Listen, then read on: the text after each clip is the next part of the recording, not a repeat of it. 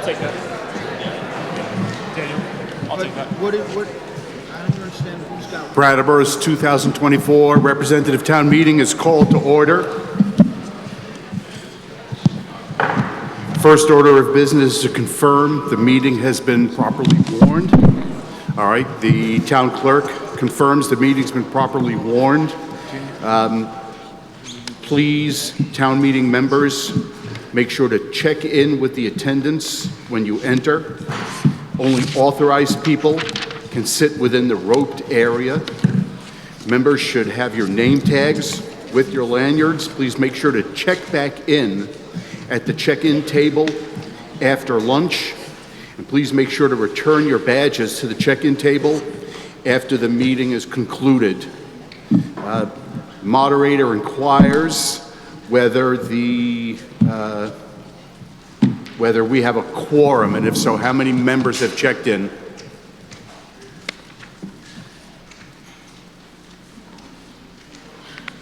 They didn't hear me.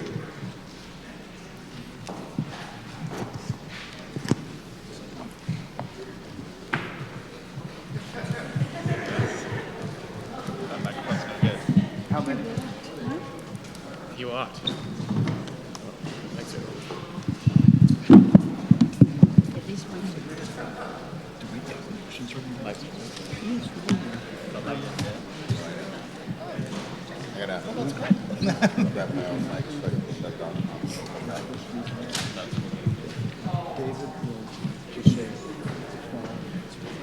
We have 87 representatives here in attendance. I want to thank everybody who braved the weather to come out, and hopefully we'll have more people over the course of the day.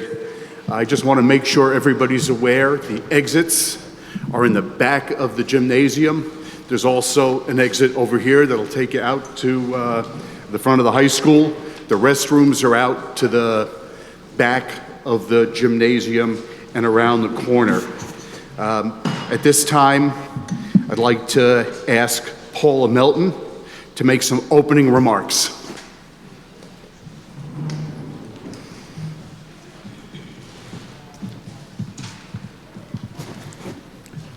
Turn it around. Why don't you turn it around and speak to the...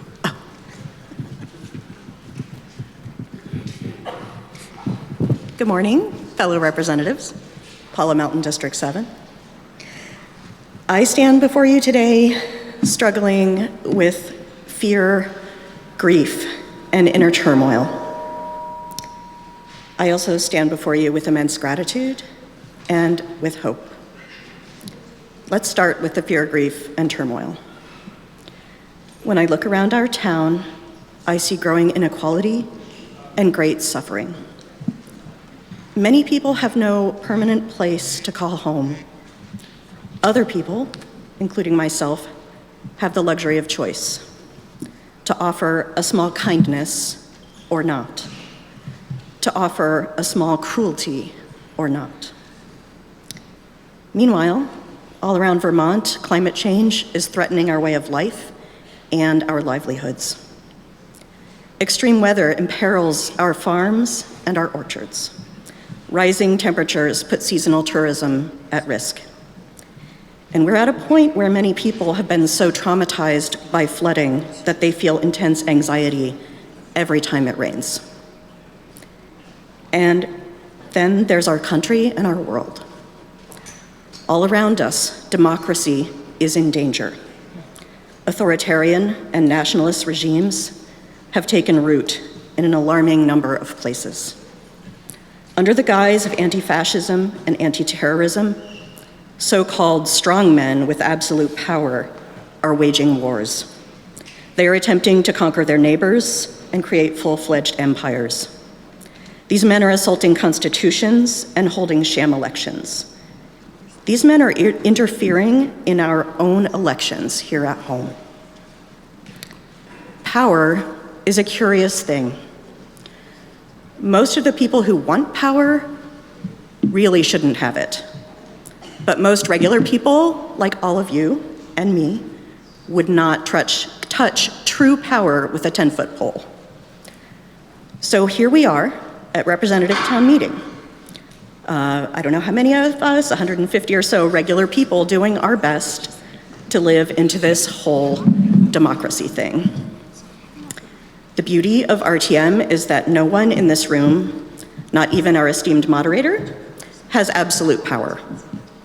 We arrive here as equals. Even members of the Selectboard, despite the traditional seating arrangements, get one vote apiece. We certainly have our tensions. The separation of powers can be uncomfortable. Some people see RTM as a procedural afterthought, a rubber stamp for whatever the allegedly wiser and better informed Select Board has already decided.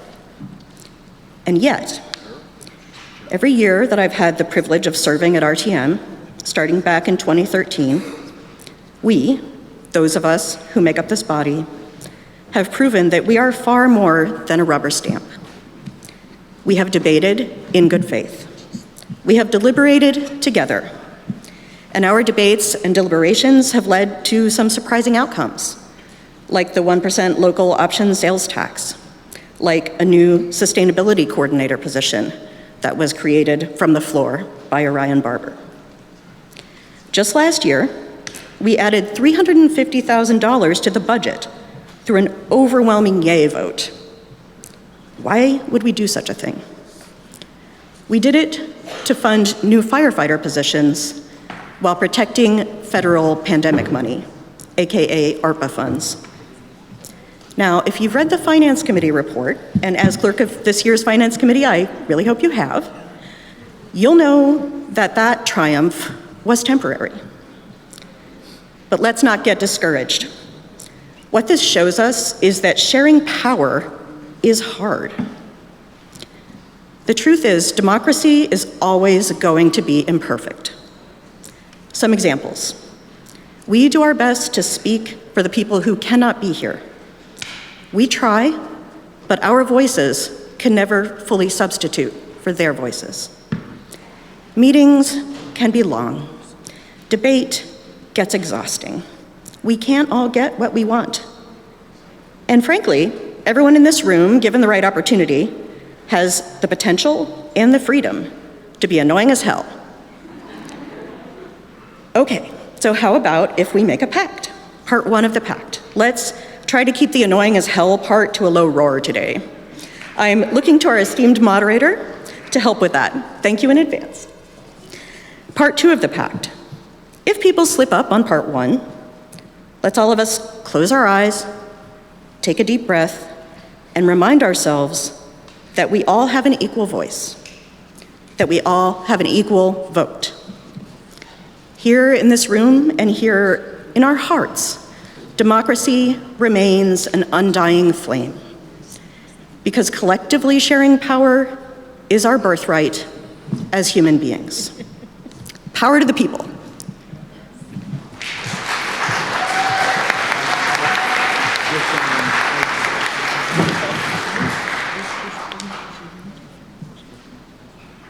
I understand that the deaf interpreters may need to move, and so we're going to take 2 minutes to facilitate that.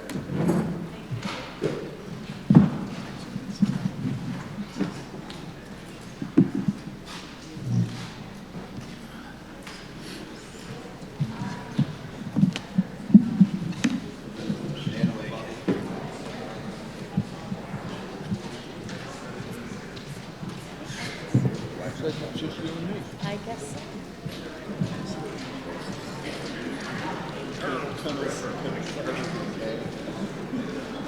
Are we taking 10 minutes?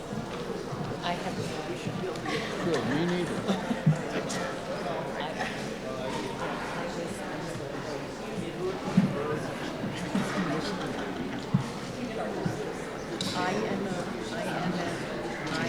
I'm the treasurer, so I get to. We'll sing Article 2. So there could be nomination. Listen, yeah, don't let it stop you.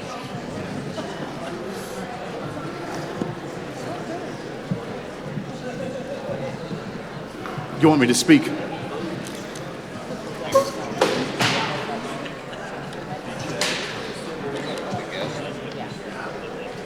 Next, we're going to invite the members of Troop 6299 to lead us in the Pledge of Allegiance.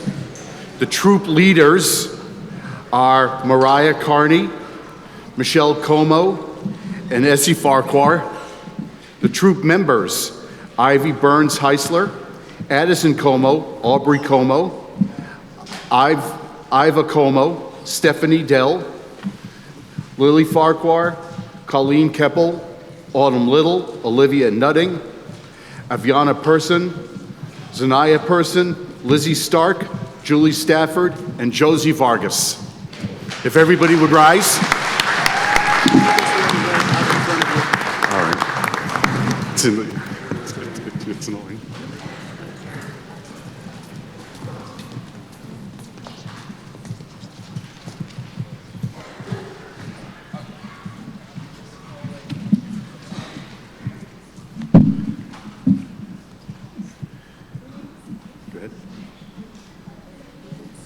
Pledge to the United States of America, to the republic for which it stands, one nation, under God, indivisible, with liberty and justice for all.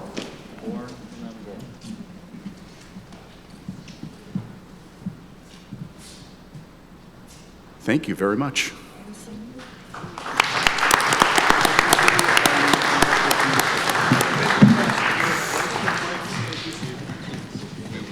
It's customary before we begin the business of the meeting to have a moment of silence. I'd like to just recite the names of representative town meeting members who have passed since our last meeting, including Corwin Elwell, who was left off the list accidentally last year. Corwin Elwell, Jerry Benjamin, Donna Borofsky, Burden Eldridge, Charles Henderson, Peggy McAllister, Charles Robb Sr., Jerry Rounds, Jane Southworth, and Stuart Thurber.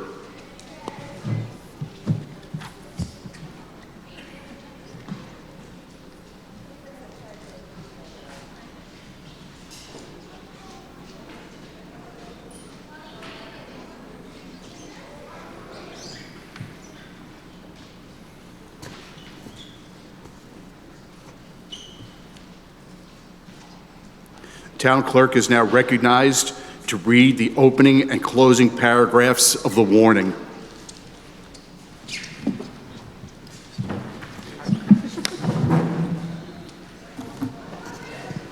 Good morning, everyone. The legal voters qualified to vote in representative town meeting are hereby notified and warned to meet in the gymnasium of the Brattleboro Union High School on Saturday, March 23rd, 2024, at 8:30 a.m. to act on the articles listed below. Articles that have not been acted upon by 5 p.m. will be moved to March 24th, 2024 at 8:30 a.m. unless the body votes to continue past 5 p.m. Dated at Brattleboro, Vermont, this first day of February 2024, Brattleboro Selectboard, Ian Goodnow, Chair, Franz Reichsman, Vice Chair, Peter Case, Clerk, Elizabeth McLaughlin, and Daniel Quitt. Thank you. Thank you. We'll now briefly review some of the meeting procedures. Robert's rules govern procedures here at Brattleboro's town meeting. Robert's rules calls for amendments and motions to be in writing and provided to the moderator, which enables an accurate record keeping and consideration of the specifically requested action. When you speak, please use one of the 2 microphones so viewers at home can hear your questions and comments. Please always state your name and your district prior to speaking. Please don't move the chairs. They're set up to maximize social distancing. Keeping the rows aligned allows the counters to be accurate when there's a division roll call. If members of the public wish to be heard who are not town meeting members, please step up to the microphone, raise your hand, and wait to be recognized by the moderator. Today's refreshments and lunches are provided by members of the BUHS QSA Queer Straight Alliance Group and they'll be here until after the lunch break.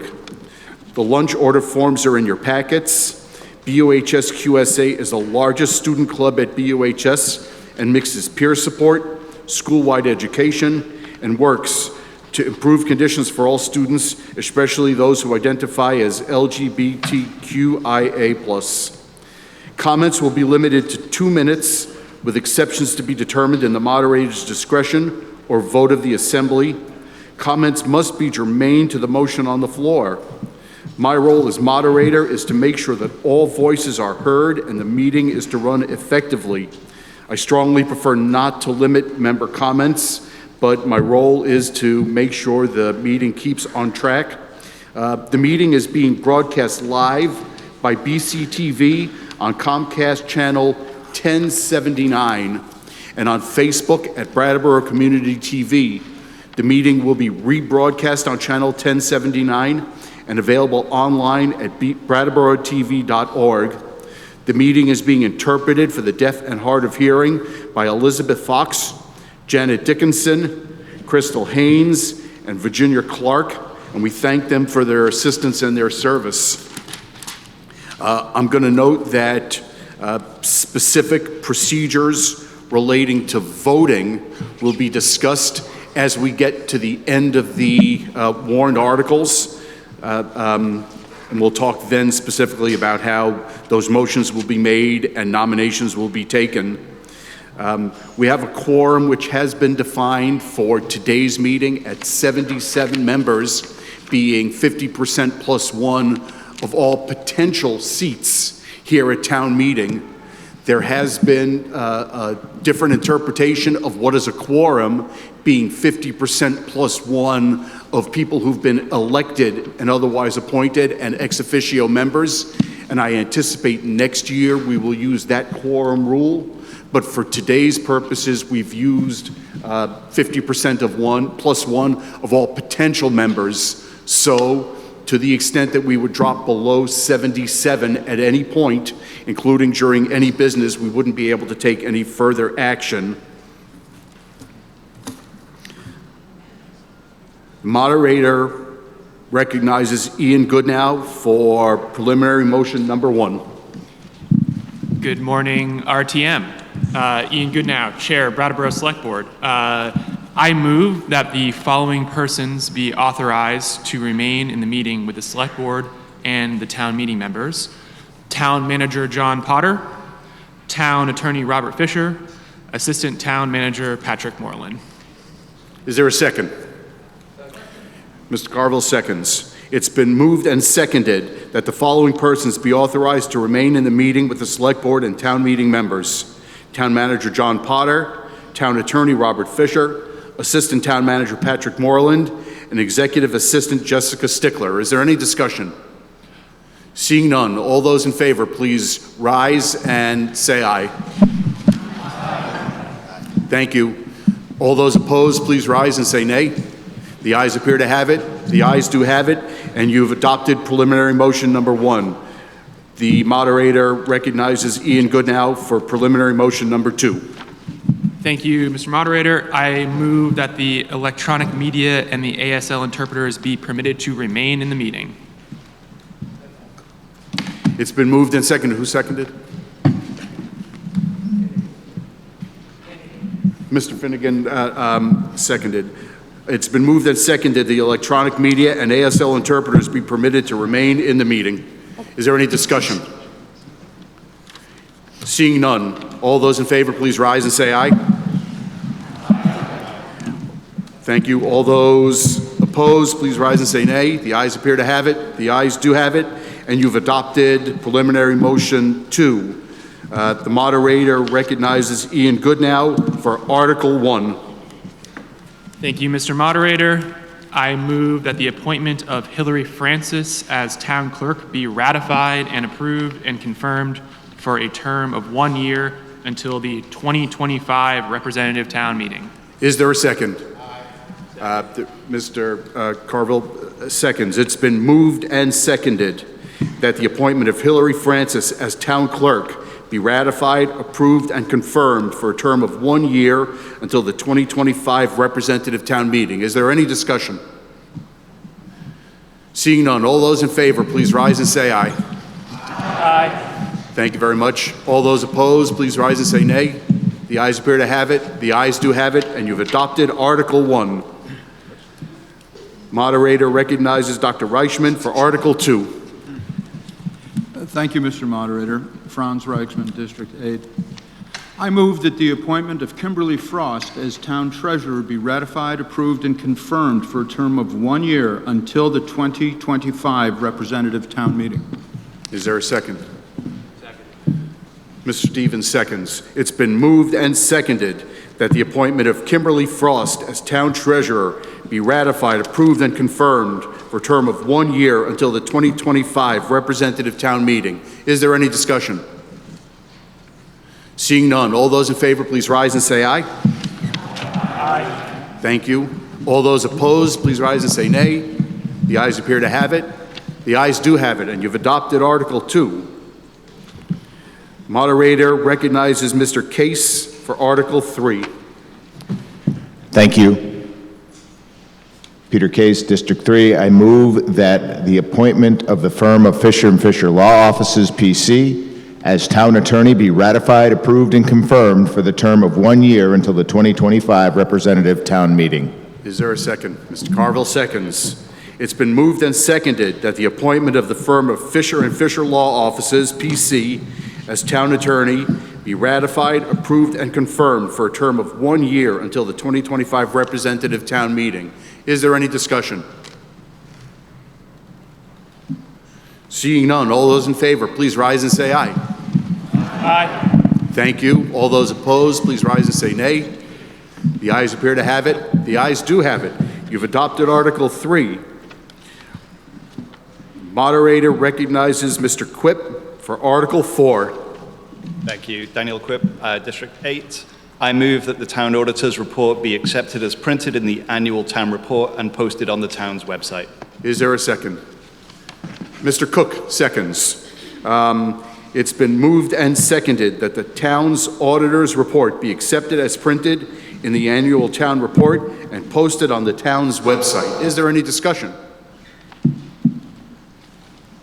Seeing none, all those in favor, please rise and say aye. Aye. Thank you. All those opposed, please rise and say nay.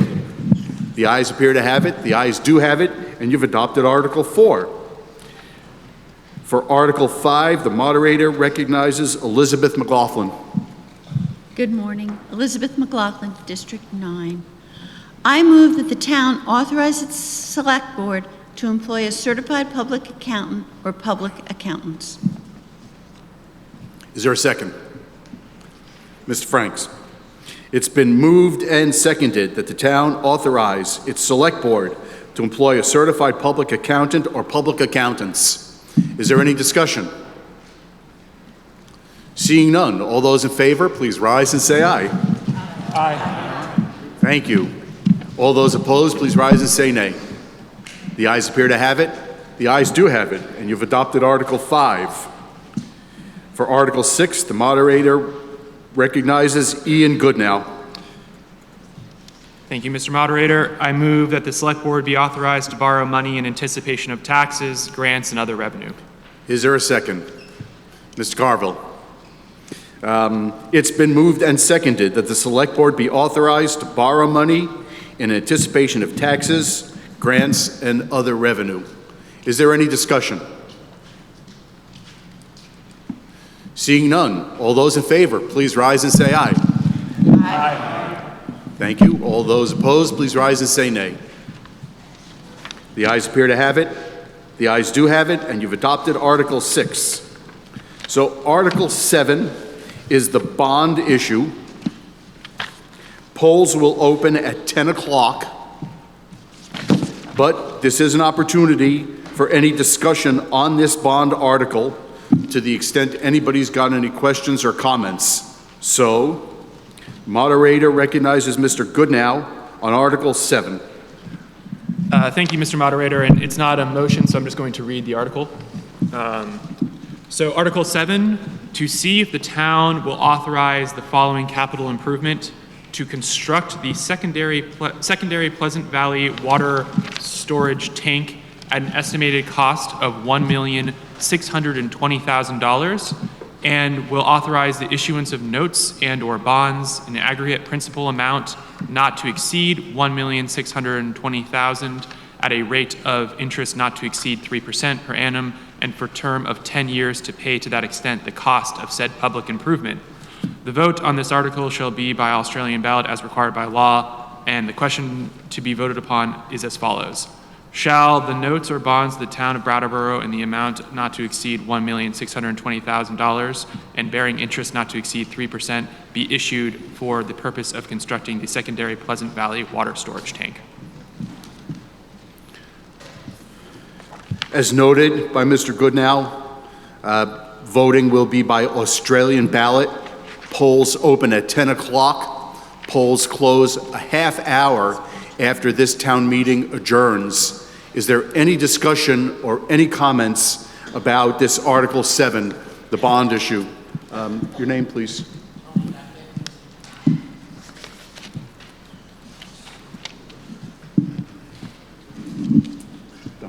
Tony Duncan, District 9. I just read through it, and it says that there is a loan with 0% interest over a 40-year rate, and then it talks about paying off the loan faster. And I guess I just don't understand. I mean, personally, I would never do that. It's like if I've got 0%, I would like, well, I'll pay it off as long as it takes. So I assume there's reasoning for that. And I just want to sort of understand more the finances of that sort of thing.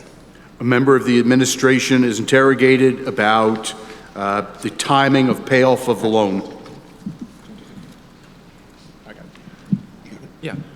There was thank you very much for the question, Tony. There was discussion at the informational session as well.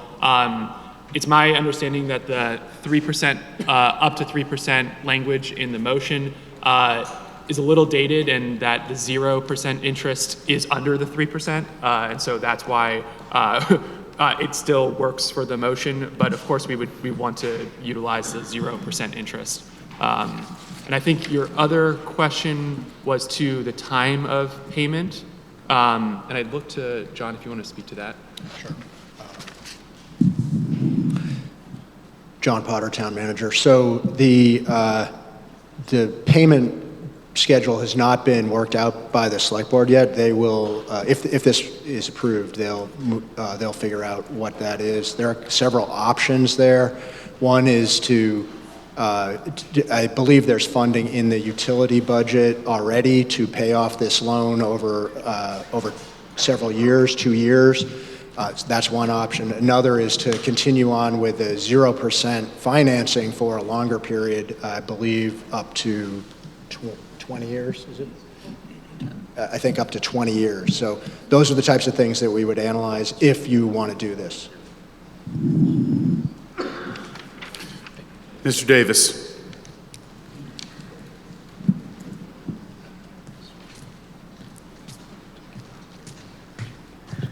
Andrew Davis, District 9. Could you just clarify, I'm a water customer. Is this being paid for by those of us that use town water, or is it being paid for by the, when I look at, there's a mention of user rates in the article, but then there's also a mention of the capital account. Could you clarify who's paying for this? Members of administration is interrogated. Thank you, John Potter. So the utility ratepayers will be paying for this. This is a requirement to go to the bond bank to have town meeting. It's kind of a backup, I guess, is the way I look at it. So, but there's only if the utility fund defaulted would it ever come back to the town. So, and we already have the funding in place. So it's kind of a just a thing that we have to do. So, yeah.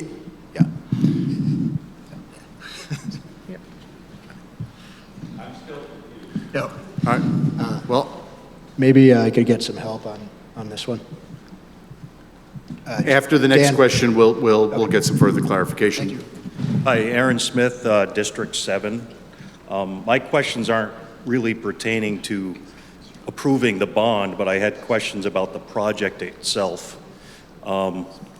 The existing tank we have, I guess, was built in the 1980s, and I was just wondering what the lifespan is of a tank, first, and second, why for the supplemental tank to be so small in comparison? If we're able to take advantage of a bond at 0% interest, is it possible to enlarge the project to have our money go further for like protecting against future collapse of the existing tank? Member of the administration is interrogated.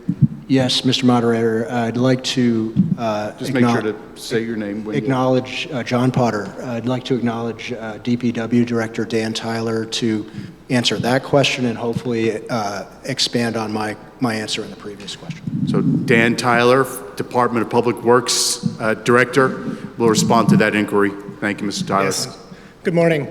Yes, this is a utility project.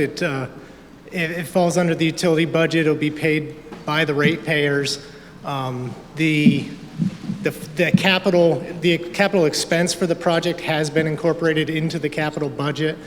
We have not decided how long we will take to pay this loan, but the money's there. So I guess the point is it's not going to impact rates at all. As far as the construction of the tank, the work that needs to be done to recondition the existing 3 million gallon tank will add an approximate 50-year lifespan to that tank. The reason that this one's as small as it is really is just space. We looked at options for temporary tanks, and this is the more affordable option to install a permanent tank, and it's sized to do what we need it to do, what's required to keep the plant running and sending water to town, but we're really limited by space up there. Thank you, Mr. Tyler. I just want to go back and repeat the answer in a little bit shorter form in response to Mr. Davis's question. Town meeting members need to approve the borrowing, but the costs of repayment are allocated solely to ratepayers. So that's through the utilities fund only, not the general budget. But we as a group have to approve the borrowing. Are there any further questions or comments on Article 7? Once again, polls will open at 10 o'clock. Polls will close a half hour after the meeting adjourns. On Article 8, moderator recognizes Dr. Reichman. Thank you, Mr. Moderator. Franz Reichsman, District 8. I move that the town raise and appropriate the sum of $131,698.86 through special assessments on property within the Mountain Home Special Benefit Assessment Tax District, as approved by town meeting March 24, 2007, and as delineated in the Town Ordinance entitled Municipal Act to establish and regulate the Mountain Home Park Special Benefit Assessment Tax District for the purpose of paying debt service on the capital improvements to the water and sewer lines serving the Mountain Home and Deepwood mobile home parks. Is there a second? Ms. Frank seconds. It's been moved and seconded that the town raise and appropriate the sum of $131,698.86 through special assessments on property within the Mountain Home Park Special Benefit Assessment Tax District, as approved by town meeting March 24, 2007, and as delineated in the Town Ordinance entitled Municipal Act to establish and regulate the Mountain Home Park Special Benefit Assessment Tax District for the purpose of paying debt service on the capital improvements to the water and sewer lines serving the Mountain Home and Deepwood mobile home parks. Is there any discussion? Seeing none, all those in favor, please rise and say aye. Aye. Thank you. All those opposed, please rise and say nay. The ayes appear to have it. The ayes do have it, and you've adopted Article 8. Moderator recognizes Peter Case for Article 9. Thank you, Peter Case, District 8. I move that the town raise and appropriate the sum of $80,000 through special assessments on properties within the Downtown Improvement District as approved by town meeting March 19, 2005, and as delineated in the Town Ordinance entitled Municipal Act to establish and regulate the Downtown Improvement District, to be used for capital and operating costs and of projects of the town's duly designated downtown organization as reflected in its work plan and budget. Is there a second? Mr. Carville seconds. It's been moved and seconded that the town raise and appropriate the sum of $80,000 through special assessments on properties within the Downtown Improvement District as approved by town meeting March 19, 2005, and as delineated in the Town Ordinance entitled Municipal Act to establish and regulate the Downtown Improvement District, to be used for capital and operating costs of projects of the town's duly designated downtown organization as reflected in its work plan and budget. Is there a second? Mr. Franks. Is that? Oh, I'm sorry. It was already seconded. Is there any discussion? Over here.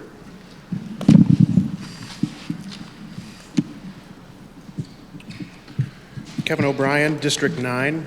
I'd like to learn more about the last words, the work plan and budget. So I guess I'm interrogating what that means. Thank you. A member of the administration or anybody else on behalf of the Downtown Improvement District is interrogated about the organization's work plan and budget. Is anyone? I'm not. Ian Goodnow. I'm not sure if anyone from the DBA is currently here, but so our designated downtown group is the Downtown Brattleboro Alliance, the DBA. They come and present each year on the work that they're doing and on their budget. It is also on page 88 of the annual report. And I'm happy to answer more specific questions if I can, and if there is someone from the DBA here, I would ask the moderator to recognize them to speak on it. So reference has been made to page 88 of the town report for the DBA's annual report, and in part its work plan. Is there anybody else who's available to speak to Mr. O'Brien's inquiry? Ms. O'Connor.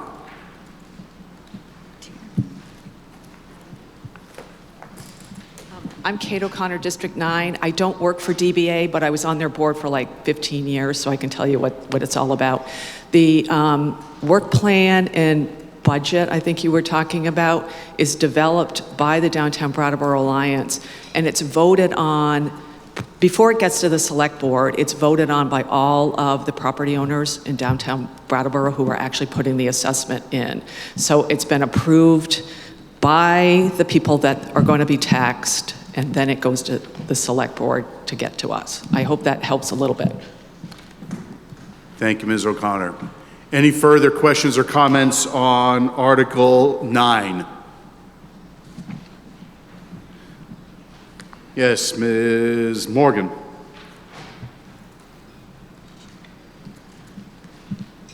This is a question, but I was just wondering, I'm looking at the Finance Committee's report about the Community Marketing Initiative, and I noticed that for that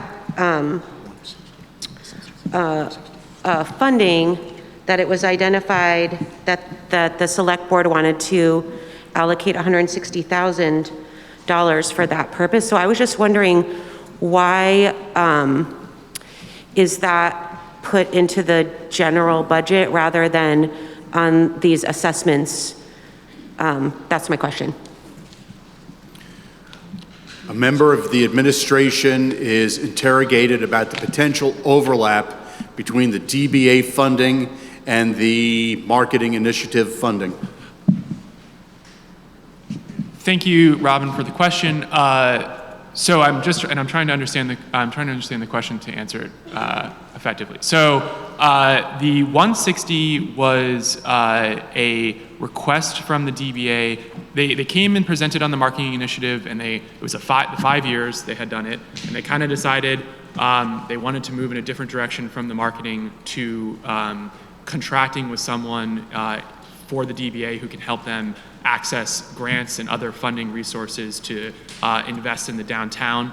It was essentially a pilot program that was for 1 year, and there was some discussion on the board, and Kate indicated that they would probably need another year to really determine how effective it would be. And so the board decided to allocate $160 out of the revolving loan fund for the DBA to utilize those funds and then come back to the board after those 2 years. So it's a little different than the marketing initiative. And then as far as the $80,000 for the designated downtown organization to utilize, that's a special assessment, so it's not revolving loan fund. Revolving loan fund is not coming out of the general fund. So it's not quite overlapping, and I don't know if I've answered that question or not. So I want to note that the inquiry, it turns out, was about a matter separate and apart from what's in Article 9 based upon that response. Theoretically, the inquiry is not germane. I phrased it that way in order to try to get the answer out in relation to the article, but discussion is not going to be had at this time about the money from the revolving loan fund for the marketing initiative. The inquiry is about the requested appropriation of $80,000 for the downtown improvement district. Mr. Frick. Hey, Frick Sprite. Mr. Sprite, I'm sorry. That's fine. I've not been confused with any of the other Fricks in town yet. District 3 squared. I think the clarification is, if I understand correctly, that none of the money from the revolving loan fund or from the special assessment district affects any of the rest of us. It's all funds that we have to approve at town meeting, but it is solely affecting downtown, and the rest of us are not impacted financially. Is that correct? A member of the administration is interrogated to confirm that town meeting members need to approve this appropriation, but that the funds will be raised only from members of the downtown improvement district. That's the question, right? Yes. That's right. Are there any other inquiries about Article 9 or any further comments about Article 9? Seeing none, all those in favor of Article 9, please rise and say aye. Aye. Thank you. All those opposed to Article 9, please rise and say nay. The ayes appear to have it. The ayes do have it. And you've adopted Article 9. For Article 10, the moderator recognizes Daniel Quip. Daniel Quip, District 8. I'm going to take a sip of water before I begin this one. Oh, quick, got it. Okay. I move that the town raise and appropriate the sum of $367,810 to support human service programs and facilities for the residents of Brattleboro, to be allocated among 36 service providers in the following manner. AIDS Projects of Southern Vermont, $2,000. American Red Cross New Hampshire and Vermont region, $3,750. Big Brother Big Sisters, $7,500. Bonnievale Environmental Education Center, $10,000. Boys and Girls Club, $17,000. Brattleboro Area Hospice, $7,400. Brattleboro Center for Children, $5,400. Brattleboro Housing, Tri-Park, $12,000. Brattleboro Senior Meals, $10,000. Building a Positive Community, $4,000. Family Garden, $2,500. Food Connects, $10,000. Gathering Place, $5,000. Green Mountain RSVP, $1,000. Groundworks Collaborative, $20,000. Healthcare and Rehabilitation Services, $10,000. Meeting Waters YMCA, $10,000. Out in the Open, $16,500. Putney Food Shelf, $4,260. Rich Earth Institute, $1,500. Senior Solutions, $6,000. Sirkka, $13,300. Southeastern Vermont Transit, The Mover, $24,000. The Root Social Justice Center, $25,000. Theater Adventure Inc., $3,000. Turning Point, $25,000. Vermont Adult Learning, $2,400. Vermont Association for the Blind, $700. Vermont Center for Independent Living, $1,600. Vermont Family Network, $2,500. Wyndham County Dental Center, $15,000. Wyndham County Humane Society, $2,000. Wyndham County Safe Place Child Advocacy Center, $15,000. Wyndham Windsor Housing Trust, $10,000. Winston Prairie Center for Child and Family, $15,000. Women's Freedom Center, $17,500. WSESU Summer Food Program, $10,000, and Youth Services, $20,000. Is there a second? Mr. Carville seconds. Thank you. As a general matter, Robert's Rules calls for the motion to be made, then to be read back in full after it's seconded, and then to be read back again before the vote's taken. I'm not going to read back all of the organizations at this time. I will read them again before the vote is taken, but it's been moved and seconded that the town raise and appropriate the sum of $367,810 to support human services programs and facilities for the residents of Brattleboro to be allocated among the 36 service providers in the manner that was just read by Mr. Quip. Is there any discussion? Mr. Davis.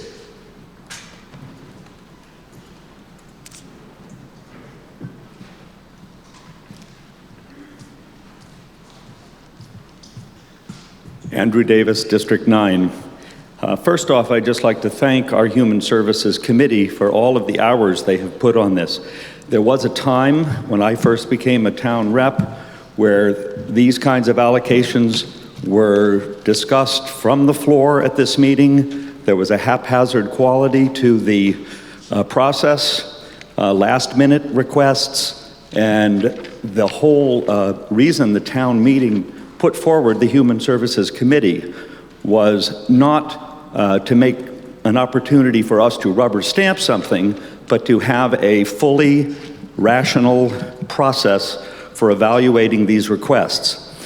I did a little bit of research on my own, looking at the requests in comparison to some of the budgets of these organizations that are available online through organizations like ProPublica. These requests represent only a portion of these organizations' budgets. In some cases, less than 1%, in some cases, up to 5%. The town is a partner in supporting and encouraging the many human service organizations in our town. But the town is not a major philanthropic foundation.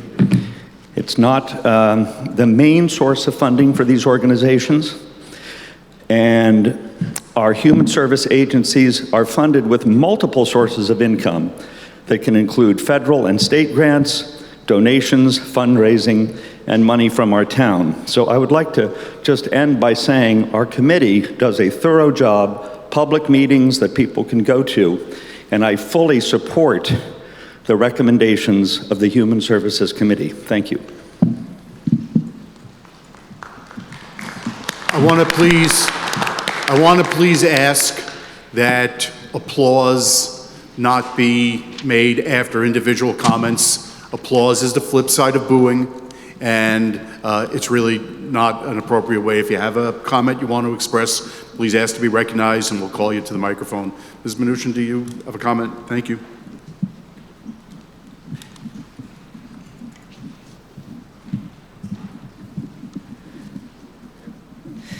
Abby Mnuchin, District 8.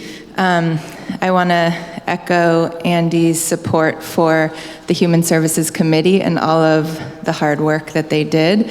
I will wholeheartedly vote to support this measure, and I want to note that they didn't actually fully fund either the amount that town meeting proposed last year at 2%, which I know will be a later item, because agencies didn't actually ask for that full amount in total, and because they're really thoughtful about how they're dispensing these funds. And the application process is very rigorous, and the committee spends so much time on it. And so I just think it really shows that that they're thoughtful and that this money will be accounted for, and it's a transparent process, and I'm really grateful for everyone.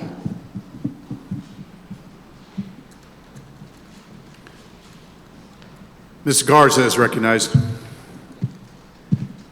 Thank you, Mr. Moderator. Ruben Garza, District 9. I'd like to just point out that in the article it says 36 service providers were granted funding. In fact, 38 were granted funding based on the list. And I know that because 39 were 39 applicants, but only 38 were funded. So the article should read 38 service providers. A member of the administration is asked please to count the number of organizations so we get the motion right when it's finally voted on. Thank you, Mr. Thank you, Moderator. Mr. Garza. Yes, over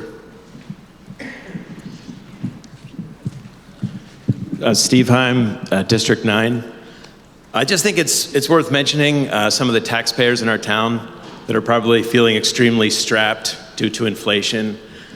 And I just want to reiterate that Brattleboro is not a philanthropic organization, and this sort of takes away a household or an individual's own discretion on what they have to give and where they want to give it. And it just it kind of assigns it over to the town. And you take that discretion away from an individual who, or a household who's really struggling in a town with a 27% poverty rate. I really think that's something worth considering in this budget. Thank you.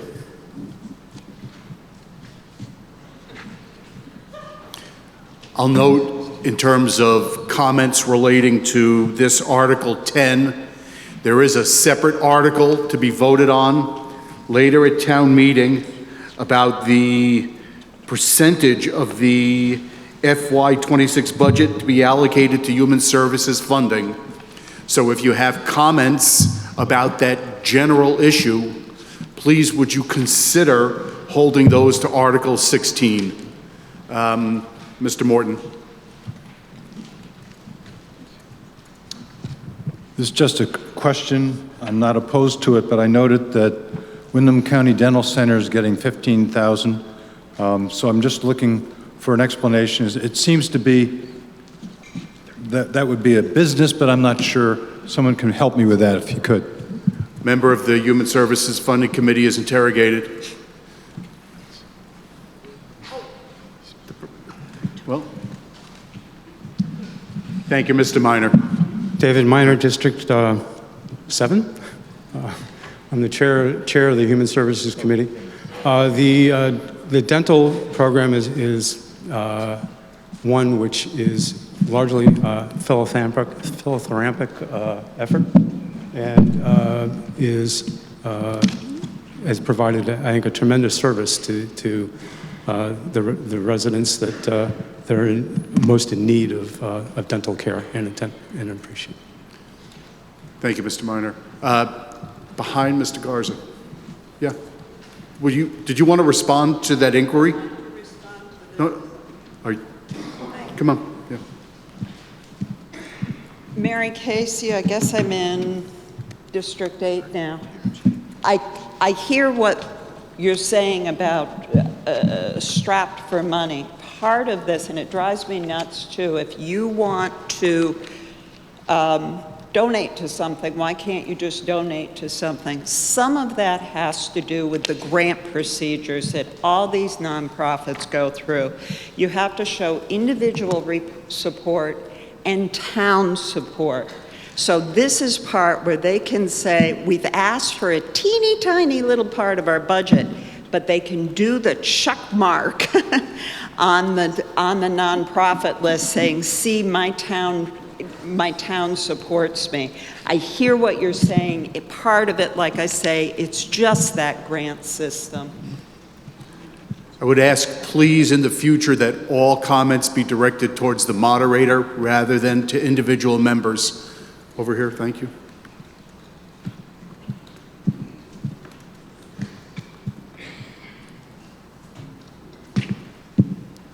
Zeke King, District 9.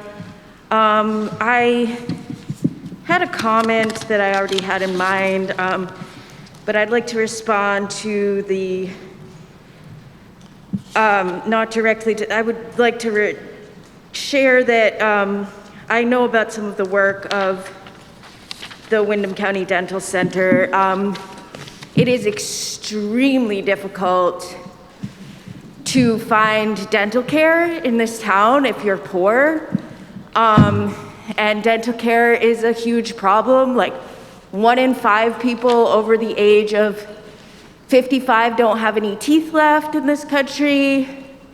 Might be 65, but anyway. Honestly, I think they should be getting more, because they when the last time I tried to get in as a patient a couple of years ago, they didn't even have a waiting list, because there is a need that is much greater than they can fill. But I also wanted to respond more generally to human services. I think I was expressed surprise at the pre-RTM meeting the other week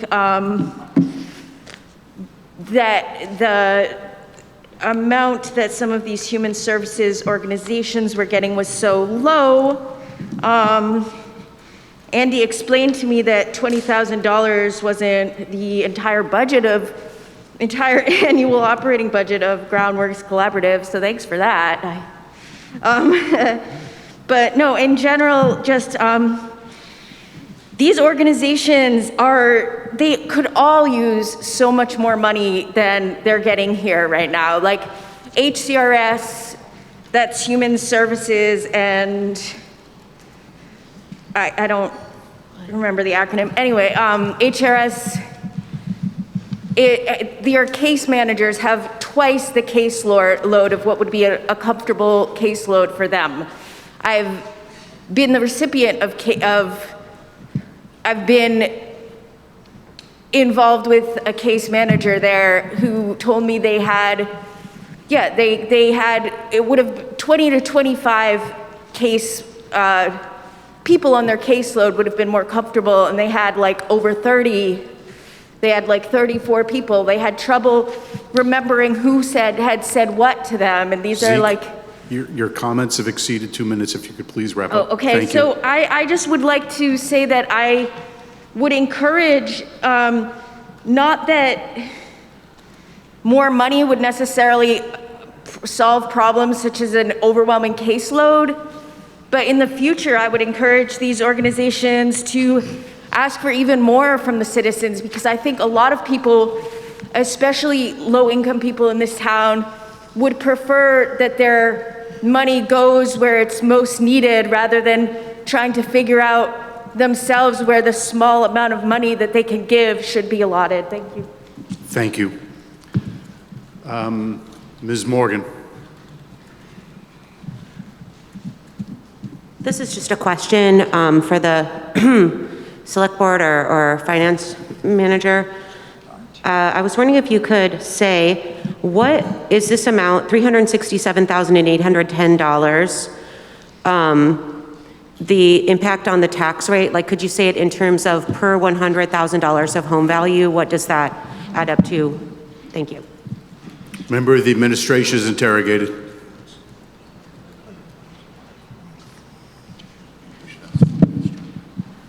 There was some. Go ahead. Sorry. Thank you, Mr. Moderator. Ian Goodnow, District 9. Finance Director Kim Frost is working on that number. We'll have it for you in one moment. And I want to take the moment just also answer it in percentage. It's 1.73% of the allocated amount that was given to the committee from last year's RTM of 2%. And we'll get the answer for you in one moment. Do you have it? Yeah. Okay. We'll give the answer after this next comment. Yeah, I just want, Marta Gossage, District 9. I wanted to clarify specifically the need for the residents of this town for the Windham County Dental Clinic. Right now, if you're on Medicaid, there is dental coverage, but the closest dentists that take Vermont Medicaid are like Rutland and something else farther north, and the waiting list can be up to 6 months. So Windham County Dental Clinic was created to serve the need that we have folks, not only my friends and neighbors, like a single mom with 3 kids who's on Medicaid and has cavities she can't fill, also our Afghan refugee and other asylum-seeking friends, and also our homeless population often have really bad infections in their mouth, which means they can't get treated for other conditions until they resolve those. So we have people, residents of our town, who are on Medicaid and unable to resolve mouth issues, which, as we all know, can lead to death. So I find this one particularly important, and just wanted to point out again, as I did last year, that the Human Services budget are services provided to residents of this town. It's not charity. This is looking at needs in our community and trying to figure out where the town can support those efforts for our residents. Thank you, Ms. Gossage. I want to note that last year, inquiries were made about the impact on the tax rate from any given appropriation that's made here at town meeting. And it's a difficult calculation because the final budget is not yet determined and the tax rate is not yet determined. So they're doing their best to come up with that number, and hopefully it'll be available and ready before we're ready to vote. Mr. Agave. Yeah, Mr. Agave, Spoon, you.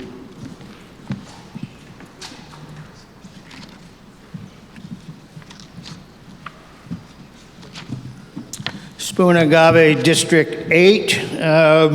I support this 100%, and but I would like to, I've listened to a lot of the stories of the people that are in need in this town, often horrified about the things that I hear.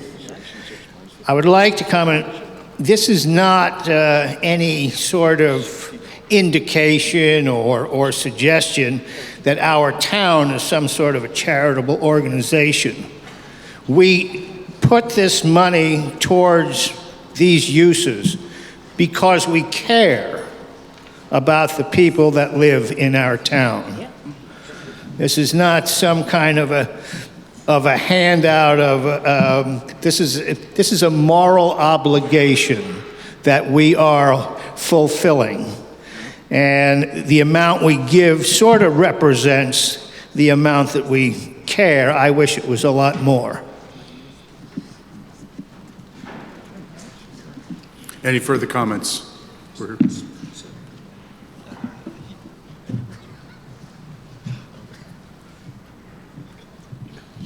Pierre Landry, District 7. I fully support this article. Just one quick question I have. I noticed that the Southeast Vermont Transit Mover is a new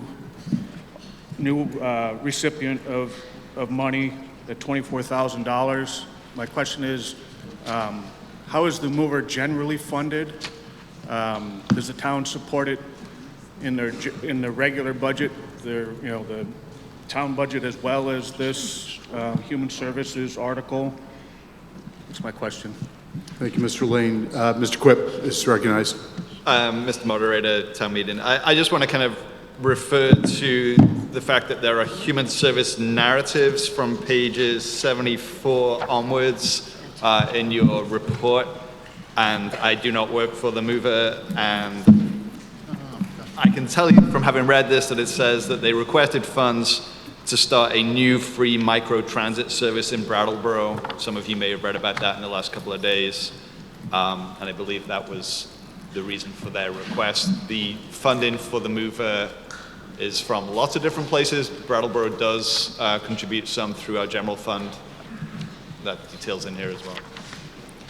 Generally, a member wouldn't be heard for a second time, but Mr. Lane, if you're following up on your inquiry, please continue.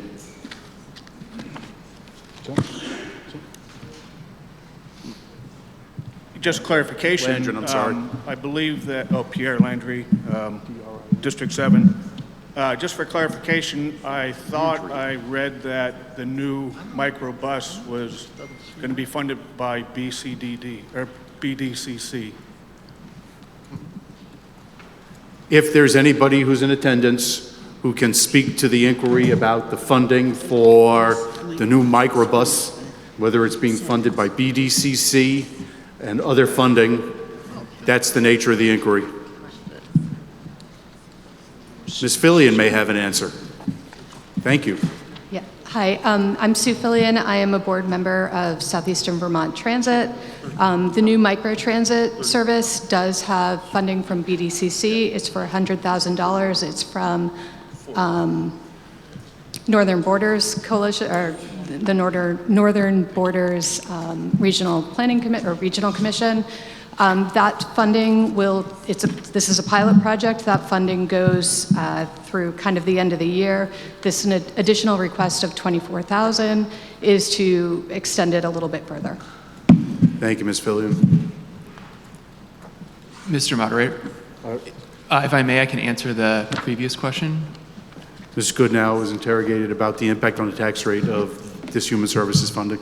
Thank you very much. So the question was, what was the impact on the tax rate for the proposed amount in Article 10? It would be per 100,000, $31.40. And I just want to express my appreciation to Kim and Patrick coming up with that number really quickly. They want to get it as accurate as possible, but I will put an asterisk next to every time we answer this question for you that they are making a couple of assumptions to get an accurate number. So it's as close as we possibly can, and I appreciate their desire to be as accurate as possible, which is always why there's a delay in getting that answer. So thank you both very much.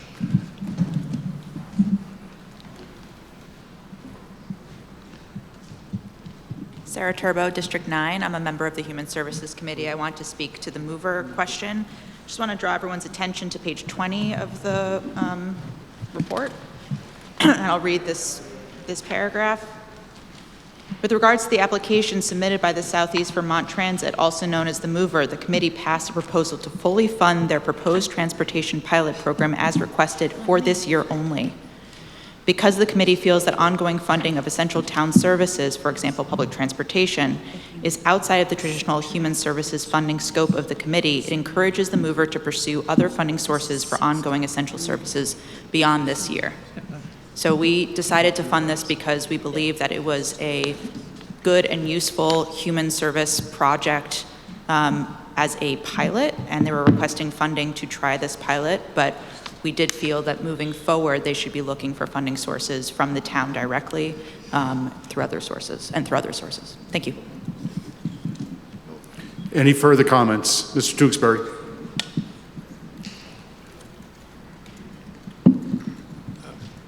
Kipton Tewksbury, District 8. I just wanted to say that the amount we allocated, that what they requested was a match for state funding they had. So in order to get any funding, they needed a match. And so they applied to us as well as other sources. And that was also part of our consideration, as well as limiting it to just this year. Thank you, Mr. Tewksbury. I know it's sort of odd to be talking to me when everybody's behind you, but the microphones are set up to be able to speak to the camera. So if you really want to speak to the group, then turn the microphone around so everybody can hear you. Any further comments? Seeing none, it's been moved and seconded that the town raise and appropriate the sum of $367,810 to support human services programs and facilities for the residents of Brattleboro to be allocated among, how many? Yes, we did the count, and we were wrong. It was 38, not 35. Among 38 service providers, I'll assume that that motion is amended by unanimous consent? Yes. In the following manner. AIDS Project of Southern Vermont, $2,000. American Red Cross New Hampshire and Vermont Region, $3,750. Big Brothers Big Sisters, $7,500. Bonnie Vale Environmental Education Center, $10,000. Boys and Girls Club, $17,000. Brattleboro Hospice, $7,400. Brattleboro Center for Children, $5,400. Brattleboro Housing Tri-Park, $12,000. Brattleboro Senior Meals, $10,000. Building a Positive Community, $4,000. Family Garden, $2,500. Food Connects, $10,000. Gathering Place, $5,000. Green Mountain RSVP, $1,000. Groundworks, I timed out. Groundworks, it's the first time this meeting. Groundworks Collaborative, $20,000. HCRS, $10,000. Meeting Waters YMCA, $10,000. Out in the Open, $16,500. Putney Food Shelf, $4,260. Rich Earth Institute, $1,500. Senior Solutions, $6,000. SEVCA, $13,300. Southeastern Vermont Transit, The Mover, $24,000. The Roots Social Justice Center, $25,000. Theater Adventure Inc., $3,000. Turning Point, $25,000. Vermont Adult Learning, $2,400. Vermont Association for the Blind, $700. Vermont Center for Independent Living, $1,600. Vermont Family Network, $2,500. Windham County Dental Center, $15,000. Windham County Humane Society, $2,000. Windham County Safe Place Child Advocacy Center, $15,000. Windham Windsor Housing Trust, $10,000. Winston Prouty Center for Children and Family, $15,000. Women's Freedom Center, $17,500. WSESU Summer Food Program, $10,000. And Youth Services, $20,000. Are you ready for that question? All those in favor, please rise and say aye. Aye. Thank you. All those opposed, please rise and say nay. The ayes appear to have it. The ayes do have it, and you've adopted Article 10. On Article 11, Ms. McLaughlin is recognized. Thank you, Mr. Moderator. I move that the compensation of the Select Board chairperson be set at $10,000 and that the salaries of the other members of the Select Board be set at $8,000 each. Is there a second? Ms. Melton seconds. It's been moved and seconded that the compensation of the Select Board Chair be set at $10,000 and the salaries of the other members of the Select Board be set at $8,000 each. Is there discussion?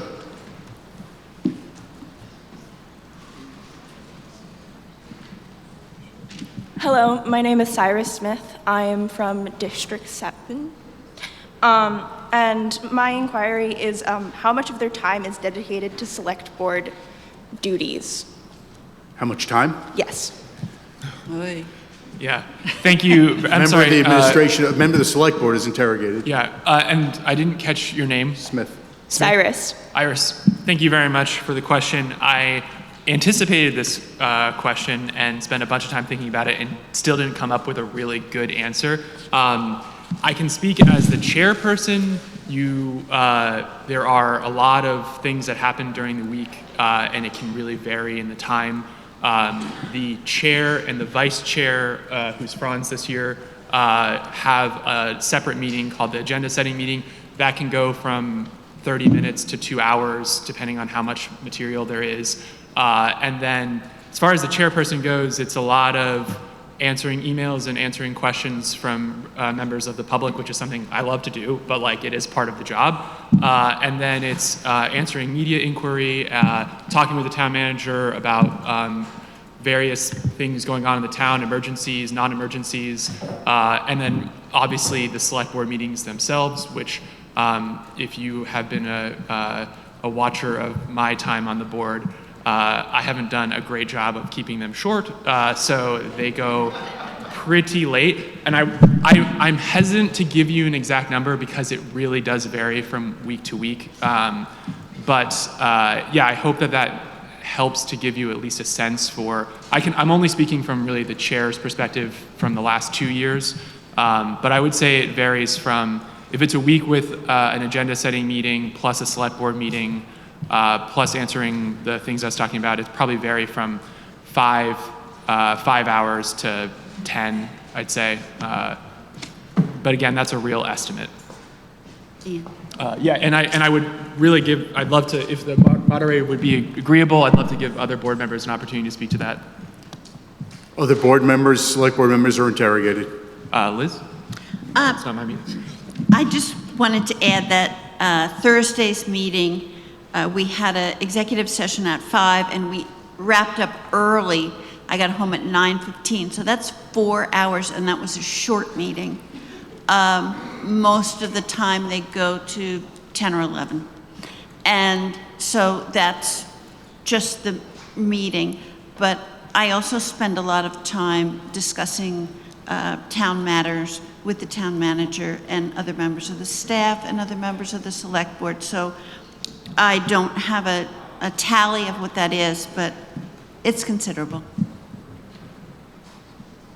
Mr. Carville. George Carville, District, West Brattleboro. Is the number proposed the same as last year, or is it different? Yes, the number's the same as last year, rather than interrogating somebody. Any other inquiries? Well, it's been moved and seconded that the compensation of the Select Board Chair be set at $10,000, salaries of the other members of the Select Board be set at $8,000 each. Are you ready for that question? Well then, all those in favor, please rise and say aye. Aye. Thank you. All those opposed, please rise and say nay. The ayes appear to have it. The ayes do have it, and you've adopted Article 11. Article 12, moderator recognizes Mr. Goodnow. Thank you, Mr. Moderator. Ian Goodnow, District 9. I move that the town transfer from the unassigned general fund balance the sum of $268,862 to be used for street paving and other capital road improvement projects. Is there a second? Mr. Stroud, second. It's been moved and seconded that the town transfer from the unassigned general fund balance the sum of $268,862 to be used for street paving and capital road improvement projects. Is there discussion? Mr. O'Brien.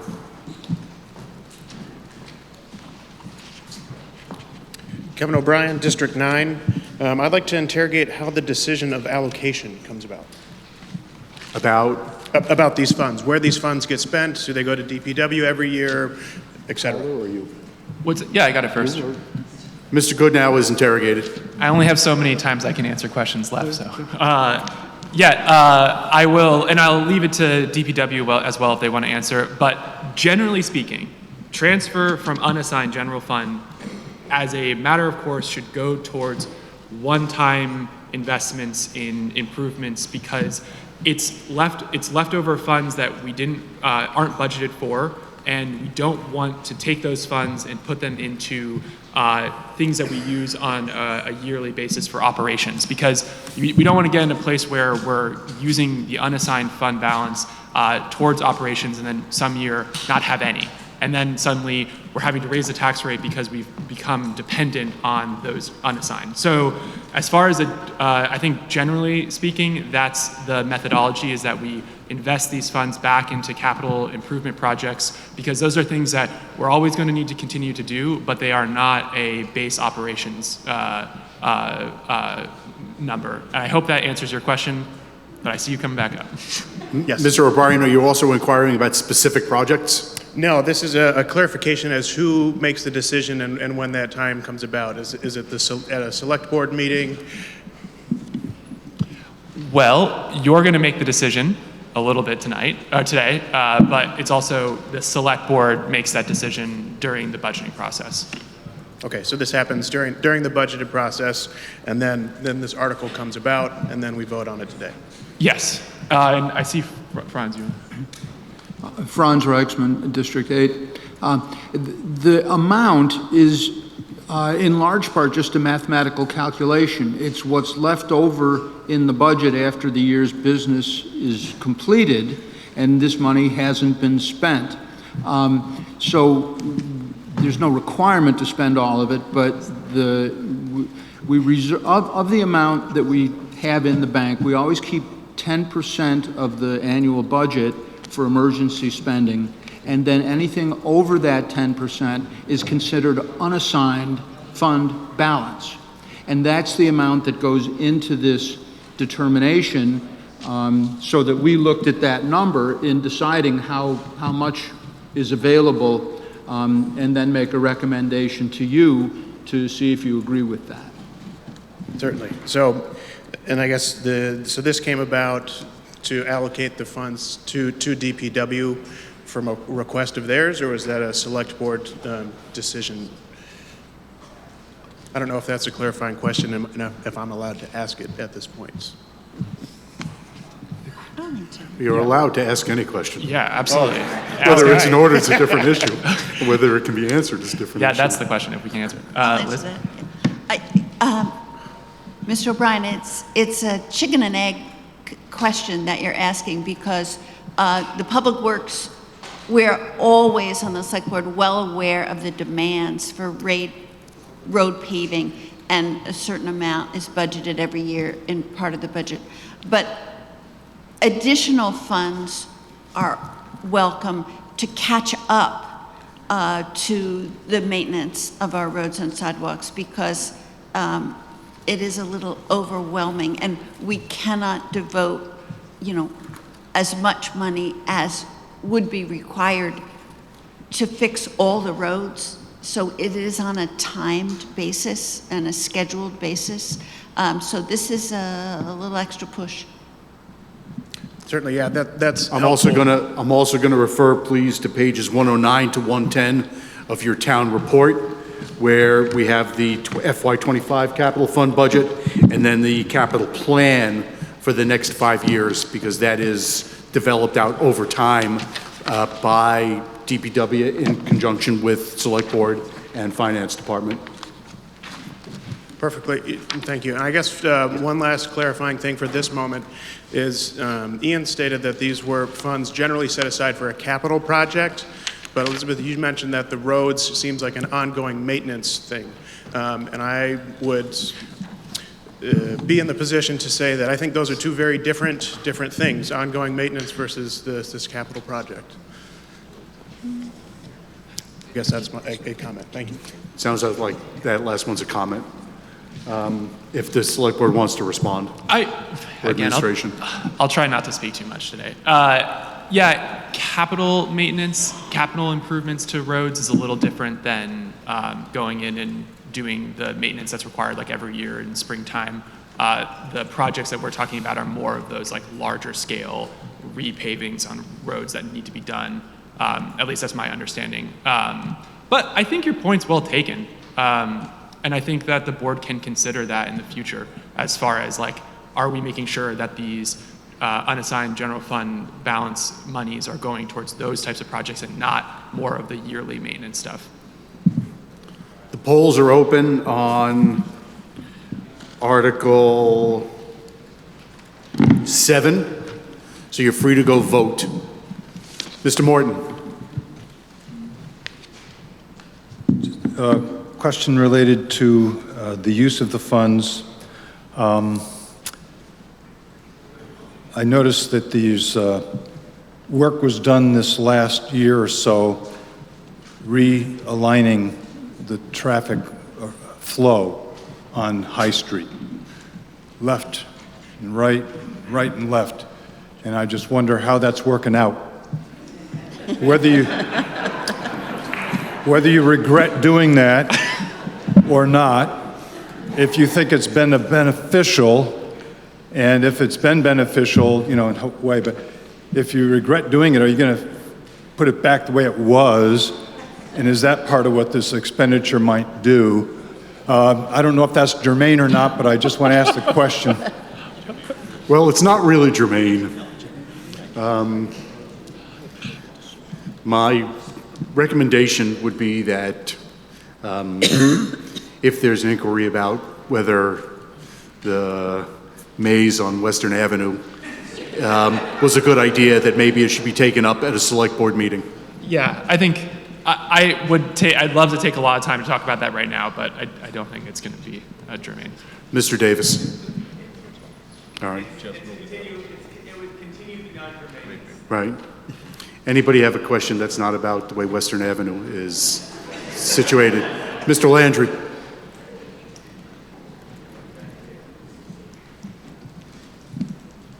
Pierre Landry, District 7. Just want to get total clarification on the expenditure of these funds. I'm all in favor for paving roads and improving sidewalks. This money is not going to be spent on like the ARPA projects, redoing intersections at Green Street or at the Creamery Bridge. Member of the administration is interrogated. John Potter, Town Manager. No, those are separate projects that you're referring to. This funding will go to the long-term capital maintenance of existing roads and sidewalks. Mr. Davis.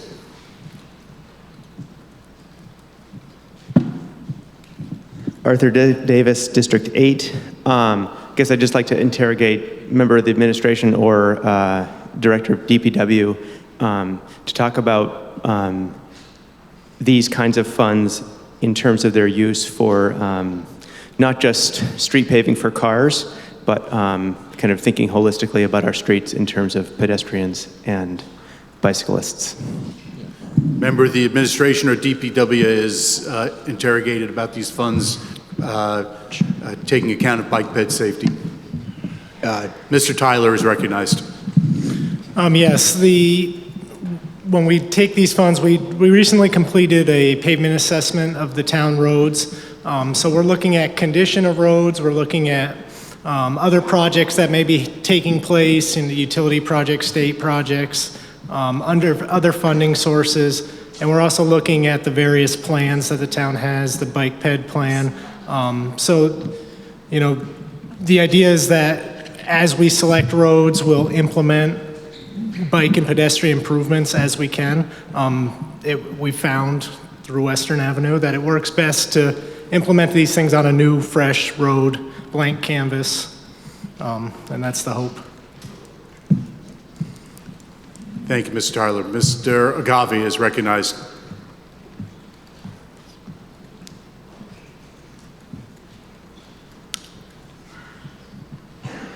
Spoon Agave, District 8. I very much support the people before me that have pointed out that GASB, the Standards Board, strongly recommends that excess unreserved money be used for capital projects and not daily operations. What happens when you use it for operations, if there's no extra next year, then operations become more expensive then. There is no savings here. We are just spending.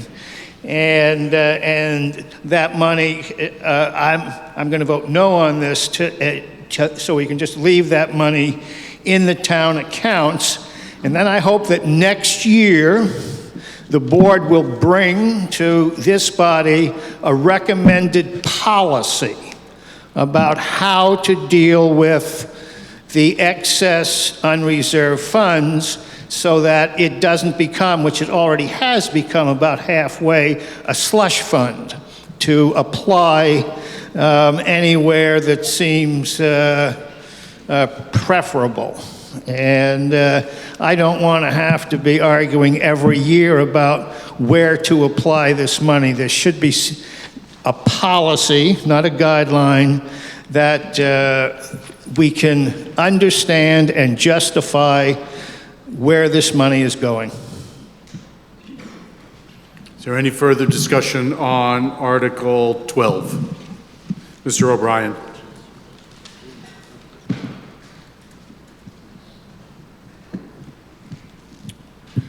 I'd like to propose, Kevin O'Brien, District 9, propose an amendment to Article 12 to see if the town will transfer the full amount of the unassigned general fund balance into the Global Warming Solutions Fund.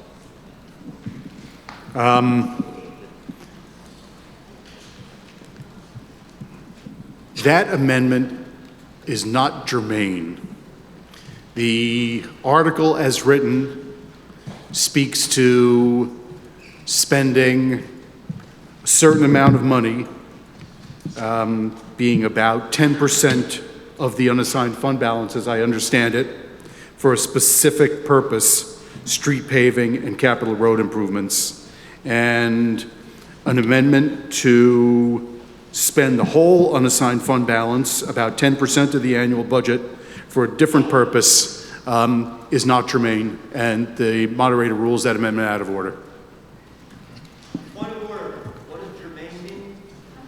Germane means that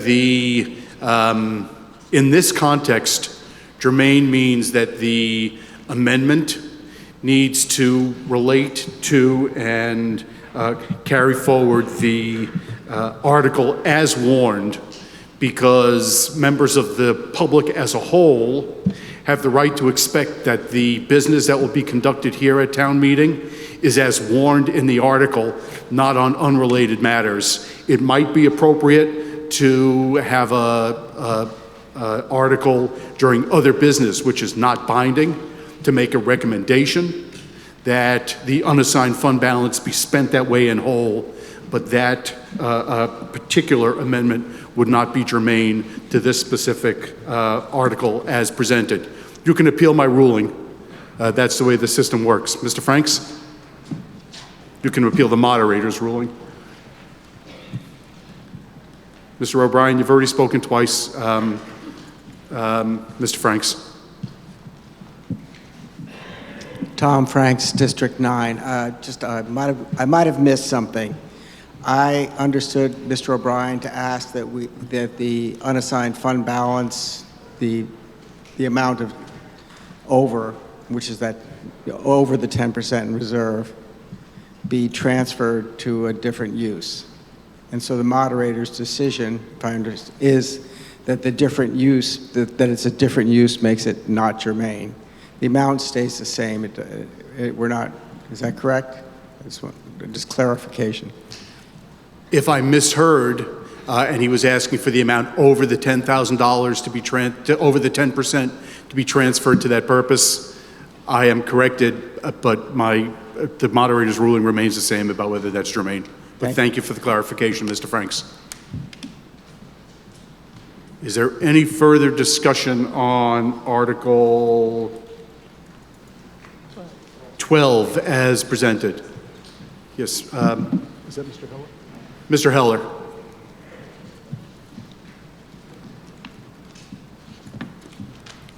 Thank you. Oscar Heller, District 9.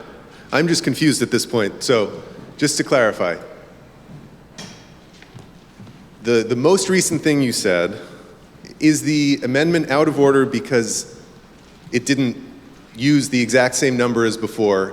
And he said, so you're saying that it is out of order to change the words street paving improvements to the words Global Warming Solutions Fund, basically, because it would alter the motion too substantially.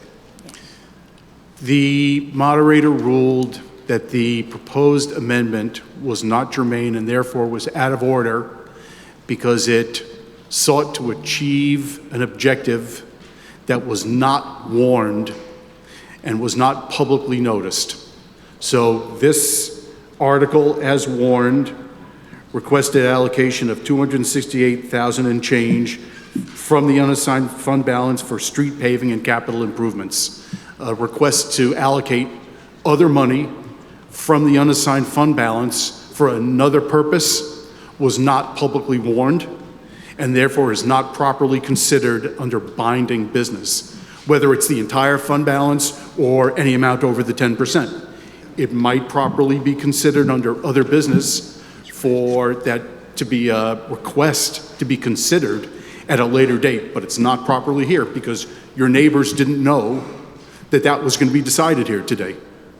Gotcha. I think I see where you're coming from on that. So for information for someone who wanted to achieve as close as they could to the intent of that amendment, they would vote no on this article and then propose something in other business. I'm only asking because procedurally this stuff can be very confusing and people may end up feeling that they just don't know how to act. I think that there are a number of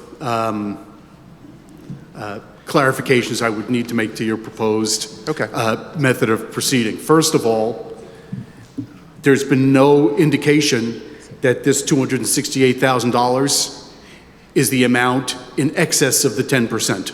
I believe it is from the informational meeting. That's my understanding is that it's but that's not been set forth here. Okay. This is a dollar amount. Right. So to the extent that one would like to see the amount in excess of 10% of the unassigned fund balance put towards global warming fund or action to take that step to achieve that as a binding action, one would approach the select board during budget season and request for that action to be taken, or one could proceed under the provisions in the charter relating to getting an article on the warning for binding action. Right. That's to have that as binding action. If one wants to have that preference communicated as a non-binding matter, please make the motion during other business and we'll take it up if we've still got a quorum and we haven't adjourned. Right, okay, thank you. I just hate seeing people come up here and then walk away possibly looking saddened. Okay, good, thank you. I don't want to see anybody get sad. Mr. Oser.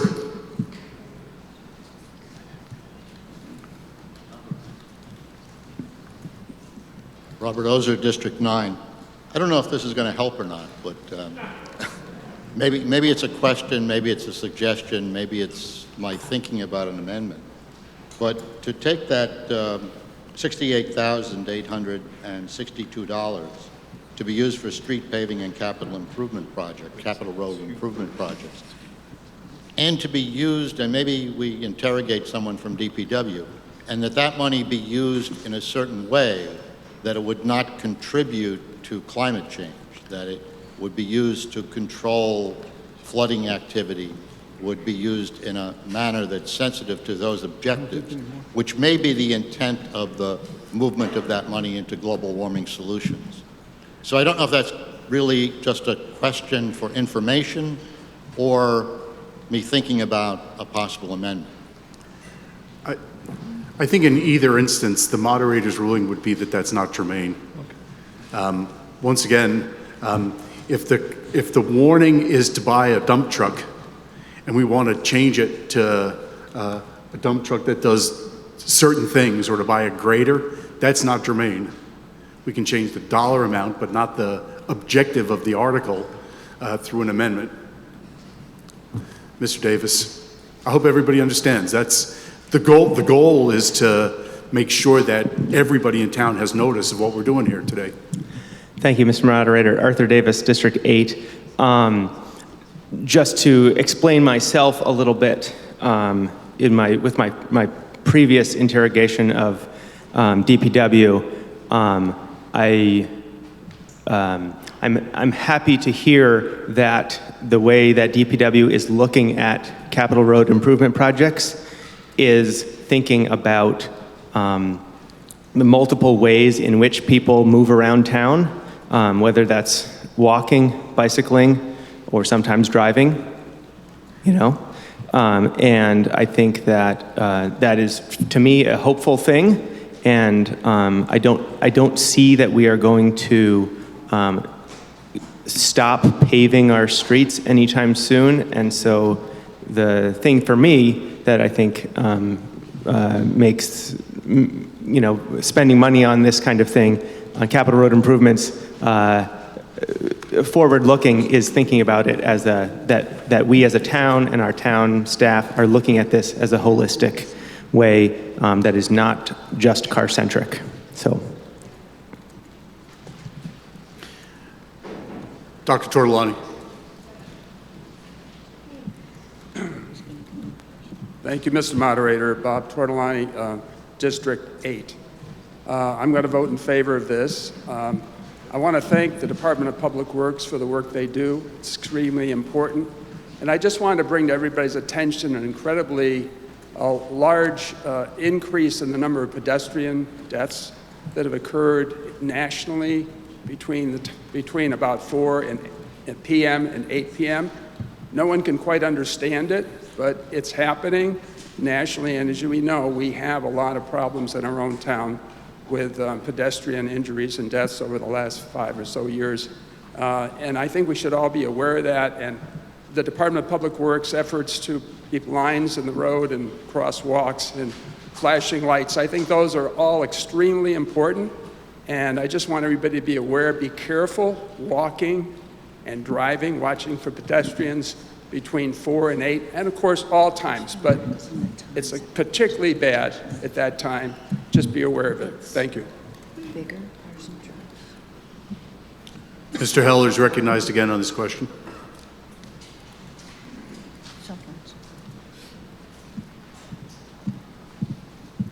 Thank you. Oscar Heller, District 9. After thinking about it, and while taking no position on the merits of the amendment, I would like to appeal the moderator's decision on the basis that I think the plain reading of the article is essentially to decide what to do with the excess fund balance. And I think changing how the excess fund balance is spent does not transform the motion in the way that it would if I said, I want to amend the text of the amendment to be, I want to introduce a resolution in support of more, high school sports. That would be clearly improper.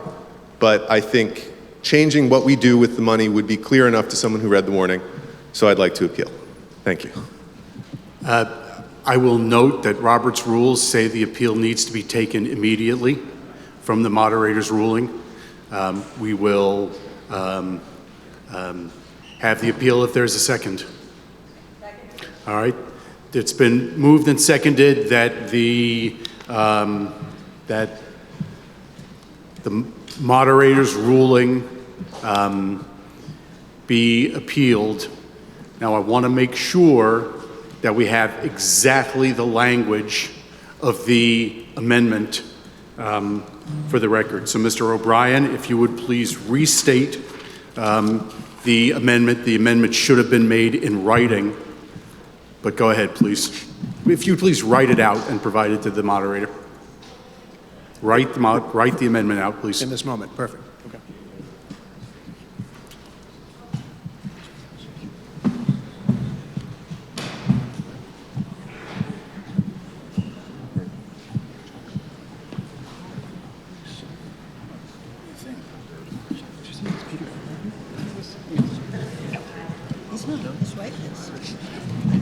I'm sorry, Senator? Yes. The missus.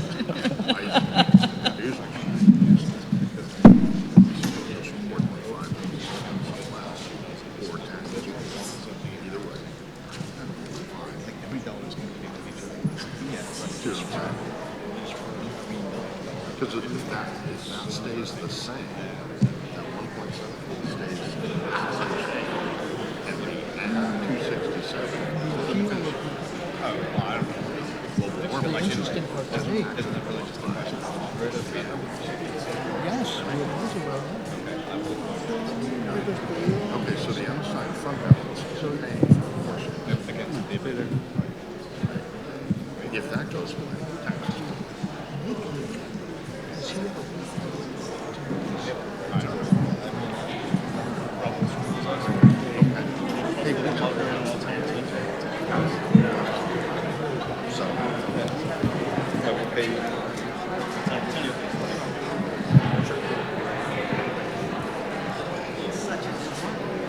So, if the unassigned fund balance gets put to global warming solutions, that number rises from 70 to 87%.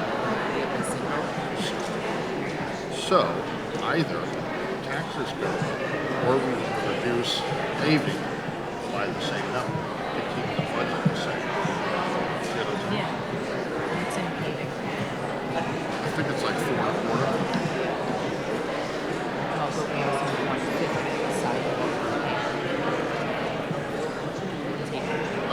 saying this drops by that amount if we put it somewhere in the operating budget. Or if this stays the same, we need to raise taxes.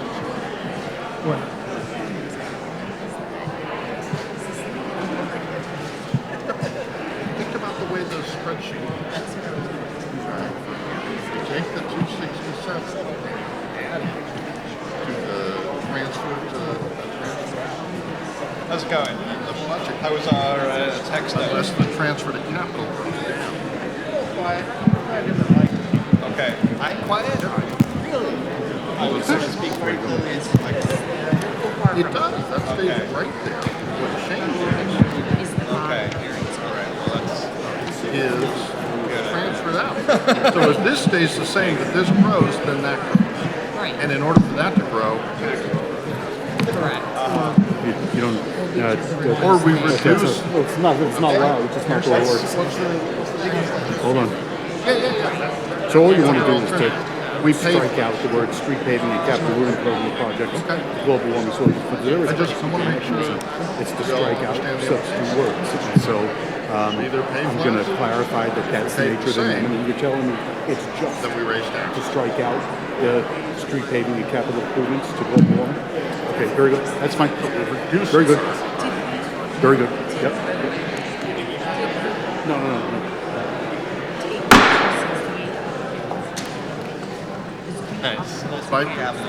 By virtue of this article, yes. That's what it does. So I just think they need to be clear about this. The language of the amendment has been submitted. It's somewhat different from as originally proposed, but without objection, we're going to accept this amendment. It's to strike out the words street paving and capital road improvement projects and to substitute in its place the words to be transferred into the Global Warming Solutions Fund. So the moderator's ruling remains the same as before, that striking out to be used for street paving and capital road improvements projects and substituting in its place the words to be transferred into the Global Warming Solutions Fund is not a germane amendment. There's been an appeal and a second from the moderator's ruling that that's not germane, so let me explain the procedure that will unfold going forward. The moderator will explain the basis for the ruling that that proposed amendment is not germane. We'll have discussion about whether that ruling by the moderator was correct. The moderator will then have the opportunity to repeat the basis for the ruling, and then the vote on the appeal will be in the form of, will the moderator's ruling that that amendment is not germane be sustained? And those in favor will vote aye, those opposed will vote nay, and a majority is needed to overrule the moderator's ruling.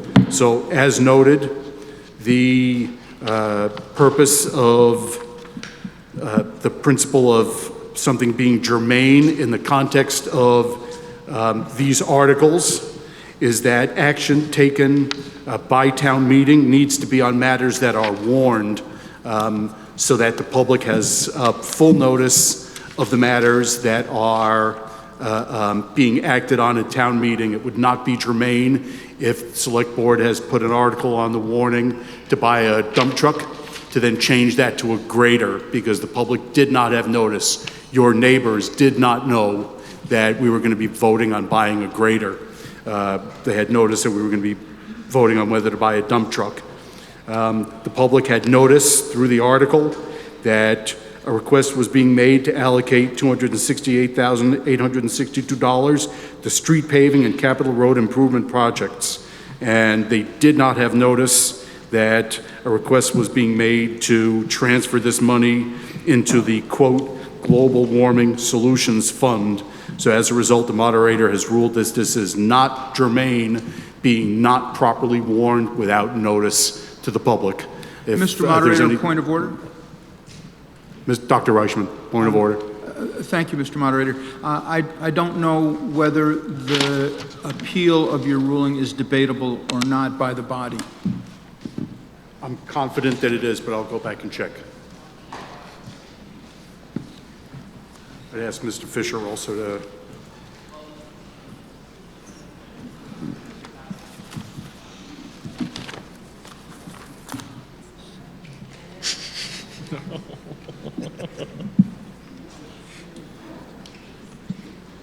It is debatable. Thank you. Is there any discussion about the appeal of the moderator's ruling? Mr. Sprite? Frick Sprite, District 9. I think there's possibly more explanation of the process is in order. I was expecting a little bit more. So my understanding is that we are going to have the opportunity to appeal this, after which, if the moderator does not prevail, then we will vote on whether to agree to that amendment, and then after that, vote on approving the article as amended or not amended. Is that correct? I would agree that at this time, the procedural posture is that the moderator has ruled that that's not a proper amendment to be considered. If that ruling is found to be incorrect, then discussion would turn to the substance of the proposed amendment. And then the body would have the opportunity to try to amend that once more. And then we would have a vote on that amendment. And this is a majority vote? Was that? It's just a majority vote? Yes. Okay. Ms. Franks? I think it's majority. Straight majority. I'm confident straight majority. I checked it out this morning. Mr. Franks?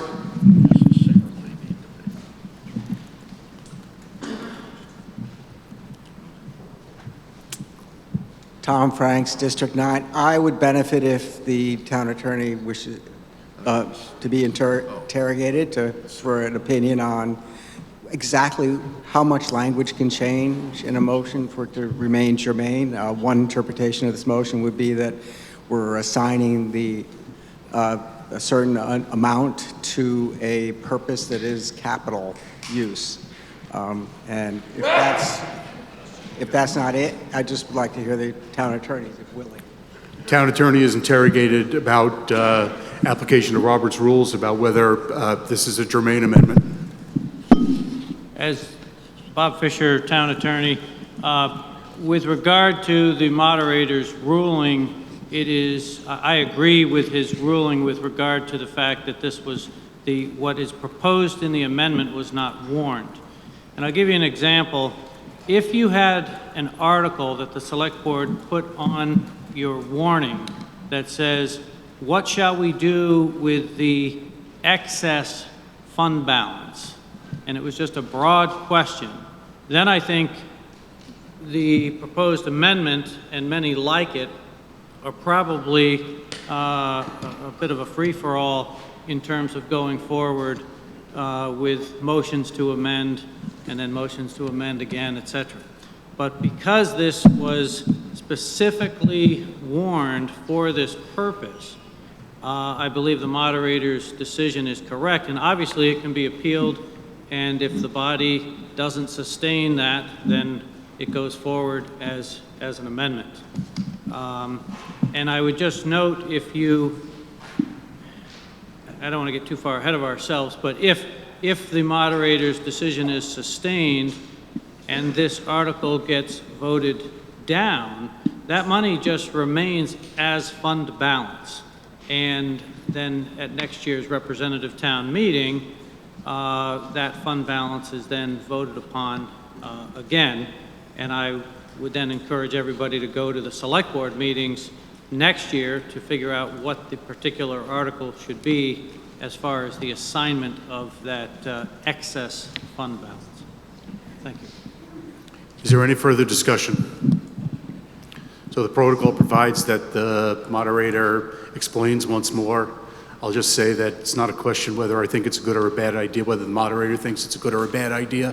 The question is whether the public had notice that this question was going to be voted on here at town meeting. And that's the basis for the moderator's ruling. The question before the body is whether the moderator's ruling that the proposed amendment is not germane should be sustained. All those in favor of sustaining the moderator's ruling, please rise and say aye. Thank you. All those opposed to sustaining the moderator's ruling, please rise and say nay. The ayes appear to have it. The ayes do have it, and the moderator's ruling has been sustained. We're back to the continuing question, which is the motion on Article 12, that the town transfer from the unassigned general fund balance the sum of $268,862 to be used for street paving and capital road improvement projects. Is there any further discussion? Ms. Burke. Thank you, Mr. Moderator. I'd just like to add information to this conversation. The House just passed a transportation bill. It's gone to the Senate, so it's not completely done yet, but it mandates that any town municipal project needs to incorporate complete streets principles in it. Complete streets principles meaning that you need to think about every user of the transportation system. So in a paving project, needs to be thinking about pedestrians or bicyclists or who's using the road. So I just wanted to add that to the conversation, that it seems like some of these capital projects could and actually may need to incorporate these principles that we're talking about anyway. So thank you. Thank you. Mr. Carville. Thank you, Mr. Moderator. George Carville, West Brattleboro. My sense is that this meeting might like to see this money used for something else. It appears to me that the way to accomplish that is to vote no on this article, leaving the money unspent, and then we can discuss with the board how it should be spent. Mr. Sprite. Frick Sprite, District 9. I would like to take issue with the moderator about whether inquiring of the town as to what specifically the money might be used for and whether it was going to serve the broader purpose that obviously a number of people have concerns about. I'd like to interrogate the whoever knows about how the money is, what projects it's being planned for, and how it might address the concerns that have been raised. Mr. Sprite, I want to make sure that I understand the nature of the inquiry. Are you asking for a specific inventory of projects that will be funded with the $268,000? With an eye towards how that would address perhaps bicycling, pedestrians, how it might affect the broader subject of global warming in the context of taking care of our streets. I guess that Mr. Tyler is interrogated about the extent to which the specific projects within the $268,000 take account for bicycle pedestrian safety. I think that's the nature of the inquiry. Yeah, if I'm incorrect, Mr. Sprite, correct me. Mr. Tyler's interrogated. So we're currently still planning. Next year, V-Trans is planning on a Class 1 paving project that will include all the Class 1 routes in town. So our eye this year is really to prepare for that project. We're looking at connecting streets, connecting sidewalks, various projects throughout town. There's also Class 2 grant funding available for through the state, so we're going to apply for that. That specifically has to be used on Class 2 roads, so if that's successful, we'll steer towards some of those projects. There's an array of projects. There's a long list of projects we're looking at, and we need to wait and see if this budget passes before we can finalize that list. Thank you, Mr. Tyler. Is there a follow-up from Mr. Sprite? If there is, you should speak to the microphone, please. Hi, I heard nothing about bicycle or pedestrian safety or access in your response. Sure. So much of the pedestrian safety, I think, probably falls under sidewalks, right? So there's a separate capital line item for sidewalk improvements. We're, again, looking at sections along the Class 1 routes that need improvement there.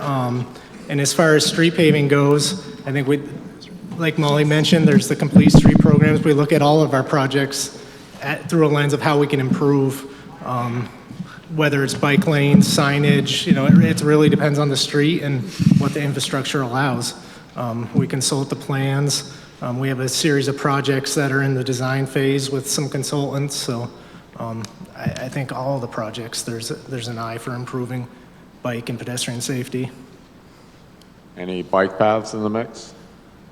Not specifically, no. Okay. Years ago, we voted $50,000 to put a bike path by the Whetstone, which never happened. And so I have a historical frustration with the... Mr. Sprite, the comments really need to be directed to the moderator and to the group as a whole. Are there any further comments? Mrs. Carville. It is. You're talking about it, right? George Carville, West Brattleboro. Mr. Moderator, I sense here a feeling that people want more say in how this money gets spent, but that's not possible in this amendment. I move to amend the article downward to $135,000. Is there a second? I think you should mention. It's been seconded by Mr. Grace. It's been moved and seconded that Article 12 be amended from $268,862 to $135,000. Is that the right number? The discussion is now on the Carville amendment to amend down the amount to be spent on street paving and capital road improvement projects from $268,000 to $135,000. Is there any discussion? Mr. Carville, having made the motion, can speak to it first. Thank you. I cut the amount in half with the anticipation that we'll all have to talk to the selectmen and talk about how else we might want to spend this money and have it on the warning next year.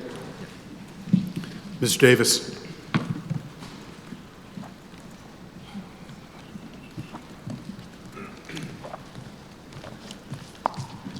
Andrew Davis, District 9. This is on the amendment.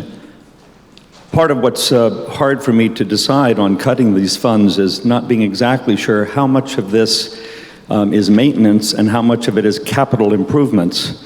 We've tried to get specifics on what capital improvements, but I'm wondering just a rough percentage from the Department of Public Works of this original amount was for maintenance, and we know that maintenance is ongoing pressure, and how much was for longer-term capital improvements, a rough percentage of the original amount, and how cutting it in half would affect that spending. So either a member of the administration or the department head is interrogated about what percentage of the $268,000 originally part of Article 12 was for matters that can generally be characterized as maintenance as opposed to long-term improvements, if that's possible. So the recent roadway assessment recommends a funding level of $700,000 a year to maintain the current condition of our roadways, which they rated as a 62 out of 100. You know, to improve that, obviously we need more, upwards of $1 million to improve the condition.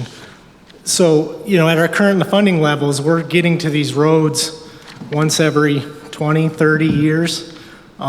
So I guess if you look at it that way, it's a long-term capital expense. We're not going to be back in a long time.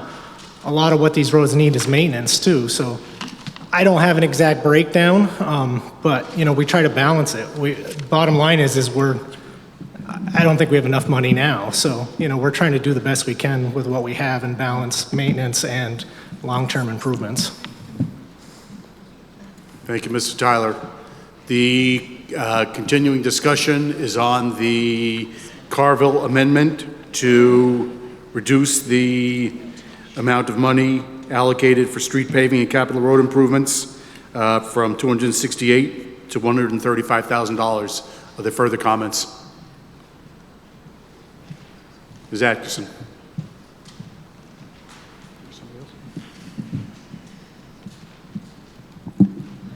Margaret Atkinson, District 8.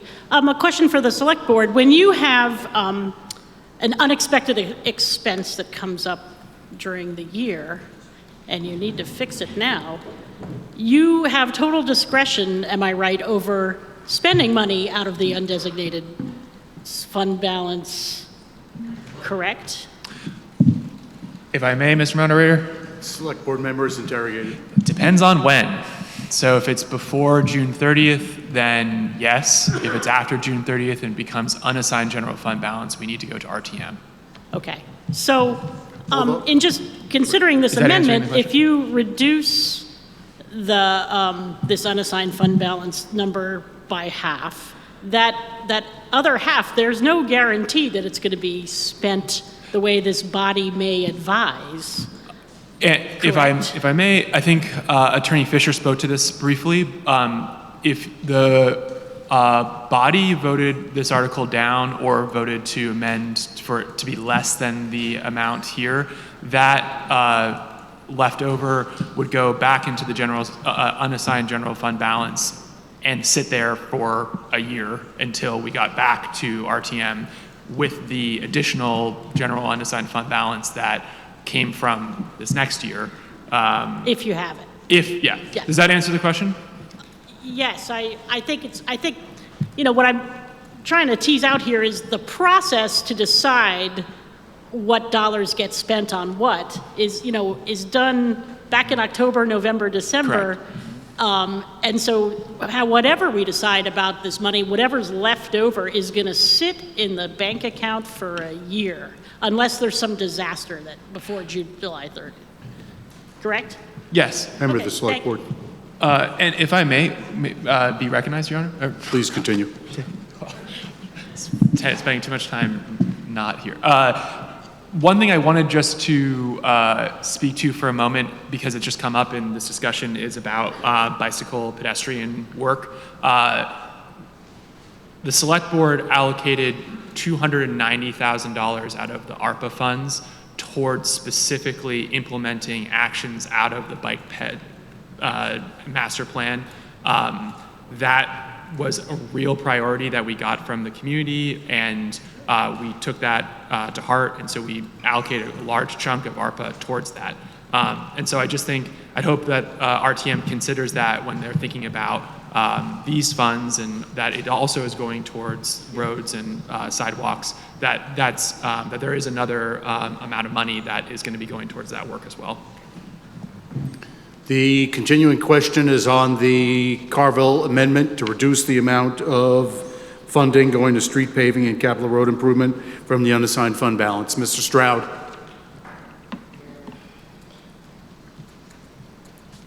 Gary Stroud, District 8. I move that we call the question on the Carville amendment. Did he move to call the question? Is there a second? There's a motion to call the question.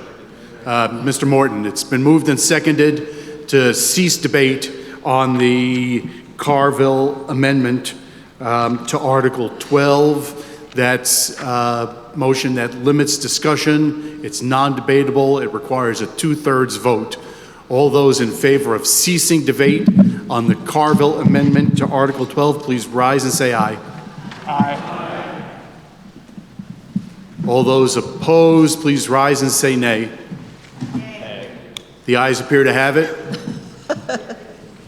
The ayes do have it, and you've ceased debate on the Carville Amendment to Article 12.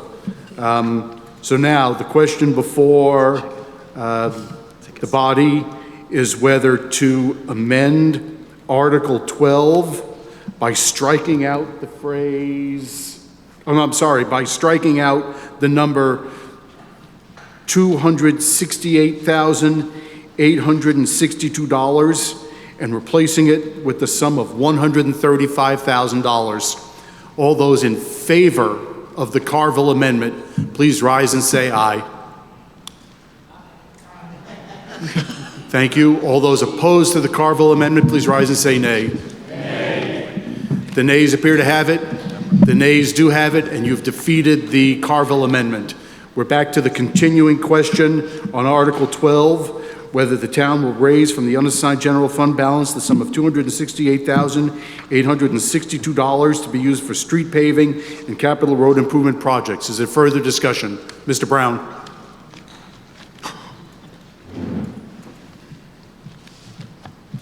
Mr. Moderator, Steve Brown, District 9. I move to call the question. Is there a second?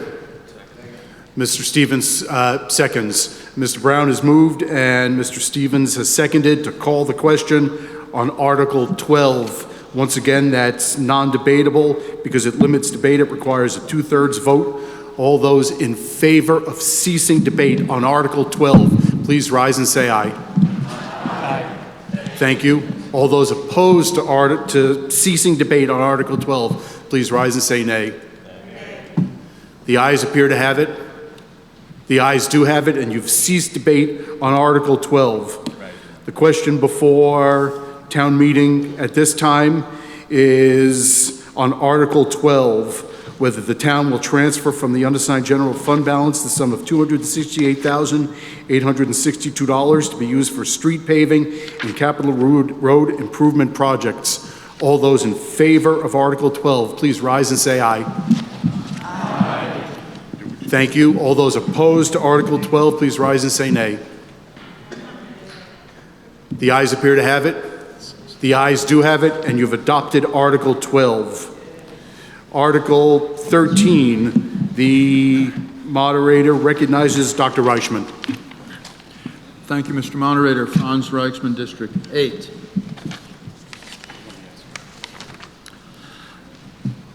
I move that the Select Board be authorized to raise, appropriate, and expend the sum not to exceed $22,235,158 in order to defray to that extent all general fund expenses for the period of July 1st, 2024 through June 30th, 2025, including all highway and Windham County taxes, and that the Select Board be authorized to expend in addition any sum authorized for special purpose under any article contained in the warning for this meeting or any special representative town meeting. This motion includes $17,631,970 to be collected in property taxes and the balance to be comprised of all other sources of revenue collected by the town. This motion also provides that the town and school district taxes assessed on the grand list as of April 1st, 2024, shall be due and payable in 4 equal installments payable to the town treasurer until overdue, then to the collector of taxes. That such payment of the installments shall be received by the town treasurer's office on or before 5 p.m. on August 15th, 2024. November 15th, 2024, February 17th, 2025, and May 15th, 2025, and that interest at a rate of 1% per month be charged from the due date of payment on any overdue payment of the town tax installment or portion thereof, and that a penalty of 8% be charged on any overdue payment that remains due and owing on May 16th, 2025. Is there a second? Mr. Cook seconds. It's been moved and seconded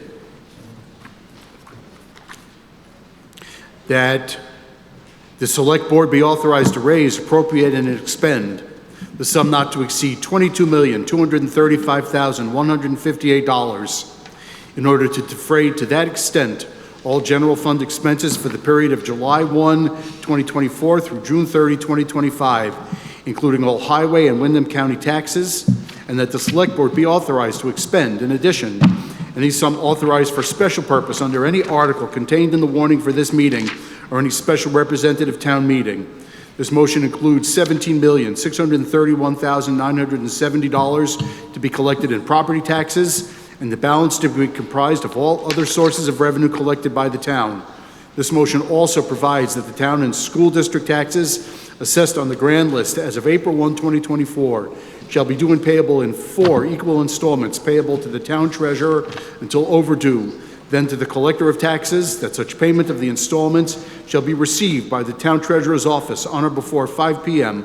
on August 15, 2024, November 15, 2024, February 17, 2025, and May 15, 2025, and that interest at a rate of 1% per month be charged from the due date of payment on any overdue payment of the town tax installment or portion thereof, and that a penalty of 8% be charged on any overdue payment that remains due and owing on May 16, 2025. With that motion on the table, on the floor, and are having been in session now for 2 hours and 20 minutes, we'll be in recess for 5 minutes until 11 o'clock. What do you know?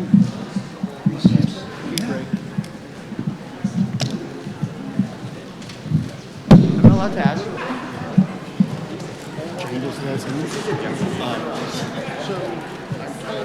Mr. Grace, what can I do for you? That the two other replacement candidates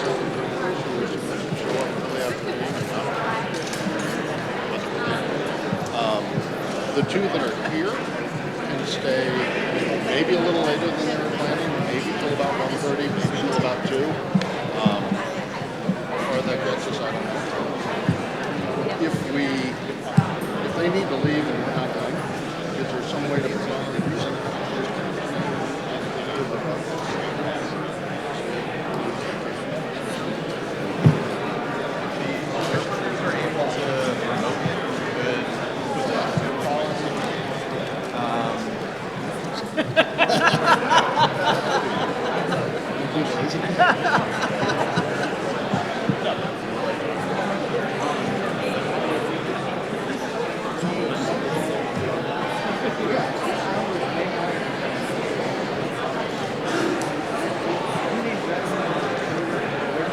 On yet? Oh, you guys need to talk to me.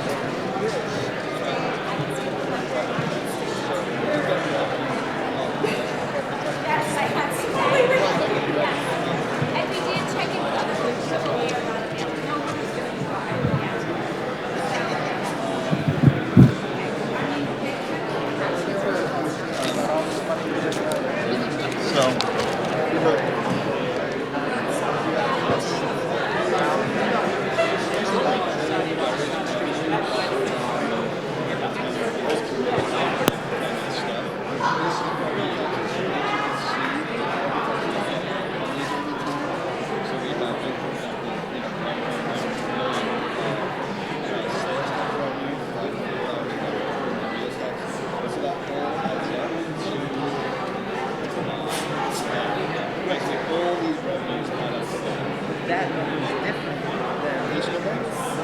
Yeah. So it's different than 22.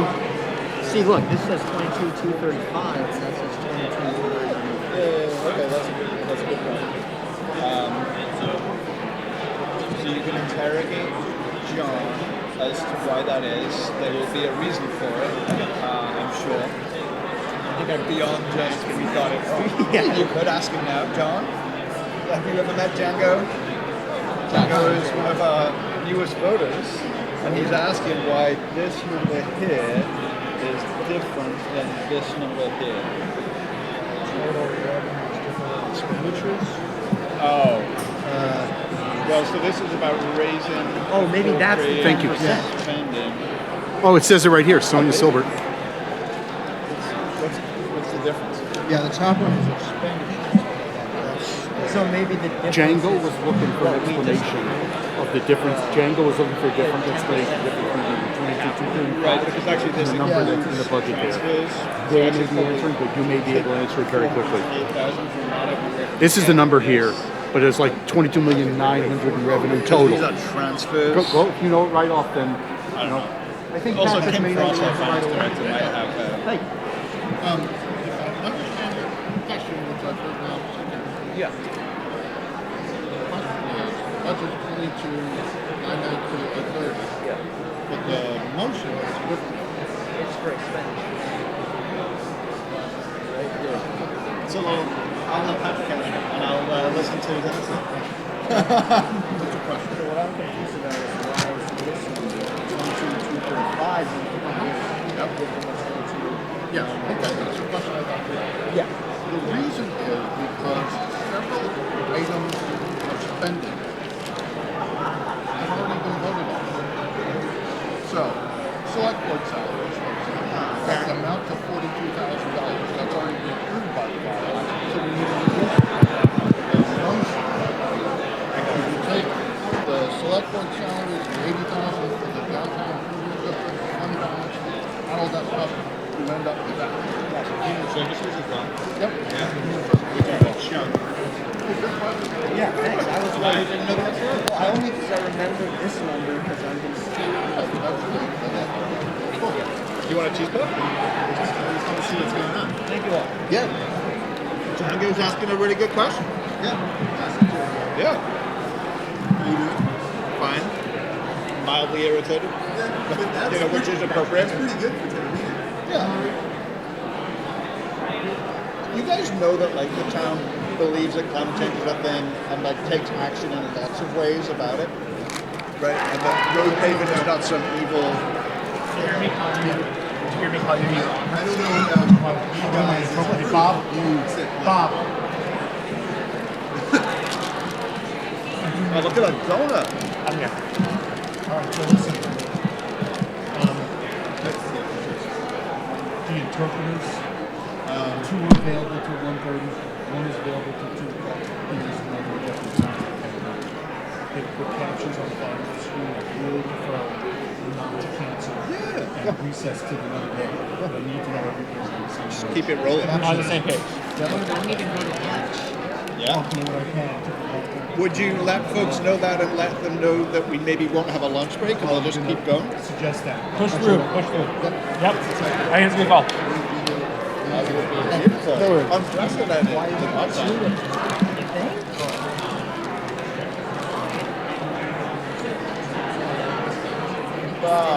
I mean, that's kind of a snafu. Why did we not have anything covered all day long? Yeah. That seems like a bit of a mistake. Because we typically don't get out that soon. What happened? I'll text my buddy Ray. Ray. Oh, they couldn't get here. It's a possibility. We should do something about it. Like plowing and stuff.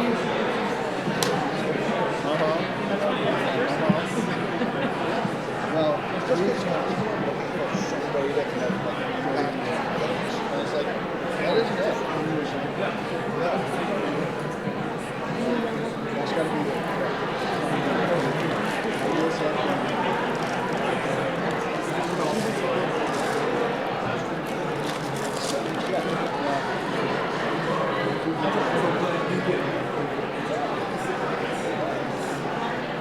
You try your best. You're not always successful.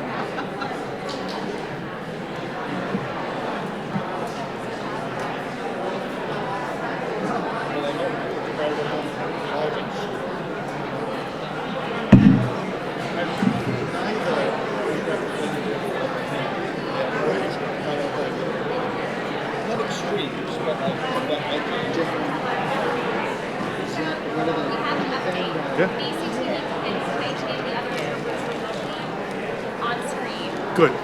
And they're available to do that? But one will be enough to... All right. When will you know? I'm going to go ahead and we'll go till noon and then...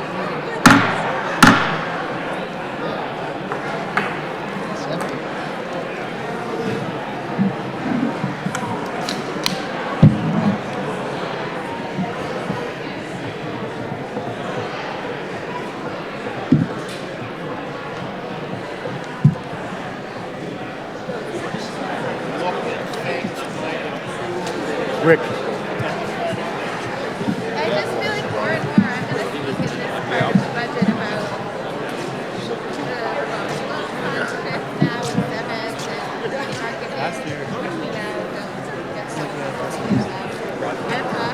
The motion.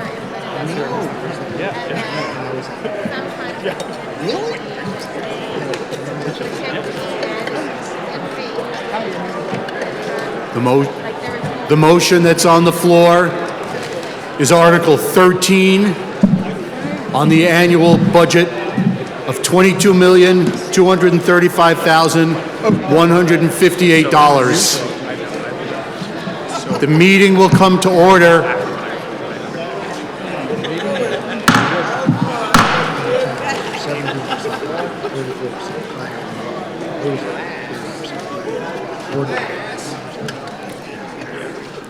And that's even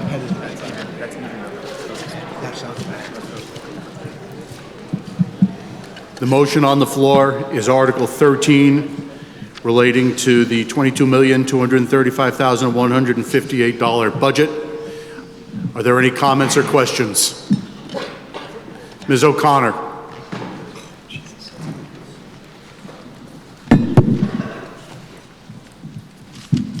Hi, Kate O'Connor, District 9.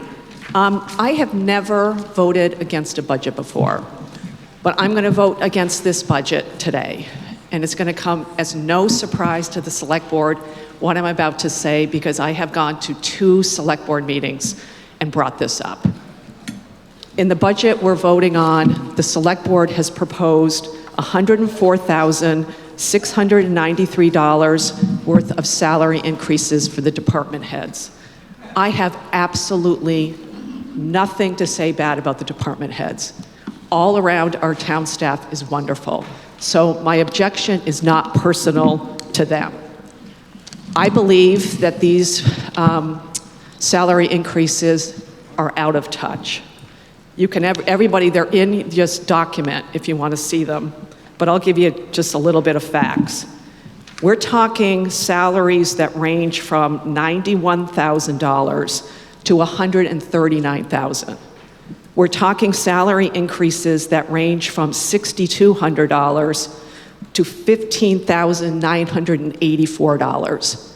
Percentage-wise, this is between 7.6% and 16.7% salary increases. The reason that the Select Board explained at their meetings why these increases are happening is because they're worried that our department heads are going to go to other towns. So what they did is they called 3 towns in the state of Vermont and asked what their salaries were. And that's how they came up with the salary increases that I read and that are in your document. I think we need to look at the people that live in our community. And I'll give you some statistics about the increases that the rest of us are seeing. If you're on Social Security, you're seeing a 3.2% increase. That equates to $108 for the entire year.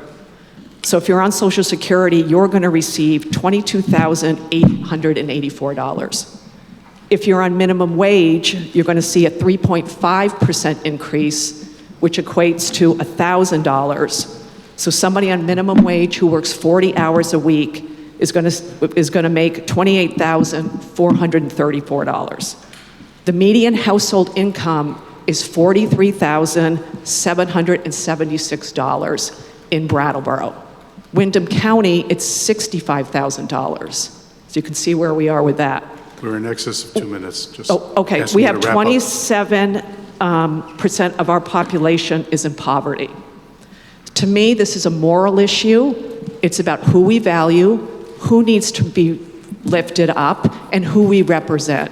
And to me, that's the 12,000 people that live in our community, young, old, people who've been here forever, people who just moved here, people who volunteer, people who rent, own, unhoused, etc. So I'm going to, first time ever, I'm going to vote against a budget because I think this is wrong. Thank you. Dave, are there any further comments? Mr. Goodnow. I really appreciate Kate's comment. It gives me an opportunity and the rest of town staff here to talk about and defend this decision. So there are just some numbers I want to throw out to RTM about this. First off, what we're talking about is a total of less than 0.5% of the total budget. The breakdown of the department head salary increases are really 3 separate things. One is just the 4% COLA increase that all town employees are going to get if they're outside of a union. And if they're inside of a union, there's a separate negotiated COLA increase. COLA is cost of living adjustment. That's because, we're trying to make sure that their salary means what it means today as what it meant a year ago, 2 years ago, 3 years ago with increases in cost of living. So that alone, just the 4% increase, is $38,666 of the 104 that Kate referenced. So, putting that aside, because the board approved that for all town employees, there was a menu option in the budget discussion to increase the 4% to 5% or more than that. The board voted against that. We said 4% was fair. So that's the 38,000. Then there were basically 3 other elements to the budget increase on this particular item. One were just regular 4% increase steps for department heads who have a structure in their salary for that based on their time served. That is $17,584. The next category are compression issues. So the issue here is where you've got people who are lower than a department head getting paid a higher amount because they're part of a union, and their salary is getting closer and closer to a department head who has a lot more responsibilities. That number is $24,559. So that's where we're trying to make sure that the person who is at the top of the department is getting paid a fair amount based on what everyone below them is being paid. It's creating equity within each department, and then also looking at equity between the departments for what one department head's responsibilities are compared to another. And then finally, we've given new responsibilities and staffing for some of these department heads to look after. And that total increase to account for that responsibility increase is $23,883. So if you combine those last 3 categories, the normal 4% step increase, the compression step increase, and the new duties and divisions for the department heads, you're really looking at $66,026. And that's really the increasing we're doing that's beyond just a 4% COLA increase. And I just want to say, why don't we look at this number, why aren't we having this number every year, an increase for the department heads? Why are we suddenly seeing this big increase that Kate's made a point to point out? It's because this really should have been done sooner. We've been deferring this issue, and we are now catching up and making sure that we have competitive salaries for our department heads so that they don't leave. And I'm not sure which town specifically we spoke to, but we've looked at a number of other towns for what the department heads that equivalent would be paid. And I can tell you that, for example, Milton, population of 10,912 people, they pay their police chief 17% more than even what we're proposing. In Springfield, Vermont, the fire chief is paid 34% more than the increases that we're proposing for our fire chief. There also are Vermont Leagues of Cities and Town comparables that we're able to get and we're looking at, and we're trying to make them as close as possible. So in fact, there's probably still work to be done in this to create equity within the departments, within the town staffing, and also to make sure that we're providing a competitive rate so that we're able to retain all of the service and all of the institutional knowledge that the department heads have. And you see it when you have a question and you want to get into detail at all. It's a department head that's going to come up here and explain it to you. And so we got to make sure that we're paying these people fairly, and we're doing it so that we retain them, and we're showing them that the town's willing to pay for the work that they're doing and all of the time that they give to us. That's all. Thank you. Are there further comments or questions on Article 13? Mr. Agave.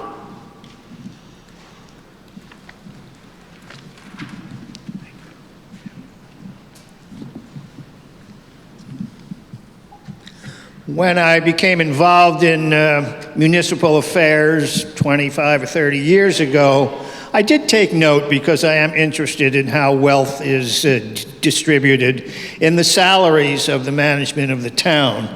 My recollection is, in the late 90s, the town manager was earning $61,000 a year. 25 or 6 years or something have passed.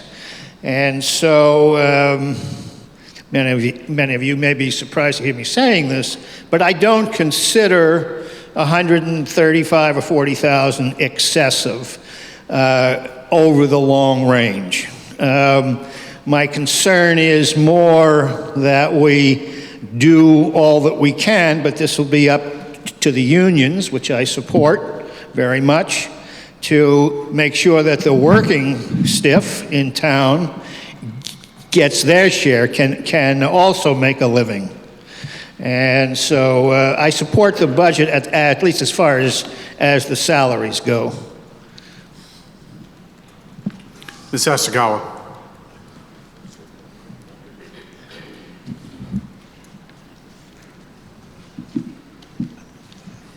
Maya Hasagawa, District 8.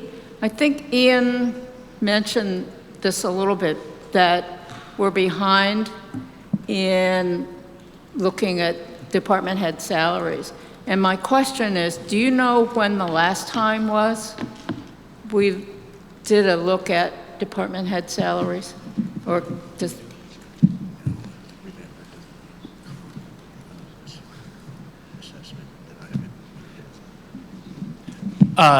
If I may. Please, Mr. Goodenow. Mr. Moderator. It's my understanding that we've never done a comprehensive look at all of the department head salaries and made a determination like this before. That's talking to the town manager now. I think individually there may be an answer for like individual department heads that I can work on to get an answer for you. But this type of like looking at all of them together. That's what I meant. Yeah. As far as I'm aware, we haven't done this before. And that's kind of what I mean by it's really work that should have been done. And the thing is, if it had been done sooner, and I'll put this on myself too, I've been on the board for 4 years, we probably wouldn't be looking at the increases that we're looking at. But it's all this deferred work that we should have been doing to make sure that we're paying them fairly. Thank you.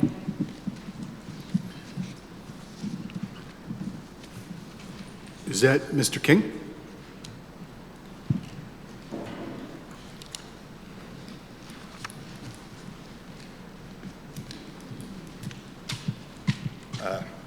Nate King, District 7. What are the consequences of voting down a budget?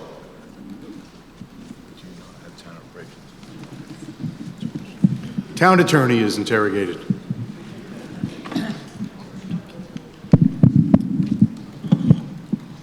If the article is voted down, then the select board would need to come up with a revised budget and warn a new special representative town meeting to address a new budget amount. Typically, we don't get to that because usually if there are if folks think that the budget is too high, there might be a motion to reduce it, and in other cases, in recent years, we've had motions to amend to increase the budget. So it can go both ways, but what you're voting on here today is a number that will be the budget. But I hope that addresses your question. Ms. Morgan.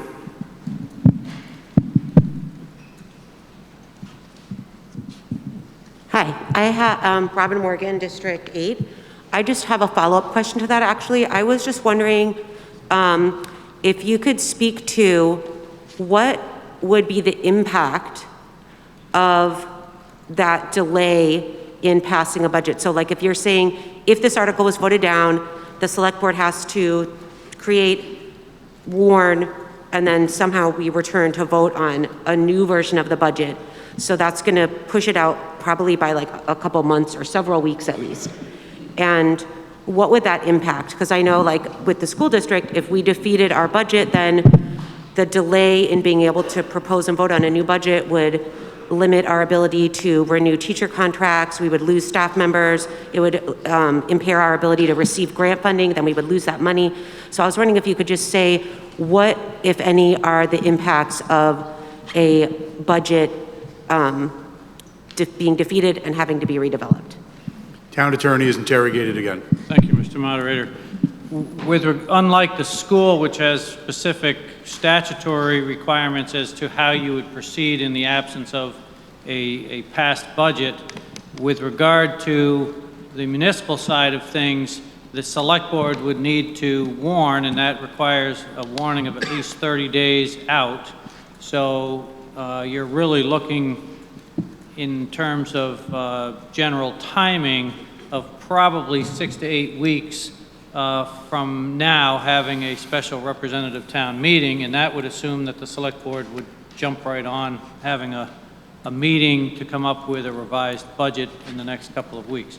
The idea would be to have such, if that were to happen, a special representative town meeting prior to June 30th, so that as we enter into the next fiscal year, everything flows accordingly forward.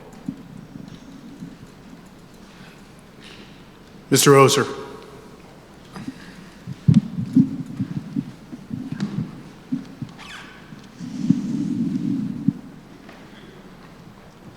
Robert Oser, District 9. Mr. Moderator, I'd like to amend the article to reduce the budget by $2 million.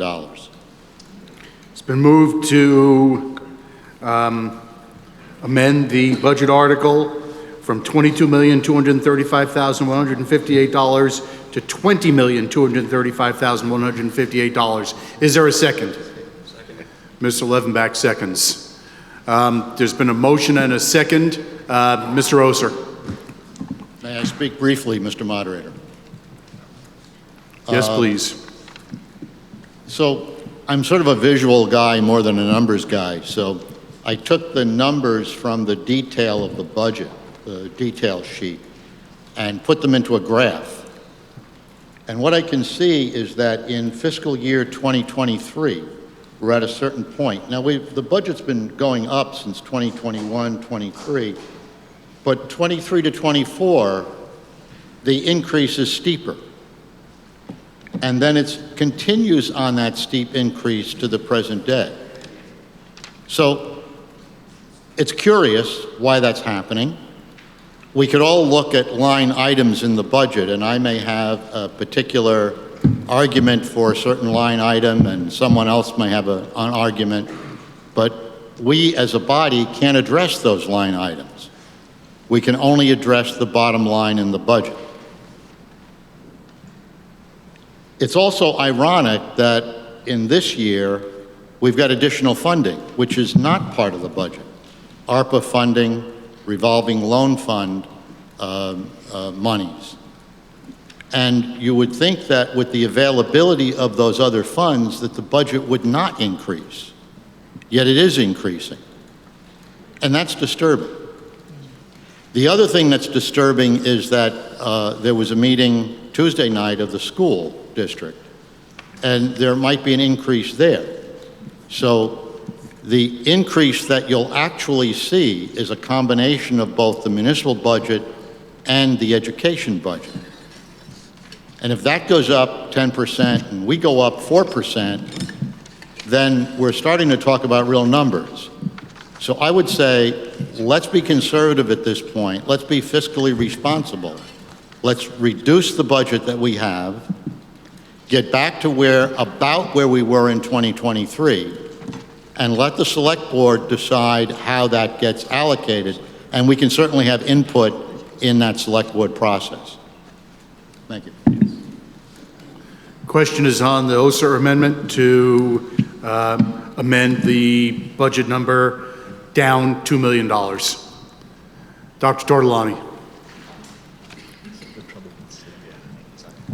Thank you, Mr. Moderator. Bob Tortolani, District 8. I know inflation's been playing a role in things that have been going on in the last 2, 3, 4 years. Can someone from the administration tell us about the COLA numbers over the last 3 or 4 years? I know a lot of the budget has to do with salaries and payment of the people who work for the town.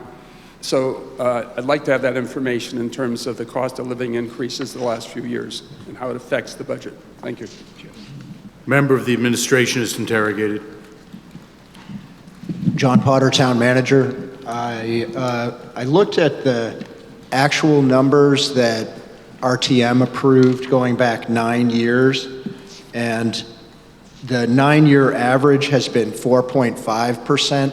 It's been increasing by 4.5%. This year's budget is increasing by 4.3%, so it's slightly below the long-term average.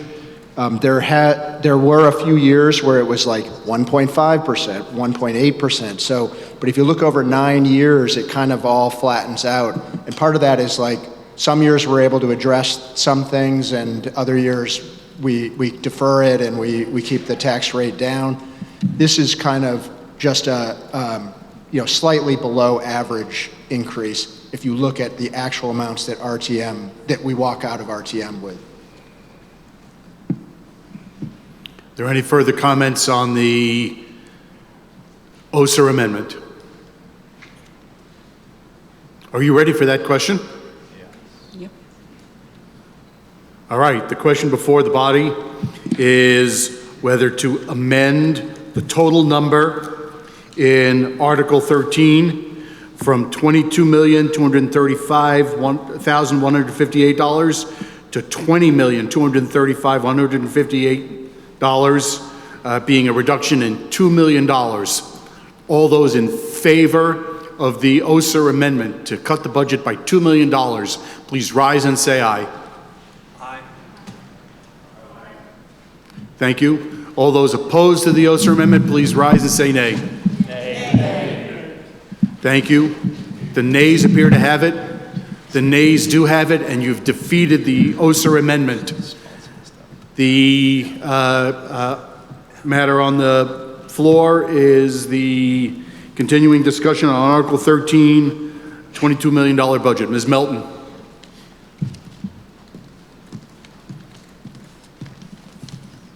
Thank you. Paula Melton, District 7.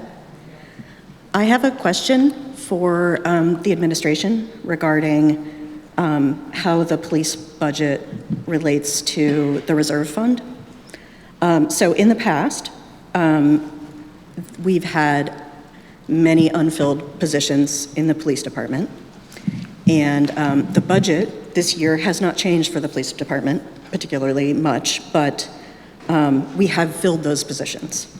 So those vacancies in the past have created very significant surpluses in the budget, which have helped us meet our guideline for reserve funds of 10%, which is that fund we were talking about earlier. The unassigned fund balance is basically that surplus. It needs to stay at 10% for our guideline. It's like an emergency rainy day fund, and we can scrape off everything but that 10% any year we want. So in the past, for FY24 this year, the unused funds from the police budget amounted to $558,000 or so, which was 2.6% of the overall budget. And I'm just wondering, now that we have filled these vacant positions, what is the contingency plan now to ensure we make that 10% of the, to meet the guideline for the reserve fund? Thank you. Member of the administration is interrogated.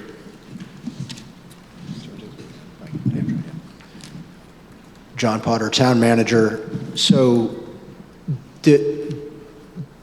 It is true that we have not had a number of police officer positions filled over the past several years, and that has led to some of the additional funds that were left at the end of the year. It's certainly something that we want to be managing moving forward as those positions have been getting filled. The police department has been doing an excellent job at recruitment along with the human services department, and we are getting to the point where we will be fully staffed. At that point, there will not be any leeway much in the budget, but we did not want to propose to raise property taxes more than was necessary. So that is not, that we'll just have to manage tightly to that budget and not have any sort of cushion to fall back on moving forward. Mr. Evans, France.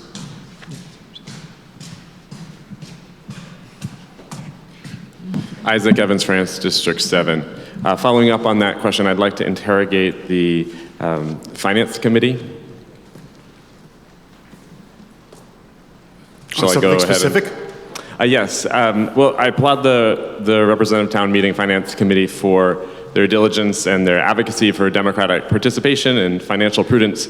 I'd like to ask them specifically about their claim about the impact on the town's long-term financial sustainability of the funding of the Brattleboro Police Department.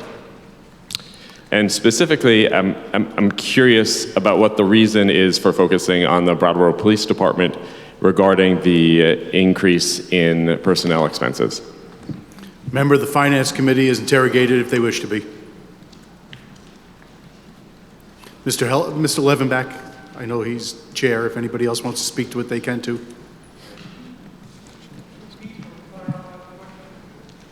I'll repeat the question on behalf of Mr. Franz. The inquiry is why the focus in the finance report on the police department, and what's the Finance Committee's position about the impact on the budget of the police department not having staffing shortages. David Levenbach, District 9, Chair of the Finance Committee. I hesitate to speak on behalf of the entire committee. The question about the budget for the police department was not really the focus of our argument.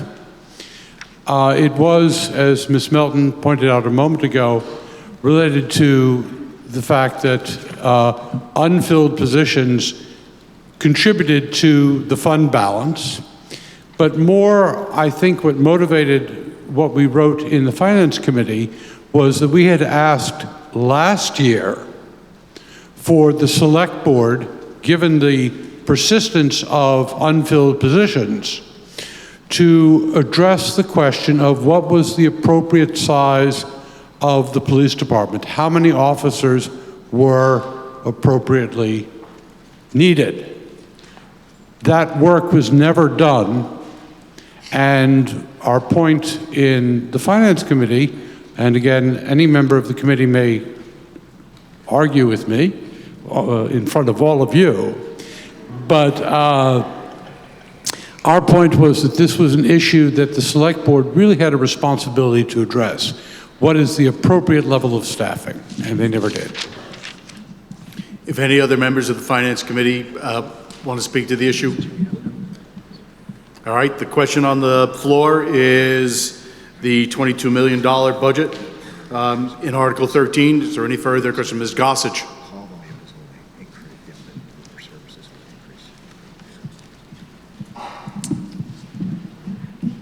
Marta Gossage, District 9. I wanted to commend Kate O'Connor's remarks regarding the poverty levels in our town, and I do wish that they were brought up more frequently in venues like this and at the Select Board meetings so that we remain aware of that. However, I would also like to point out how some of our department heads actually serve those communities, specifically three. One is the planning department. A couple years ago, I went to a conference in Maine called Grow Smart Maine about creating and sustaining healthy rural communities. And when I said I was from Brattleboro, Vermont, it was like I was a celebrity at our table, and everyone was talking about all the things they had heard about everything from the Brooks House project to all of the amazing planning work that Brattleboro has done. They just knew of us.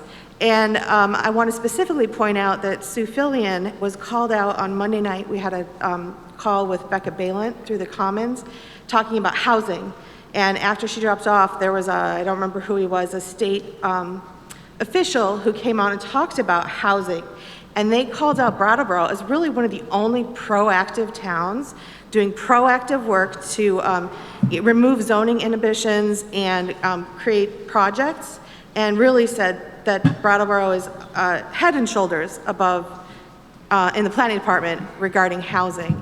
And so to lose department heads who serve these projects would harm potentially those in need. And as well as Star Electronica, who basically does 3 jobs. Her programming at the library is just stellar. We are so lucky to have her. And she also attends like every community neighborhood meeting, and I don't even know when she sleeps. She's just present everywhere, as well as taking over the library, doing the resource sheet for the homeless to where they can get meals and stuff like that. That comes now from the library. And the third department head I want to call out, who's just utterly stellar and professional, and I don't think we could replace, is Len Howard of the fire department, who now has an additional department under him, and in the process of the last 3 or 4 years has been highly available to residents to talk about the fire department, their concerns. I know he spent probably, I don't know, almost an hour after a meeting talking to me about his goals for the fire department, one of them being that he didn't want his employees to just go and punch in a clock hourly. He wanted them to be salaried and growing as professionals and training. So when we talk about increasing salary to retain these employees, I do think specifically those department heads actually serve the population in need greater than just kind of an average run-of-the-mill department head in those areas could. Are there any further comments, questions about the budget? Mr. Grace.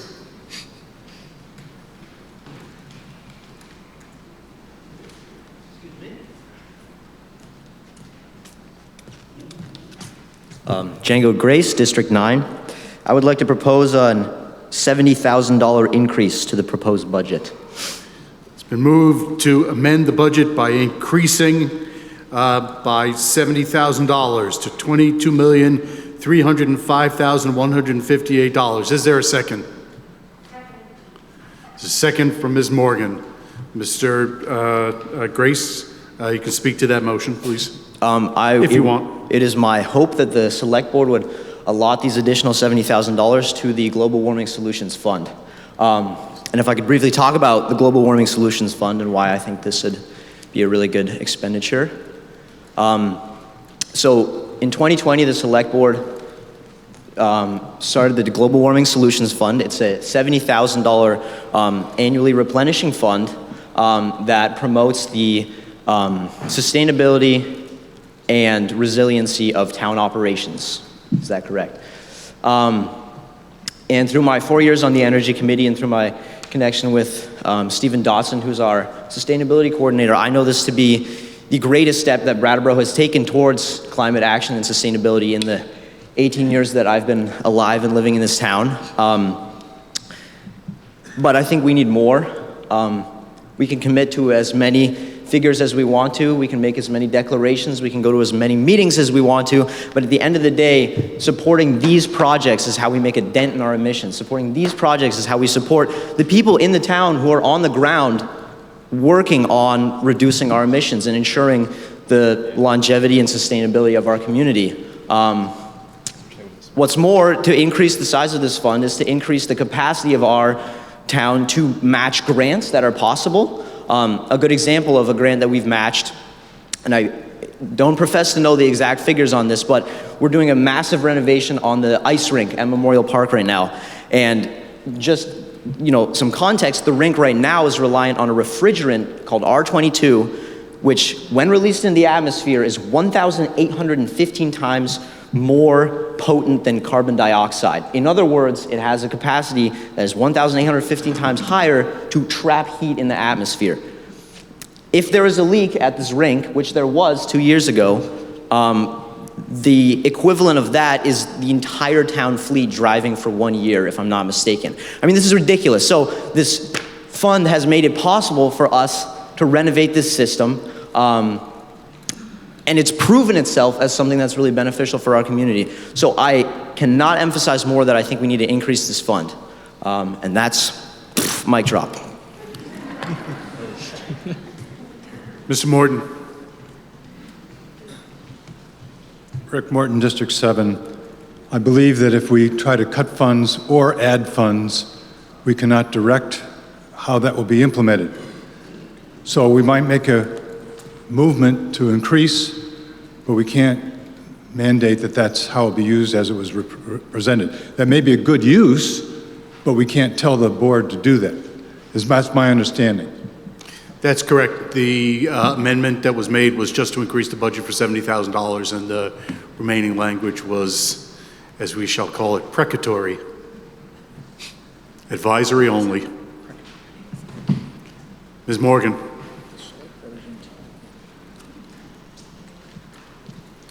The way I see it is that we can tell the board what to do with that money, but they don't have to listen to us. So I think that it is possible to let the board know that this increase is being made with the intention of supporting this fund, and that it's to their discretion whether or not to follow that, but I would support the increase. The question on the floor is the Grace Amendment to increase the budget by $70,000. Mr. Moderator. Oh. That's not me. Somebody want to speak? Yeah. But I'll let you finish your thought. Mr. Quip is recognized. Thanks so much. Django, thank you for bringing this up.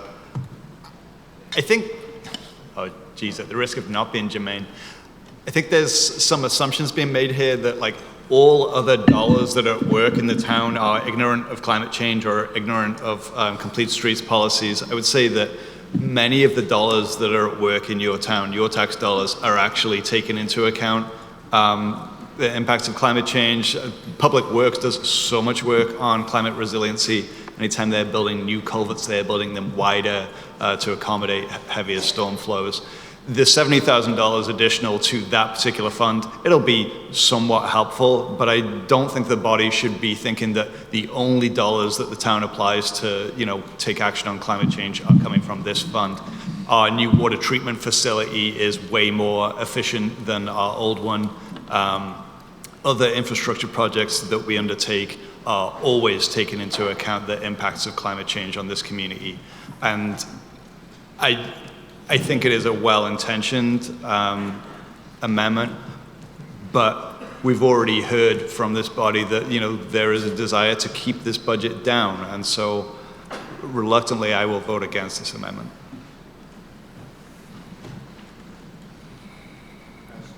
The question is on the Grace Amendment to increase the budget by $70,000. No, Mr. Grace, hold on. Other people want to speak first, and you don't get to speak again until after they do.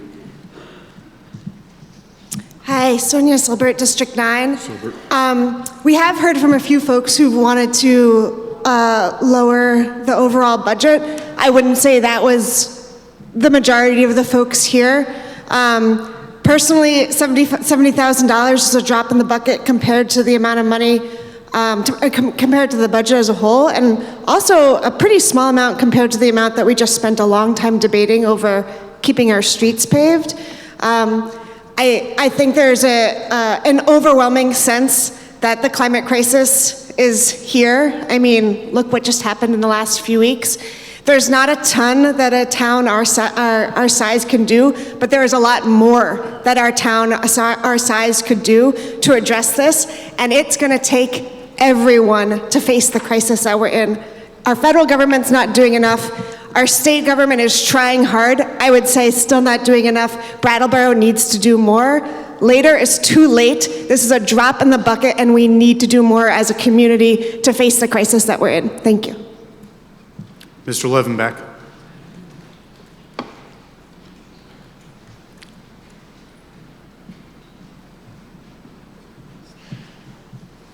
Thank you, Mr. Moderator. David Levenbach, District 3. I would like to know if we could be told what is the balance in the Global Solutions Fund currently, and also are there grants for which the town might apply but does not have sufficient match money to make those come through, or are there projects which have been deferred lacking $70,000? Thank you. Member of the administration is interrogated if they wish to be. Mr. Goodnow. Thank you, Mr. Moderator. We're working on getting the number now, and I think the second part of Mr. Levenbach's question on, it was grants that are available, or?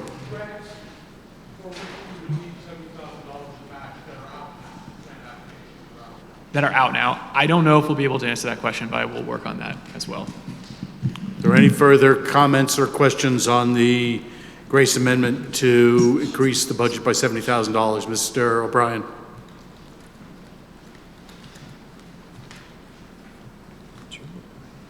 I'm going to vote in favor of this. I think you'll find that money spent towards climate adaptation and mitigation is always a good use of money. As mentioned, culvert expansion, being proactive on taking these efforts reduces costs later to fix culverts that are blown out. Thank you. Mr. Duncan.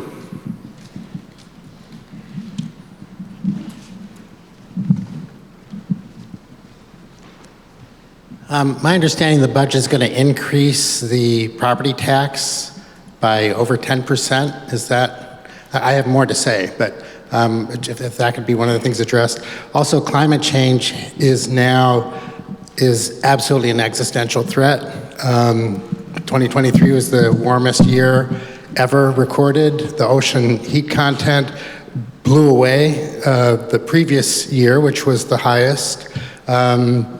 And while the present federal government is doing some things for this, the amount of propaganda and work fighting against doing anything towards climate change in the country is tremendous. And I think it's very important for every level of government to do as much as possible. So even though I'm a property owner and this would in some way affect my property tax, I would support this.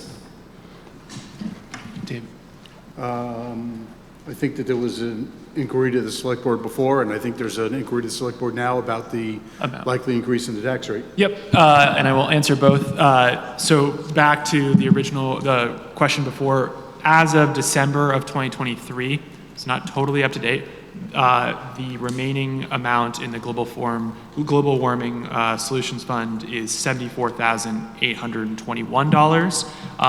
And the question on what would the tax rate increase be for the budget that's being proposed for RTM to consider today, it is not 10%, it's 4.3%.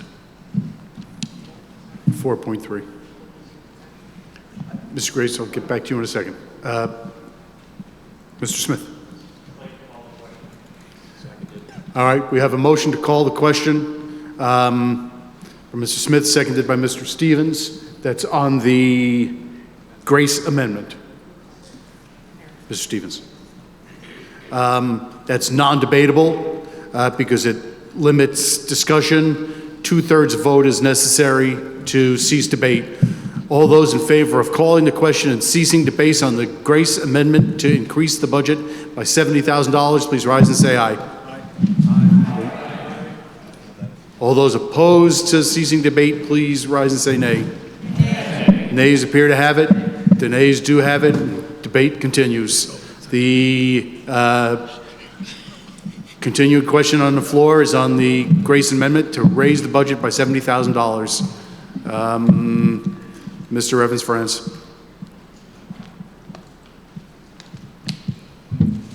I voted in support of increasing the funds for the, Isaac Evans, France, District 7. I voted in support of the allocation for the roads and streets, and I support this amendment of this increase for the Global Warming Solutions Fund. This summer I had an opportunity to visit Barrie after the flooding with a delegation that I led, and we saw the real impacts of the flooding on people's lives, the diseases that people were experiencing, the doors that would not close, the safety concerns that resulted from the flooding. We have limited capacity to the difference that we can make in terms of the actual climate crisis, but it's important that we do what we can. It's also important that we take the steps that we can to mitigate harm that comes to our community. And this is an investment that I fully support. And I appreciate the leadership of Mr. Grace for bringing this issue to our attention, and encourage that we support the leadership of young people in our community in addressing the climate crisis. Thank you. Ms. Cooley.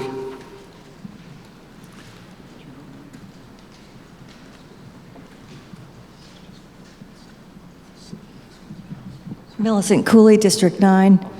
Property owner, and I'm aware of the taxes going up, and I think I'm so far generally in favor of the Grace proposal, but I was also interested in Daniel Quip's comment, and I would like to actually kind of request to the Energy Committee and other departments to report back to the town and to RTM about the wide range of things that are being done, because I think everybody is concerned, a lot of people are so concerned about it, and there is a lot that's being done, and I don't think we necessarily know about it.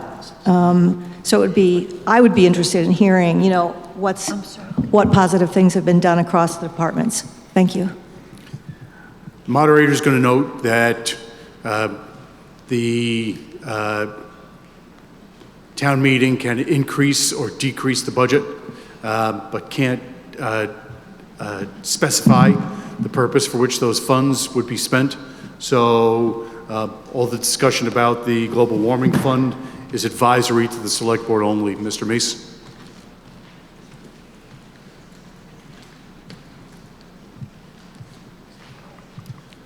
Thank you, Mr. Moderator. For Meese, District 9. I support this amendment and the rationale behind it. One concern that I have, given what you've just said, Mr. Moderator, and what was in the Finance Committee's report, there was some concern about the fact that the Select Board, over the past few years, has not taken these precatory appeals into consideration with particular regularity, and so I would like to interrogate the Select Board to see if they would actually be amenable to using these funds or appropriating these funds, distributing these funds as directed in the amendment. Select Board is interrogated. Dr. Arshman. Thank you, Mr. Moderator. Franz Reichsman, District 8. If these funds were included in the budget, I personally, and I am certainly not speaking for anyone else, would be happy to allocate the money to the Global Warming Solutions Fund. At the same time, I would chime in with my colleague, Mr. Quip here, that there are other things that we're doing routinely to address issues related to climate change. For example, with regard to the refrigerant at the skating rink, without any question, we will not be using some type of chlorofluorohydrocarbon as the refrigerant. My guess is that we'll end up using ammonia, which has some downsides. It can be toxic in an enclosed environment. There have been fatalities related to skating rinks using ammonia as a refrigerant. But those can be mitigated if there's adequate ventilation or if the refrigeration equipment is in an open space. So I don't worry about that too much. The point is that we are indeed, in that specific example, already well aware of what the choices are and would be moving in the direction of doing what's sustainable. So again, if this money is allocated by town meeting, I personally would have no trouble putting it in the Global Warming Solutions Fund. And I also want to say that we are dedicated to this cause already. Thank you. Mr. Quipp? Thank you. I want to kind of circle back to a question that was asked just before about like what work the town has undertaken. So, several years ago, this body did allocate more money that eventually led to the creation of the sustainability coordinator position. Stephen Dodson has been in that position ever since that time and has done an excellent job. He comes to the board annually and gives a report. The most recent one was, a couple of months ago. It was very lengthy. There were a great deal of accomplishments. Some of that work is in this town report on pages 59 and 60. I'd encourage you to read it. I would just kind of go back to the point that like this $70,000 addition is perhaps, it's wildly insufficient, So the almost $23 million in this budget that goes towards town operations is our work, and many of those dollars, particularly the dollars towards, our infrastructure, are taken into account climate action and climate change resiliency. I think if we were looking to have a meaningful impact, it should be in magnitudes much higher than $70,000. And I have zero problem with if this body adds $70,000 to the budget saying that it's going to go into the Global Warming Solutions Fund. That's not a problem at all. And I actually think that anytime this board's been, advised to put money in a particular place, that's what we've done.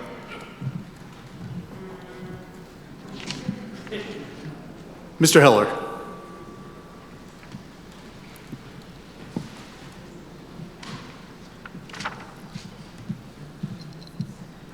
Oscar Heller, District 9. I'm in favor of this amendment. I just want to say that I think the arguments that the town does many things in different areas, that they're aware of this, nobody on the board denies the problem or anything like that. I think those are all valid and they're useful context. I'm not sure how that gets someone who I think otherwise supports this action. I don't know quite how that gets you to a no vote on this amendment.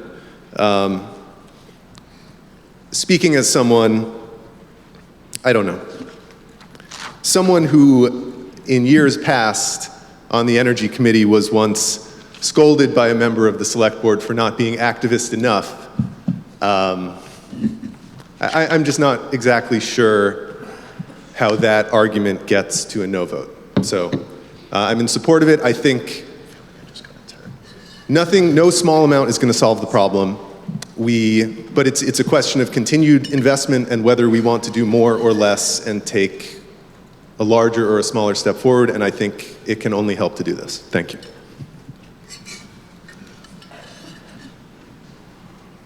Ms. Mnookin?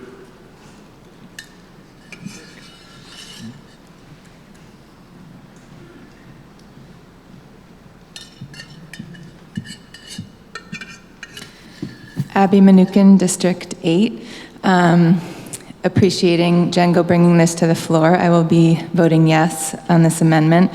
And yeah, it feels like there are many different rationales being thrown around here, but the fact that it might not be enough does not mean that it's not symbolically important. And I guess my question for the board is that it seems like $70,000 is currently being set aside each year for this fund, and yet the current balance is $73,000. So does that mean that in the 6 months of this fiscal year so far, nothing has been spent?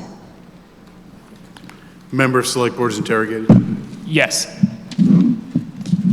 So I guess another concern that I have is that this money is sat on. I think that I read it can carry over for 1 year, but then it kind of disappears. And no, that's not true. It just like can build and build and build and build. If I may. The question here is on the budget and increasing the budget, and the question of how the Global Warming Solutions Fund is being expended is significantly beyond the scope of that inquiry. One more question and answer about that topic, please. So go ahead and answer. Yeah, it doesn't go away, it stays. And a good example, and I'll keep it really brief because we're off topic, but the work that Django was referring to with the improvements at Living Memorial Park, that was using funds from the Global Warm Solutions Fund that had built up. So, you know, it's kind of, it is one of the things that you see in these kind of funds, they kind of ebb and flow in their usage, and sometimes when they build up more, that now creates a new opportunity to use it for something else. So I wouldn't necessarily say the fact that we haven't expended out of it in 6 months is that it's not being utilized or something like that. It's, you know, it's just sort of the nature of these funds. Okay, well, I will be voting yes, and I also encourage the Select Board then to take it seriously that if this body does vote to approve, for those $70,000 to be directed to that and for that money to be spent. And I will speak to that later in terms of Community Safety Fund, which was sat on for many years. And maybe that means that people from this body need to go to the Select Board with proposals about how the money is spent. Ms. Turbo?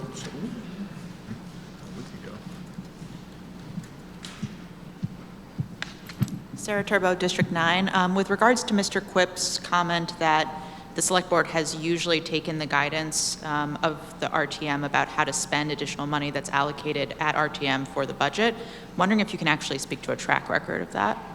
If you have a sense of how many times, say in the last 5 times, that there's been an increase in a budget or an increase in a budget amount of money that's not specified at RTM, that the Select Board has taken the guidance of RTM at the Select Board's decision-making. Yeah. Mr. Quipp? I cannot give you a specific number of times. I would say that whilst I've been on this board, if the body has voted in favor of adding or decreasing dollars to what's proposed here and advised them to be used in a particular direction, I believe that we have, in the occasions that I can remember, taken that advice. It was suggested by another member that we hadn't done that, and I would actually put it to you to name that occasion. Thank you. Zeke? Thank you, Zeke King, District 9. Yes, I did support the Ozer amendment, which I feel a little foolish about because I'm not sure that it really is a discretionary $2 million that can be spared. But I guess I want to voice my concern. I come from like a more marginalized background than a lot of people here. And the way that sometimes we speak of human services, and I will connect this to the matter at hand, but when we call it charity or like, you know, this burden on taxpayers, we're not recognizing that the people receiving these services are part of the community. And as I'm hearing Django and Sonia and Abby, their arguments are very convincing. The argument that we should not allocate an extra $70,000 to the Global Warming Fund because it's so inadequate to do actual change is not very convincing, because it seems like something would be better than nothing, which I think is the same attitude we take towards human services. And I am excited going forward. I'd like to draw attention to the fact that these issues of poverty and marginalization and climate catastrophe are intertwined in so many ways. For example, I've talked to unhoused people in the community, and after the floods last summer, a lot of their campsites were flooded out. I spoke to one unhoused woman who was unable to retrieve a urn with the ashes of her loved one from her tent site because the police had trespassed them after the flood. Another issue, I'm I'm sure that the carbon or the climate change burden that the rink, that impact, the issue of like trash and waste might pale in comparison, but it is an issue people are aware of. When people are unhoused or struggling, not having basic needs met, there's less ability to have, they're not empowered to make choices, and they make their impact on the environment one that is beneficial in the beneficial direction, rather than create worsening climate change. I would. Zeke, Yeah. you're well in excess of the 2 minutes. If you could please wrap up your comments. Okay, Thank I'll you. wrap it up. So I'm excited to vote for this, and I also think that these committees should bear in mind, there's a community garden at Great River Terrace that could be expanded. Another way that poverty and climate change connect is when you are unhoused, there is more of a reliance on fossil fuel systems rather than self-sufficiency and sustainability in terms of where your food comes from, where the things you use come from, your ability to not create more trash. I know homeless people who go around town just picking up trash, just to have something to do because they are dying to be needed and to have Zeke, to be thank you. connected to the community. So to connect these things, some of these funds that we might allocate to the climate change fund can also be used to expand programs that connect marginalized people within the community to, food sustainability and other ways that they can have a positive impact on Thank the you, community, Zeke. since the human Zeke, services if you could budget please finish is up so your small. comments. Thank you. Mr. Sprite. Rick Sprite, District 3. I'm a new member of the Energy Committee this year, and it's been my pleasure to work with Django and see his energy and vision and enthusiasm, which I think we're all grateful for. As a taxpayer, I am always looking for ways to find efficiencies in government so that all of us are not being burdened as we are. We have tax rates that are pretty crazy in town. That being said, $70,000 is truly just a symbolic amount in this situation, but I think it's a very important symbol. It gives a message about priorities that I think is incredibly important.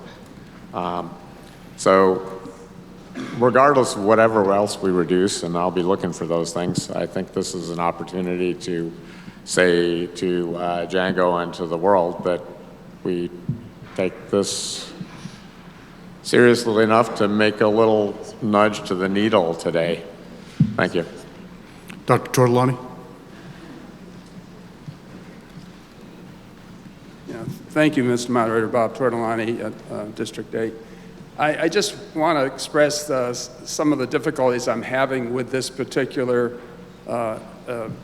vote, my vote, and I imagine some other people are feeling the same way. How can you possibly be against doing anything in favor of climate? At the same time, I feel a great responsibility in trying to do whatever I can to not increase the tax burden of the community, and that's what my struggle right now in terms of how to vote on this amendment. So I don't even know what I'm going to do with the vote, but I agree with the message here.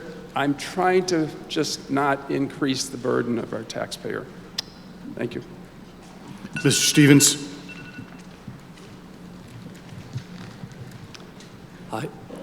Sam Stevens, District 9. I motion to amend the Grace Amendment such that the amount listed in the article is not changed, but the amount requested is maintained as an informal request to the Select Board that we spend on climate action. So that motion is not in order. The time for a non-binding resolution is in other business. And so that motion would negate the intent of the amendment that's been proposed, and so that's not in order. Sorry. Ms. Cooley?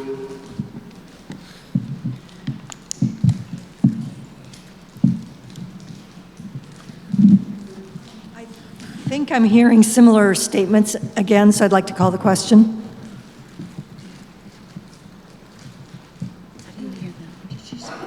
Behind Mr. Grace. There was a call. Was that call the question? Yes. All right. Sorry. Thank you. Is there a second for calling the question? Mr. Morton, there's a motion and a second to call the question. Motion to call the question is not debatable because it ceases debate. Two-thirds vote is necessary. All those in favor of ceasing debate, please rise and say aye. Aye. Please be seated. All those opposed to ceasing debate, please rise and say nay. Nay. The ayes appear to have it. The ayes do have it, and you've ceased debate on the Grace Amendment. The question before the body is whether to amend Article 13 by, sorry, cancel. To increase the budget by $70,000 to $22,305,158. All those in favor of the Grace Amendment to increase the budget by $70,000, please rise and say aye. Aye. All right, please be seated. All those opposed, please rise and say nay. The chair is in doubt. We're going to call for a division. All those in favor of the Grace Amendment to increase the budget by $70,000, please rise and remain standing. Oh, wait. Yep.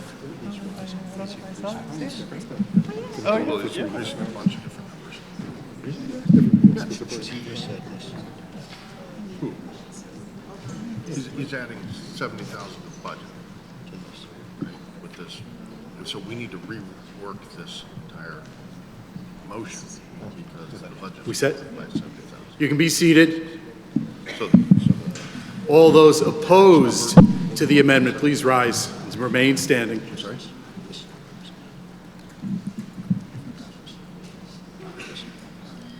I don't see how it could work. Pardon? What? So would he, they want to add 70,000 to the budget. So 40. So we need to go redo the entire motion. It's just going to be a change here. It's going to be a change for this there too.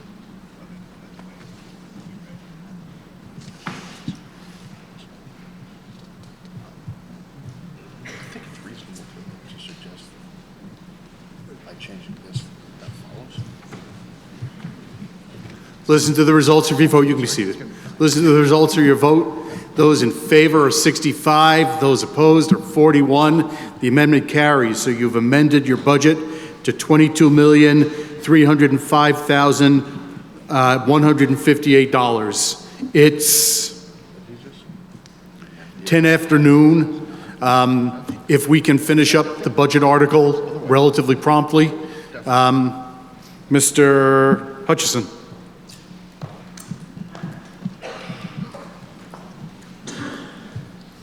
Thank you, Mr. Moderator.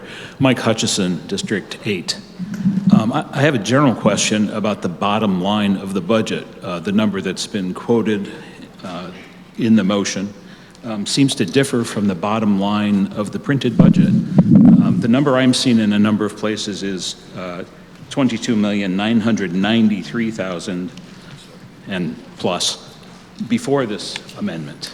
So I'm just asking about that roughly $758,000 difference. I think that question arose at the last recess. I believe Mr. Moreland knows the answer, or somebody else may be able to answer it. Mr. Potter. I think I can. John Potter, Town Manager. The previous motions that the meeting has approved are deducted from the number that you were quoting, so there's less of a need because some of it's already been approved by the meeting. Is there further debate? Ms. Mnookin.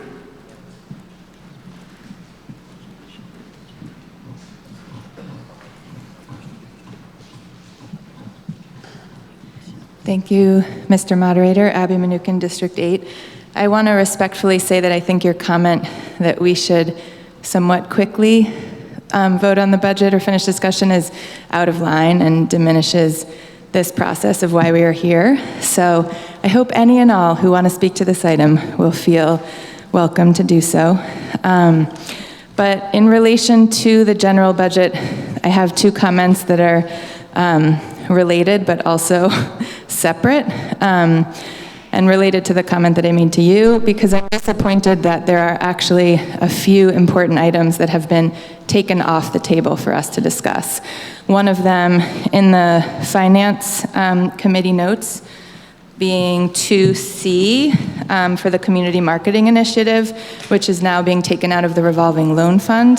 There was actually a Paula Melton amendment last year to say, if we're going to keep discussing this, but it's not going to make any impact, maybe we should put it in the general fund, which was voted down.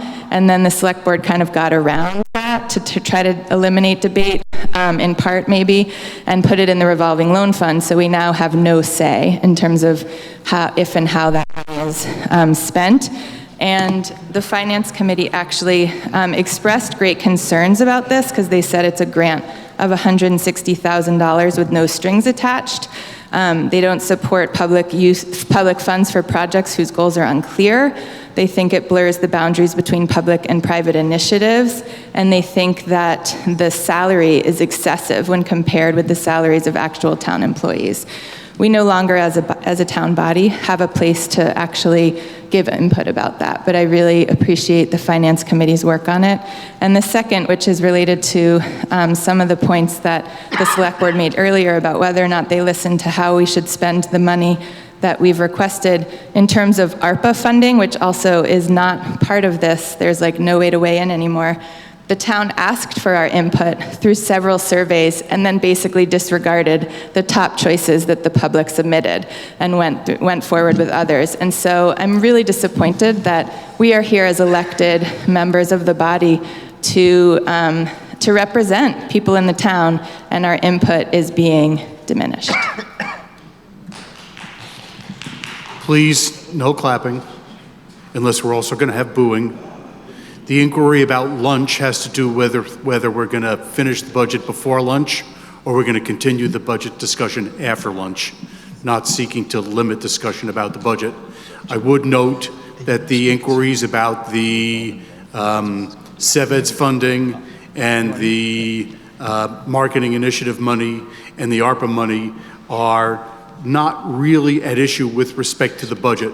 So while those issues were raised at the informational meeting on Tuesday, I think that the time to raise those issues is at Select Board meeting where that decision was made. Is there any further discussion about the budget? Mr. Carville. George Carville, West Brattleboro. Take you all the way back to when we first started talking about this article, and Ms. O'Connor expressed that she was going to vote against it, and why. Anyone with her experience and time in this community gets listened to, by me anyway, when they make such a profound statement. I'm listening to that.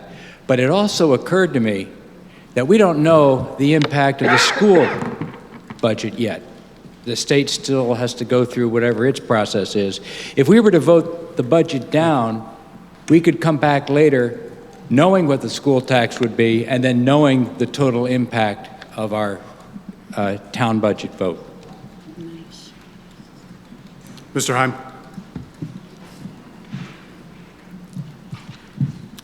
Steve Heim, District 9.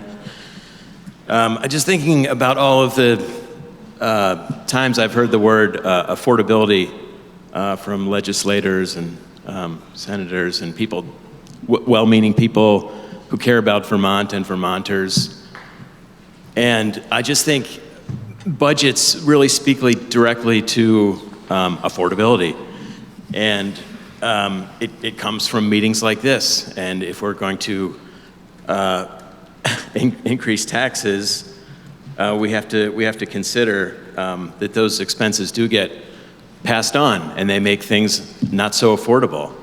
And so, you can see in government a lot of times, and the solution is grant money to allocate it to certain demographics. So I just think, like, as far as Brattleboro and like there's a problem with workforce here, and when talking about housing specifically, attracting developers. These are all like difficult questions, but a lot of it is the math doesn't pencil out. Like it's just too expensive, and one of the reasons is Vermont has the 7th highest tax rate in the country, and that takes into account local taxes like municipal tax. And so I'm thinking, like, well, what makes us so special to have such a high tax rate? I mean, if we're looking to other towns to see what they're paying their department heads and comparing, do we look to other states and see what they're charging their taxpayers? Do we look to other states and see their bigger GDPs, their ability to build multifamily housing without public-private partnerships? That we can't seem to be able to do that. So a lot of this does come down to these expenses that are passed on to taxpayers and renters. Renters are taxpayers because these very high costs get passed on. So when sounds like I'm complaining about taxes. Well, I mean, I hope that you'll trust it really does come from a place of compassion because, the way things are going, it's too much. And so I just would like to ask, how hard are we really trying to keep these taxes down? And can we try to see how the sustainable spending is actually is caring for each other? Thank you. Question is on the budget article, $22,305,158. There's a corresponding amendment that also be made in the line below relating to property taxes, raising that to $17,701,970. Ms. Morgan.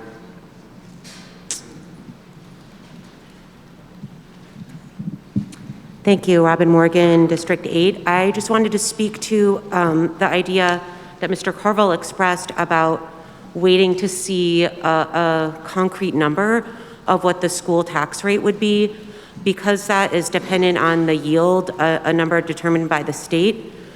It's not going to be known until probably like mid-May when the legislature recesses, so that seems like it would be cutting it very close to our fiscal year to wait until that number is available.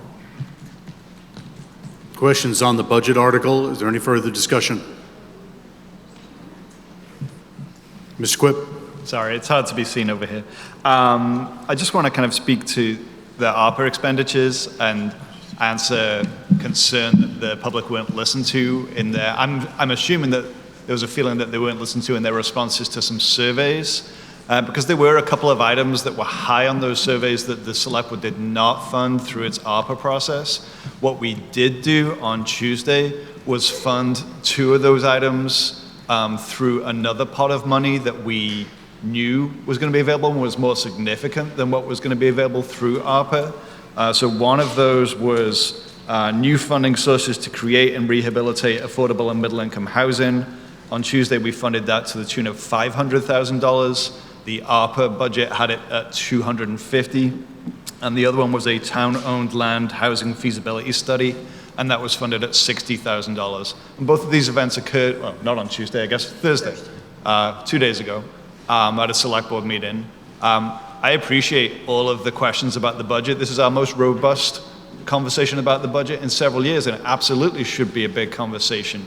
The budget process happens, the sausage gets made in the fall with the select board, and I would encourage folks, as much as they're able to stay engaged with that process and voice concerns about priorities for those dollars there, because it's really hard, as we're all seeing here, to do that after the budget is sent to town meeting. So I thank you for your concerns and your questions and your desire to hold us accountable. I want to be accountable to you all as well. That's why I changed my mind and voted in favor of Django's 70,000 before. It is the right thing to do. I'll talk to you privately about why. And I just think that it's really hard to have big impacts on the budget on this day, and so please work with us during the budget cycle. Question is on the budget as amended.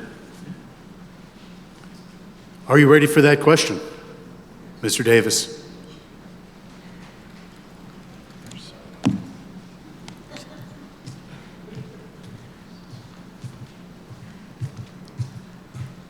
Andrew Davis, District 9. I agree that it's a little late. I'm not going to change a thing, but I just want to ask a question of the Select Board.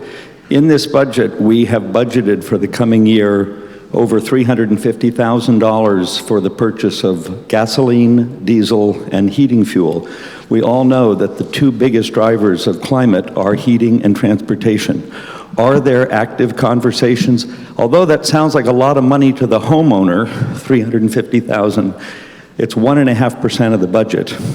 But are there active discussions on electrifying our heating and transportation in this town? Thank you. Member of the Select Board is interrogated. Thank you, Mr. Moderator. The answer is yes. We had a presentation from Stephen Dotson, our sustainability coordinator, and I think 2 months ago, and we actually had quite a bit of discussion about that, installing charging stations both for the public, but then also specifically sort of ramping up our charging capabilities for the town as we move our fleet further towards entirely electric vehicles. There's more discussion to be had around emergency vehicles because there's a lot that goes into that. But we don't only drive emergency vehicles in the municipality. We drive a lot of trucks and cars and things like that, and there has been a lot of discussion. And I think that's going to just continue, and it's going to be a slow process as we move forward. And the budget you are considering today considers the fact that that is going to be something we're phasing in, and so we still have a lot of gas-powered vehicles. Question is on the budget, $22 million, raising $17,700,000 in taxes. Is there any further discussion? Are you ready for that question? Question before the body is whether the Select Board will be authorized to raise, appropriate, and expend sum not to exceed $22,305,158 in order to defray to that extent all general fund expenses for the period July 1, 2024 through June 30, 2025, including all highway and Windham County taxes, and that the Select Board be authorized to expend in addition any sum authorized for special purpose under any article contained in the warning for this meeting or any special representative town meeting. This motion includes $17,701,970 to be collected in property taxes, and the balance to be comprised of all of the sources of revenue collected by the town. This motion also provides that the town and school district taxes assessed on the grand list as of April 1, 2024 shall be due and payable in 4 equal installments, payable to the town treasurer until overdue, then to the collector of taxes, that such payment of the installments shall be received by the Town Treasurer's Office on or before 5 p.m. on August 15, 2024, November 15, 2024, February 17, 2025, and May 15, 2025, and that the interest at the rate of 1% per month be charged from the due date of payment on any overdue payment of the town tax installment or portion thereof, and that a penalty of 8% be charged on any overdue payment that remains due and owing on May 16, 2025. Are you ready for that question? All those in favor, please rise and say aye. Aye. Please be seated. All those opposed, please rise and say nay. The ayes appear to have it. The ayes do have it, and you've adopted Article 13 as amended. It's 12:30. There had been a concern about the possibility that we would have interpreters available after 1:30 or 2 o'clock, but we've made arrangements. So the meeting will stand in recess for 1 hour until 1:30. Please make sure to check in when you return. Thank you. Yeah, please. Well done. I realized I couldn't be the first one out of the room, you know, that's what I thought, you know.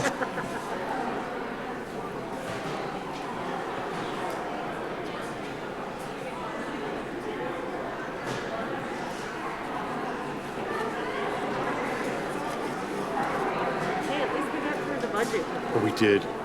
We did. Do you remember David. the commercial? I think it was for Federal Express. This guy who spoke in incredible great speed. I'm from Brooklyn, David. What? I'm from Brooklyn. I used to talk way more quickly. Way more quickly.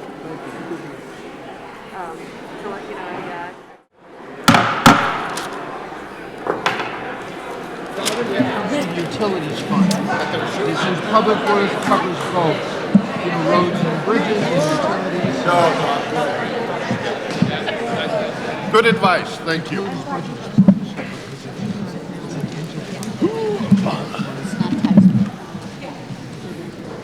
Thanks for coming back after lunch on this inclement weather day. Can we please confirm from the counters that we have a quorum? All right, we have a quorum, but there's less people here than before lunch. Make sure to check back in when you return from outside. On Article 14, moderator recognizes Peter Case. Thank you. Article 14, I move to elect 2 representatives to serve on the Capital Grants Review Board for a term of 1 year until the 2025 representative town meeting. Do we have a second? Mr. Carville seconds. It's been moved and seconded to elect 2 representatives to serve on the Capital Grants Review Board for a term of 1 year until the 2025 representative town meeting. The way we're going to proceed on these articles relating to elections is we will take the motion and then we will ask for nominations. And once nominations close, if there are the same number of candidates as there are slots, we'll either vote them as a slot or they'll be elected by unanimous consent. If there are more candidates than there are slots, we'll have to vote for them. Robert's Rules provides for voting in the order of nomination, which means that oftentimes you may not even get to the last people who've been nominated. We're not going to proceed that way. If there are more candidates than there are slots, we'll just divide the House and get to a point where we see who's got the most votes. Are there any nominations for Capital Grants Review Board? Yes, sir.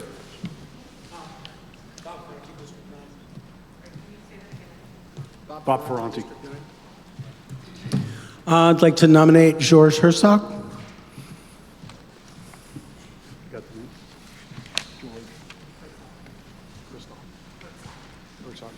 George Herzog is nominated. He's not here. He is here. Okay, excellent. Do we have any other nominations for Capital Grants Review Board besides Mr. Herzog?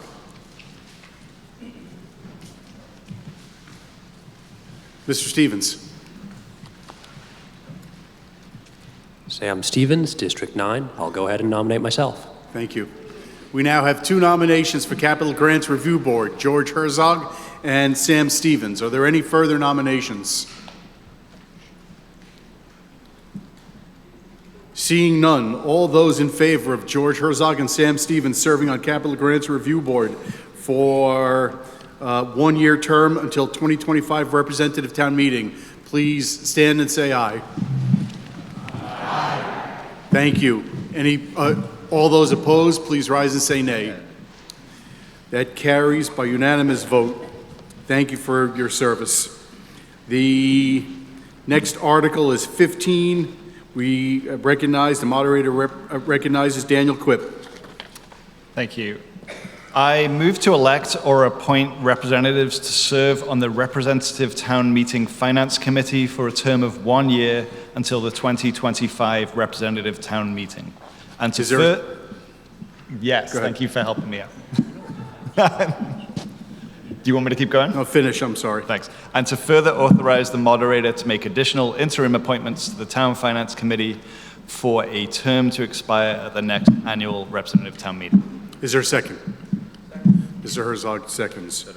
It's been moved and seconded to elect or appoint representatives to serve on the Representative Town Meeting Finance Committee for a term of 1 year until the 2025 Representative Town Meeting, and to further authorize the moderator to make additional interim appointments to the Town Finance Committee for a term to expire at the next annual Representative Town Meeting.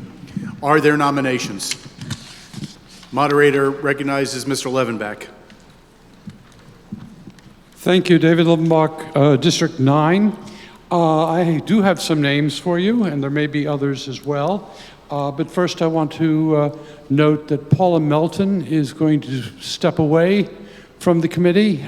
In addition to the work that she did, fine work she did in investigating aspects of the budget, she's also been the compiler and editor of our report for the last several years, and the committee thanks her, and I believe so should you.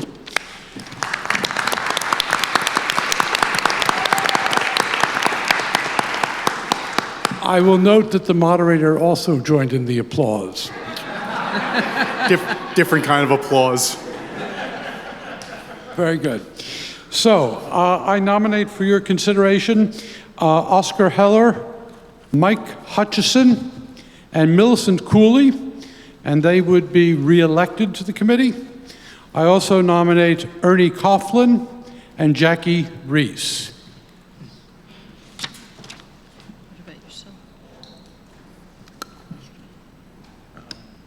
Did you get all the names? It's only 1 year.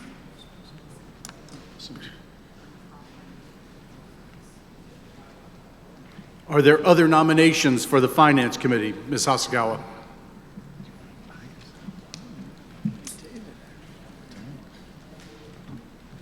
Maya Hasagawa, District 8. I would like to nominate David Levenbach and Kevin O'Brien.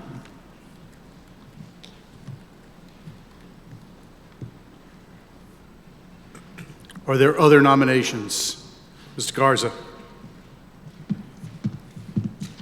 Ruben Garza, District 9. I would like to nominate Christina Ina Cheyanye.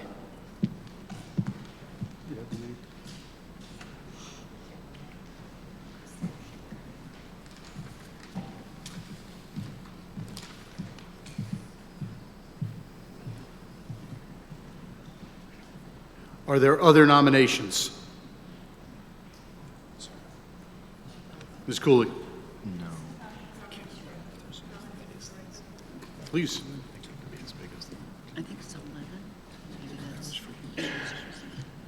I just want to, the Finance Committee is acting in representation of everybody here. So I want to have, ask anybody who's interested to just give us feedback to any members of the committee on what they'd like to see the Finance Committee do. in terms of our focus on content or the way the report is written. Is it clear, et cetera, or could it be more clear in other ways? So I don't think this is the time for the discussion, but I just want to just put that out so that we are open for feedback. Okay? Thank you, Ms. Cooley. It is noted that the Finance Committee is seeking feedback from any town meeting representatives, from anybody else who wants to comment on the Finance Committee's work over the course of the year. It's been very helpful for many years, and they'd like your feedback, please. We have 8 nominations so far. Are there any further nominations for Representative Town Meeting Finance Committee? Hearing none. It's been moved to elect David Levenbach, Oscar Heller, Michael Hutchison, Millicent Cooley, Ernie Kauffman, Jackie Reed, Kevin O'Brien, and Christina Shayante to be members of the Representative Town Meeting Finance Committee for a term of 1 year until the 2025 Representative Town Meeting, and to further authorize the moderator to make additional interim appointments to the Town Finance Committee for a term to expire at the next annual Representative Town Meeting. You ready for that question? Mr. Moderator? Dr. Reichman. Thank you. Franz Reichman, District 8. I just want to make a small correction. It's Jackie Reese, not Jackie Reed, who's been nominated. Reese. Yep. Thank you. Thank you. All those in favor of electing those 8 representatives, please rise and say aye. Aye. You can be seated. Thank you. All those opposed, please rise and say nay. Those 8 members are elected to the Town Meeting Finance Committee. For Article 16, moderator recognizes Elizabeth McLaughlin. Thank you, Mr. Moderator. I move to direct the Select Board to allocate to Human Services funding in the FY26 budget in an amount equivalent to up to 1.4% of the FY25 budget. Is there a second? Mr. Carpenter? Mr. Kennedy? Yeah.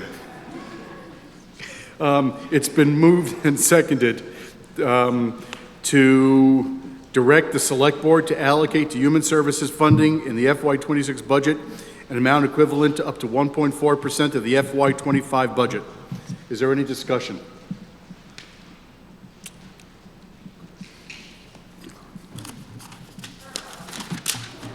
Ms. Turbo. I'd like to amend this article, please, from 1.4% to 2%. Is there a second?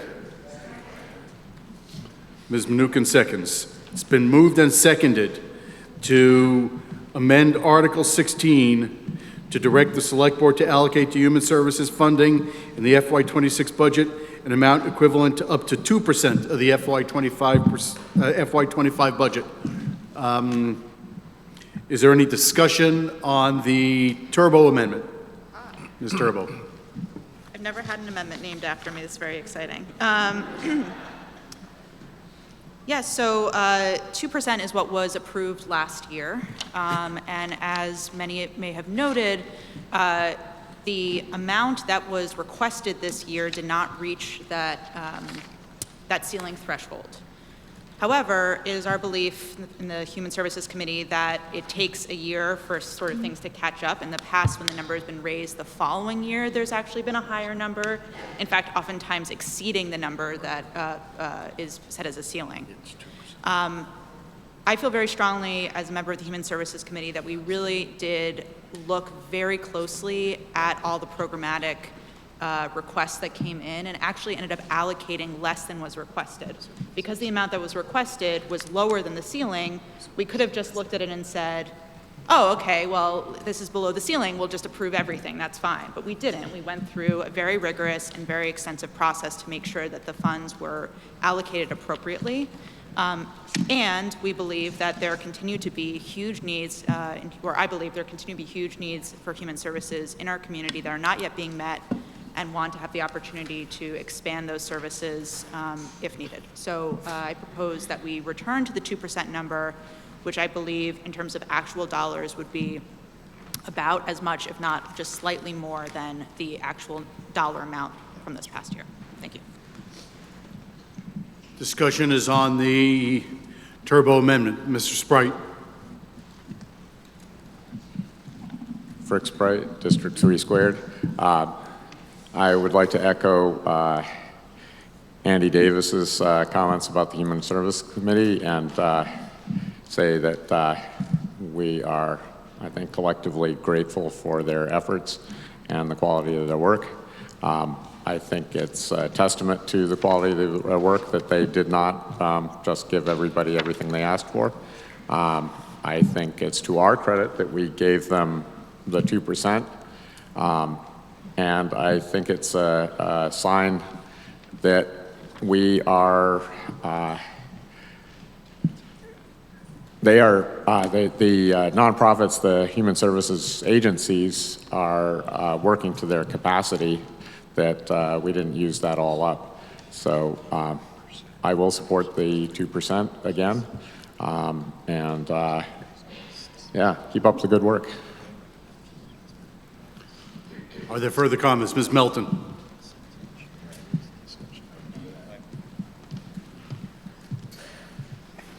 Paula Melton, District 7.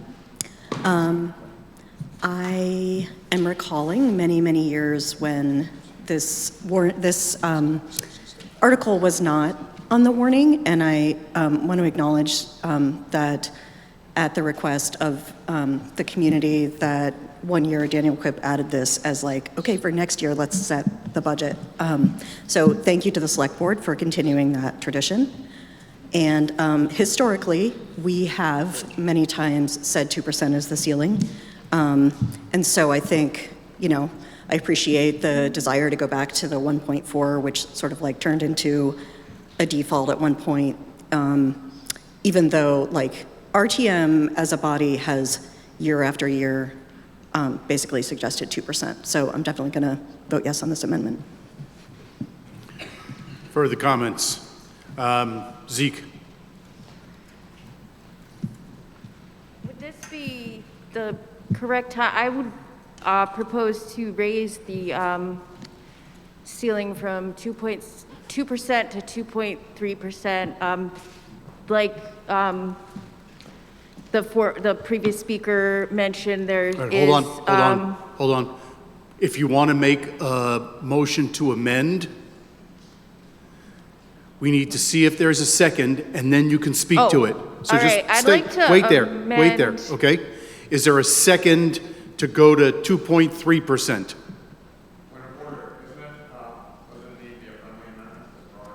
No. Is there a Mr. Carville? So Zeke King has moved, and Mr. Carville has seconded to amend the Turbo Amendment from 2% of the FY25 budget to 2.3% of the FY25 budget. Zeke, you can speak to that motion to amend. Yeah, when it comes to human services, there are a lot of organizations doing really good work, but there is a lot of services that are needed that aren't present. Like, for example, there's now for at least a couple of years, the retreat no longer does any sort of drug treatment, detox, or rehabilitation for people who are suffering with substance use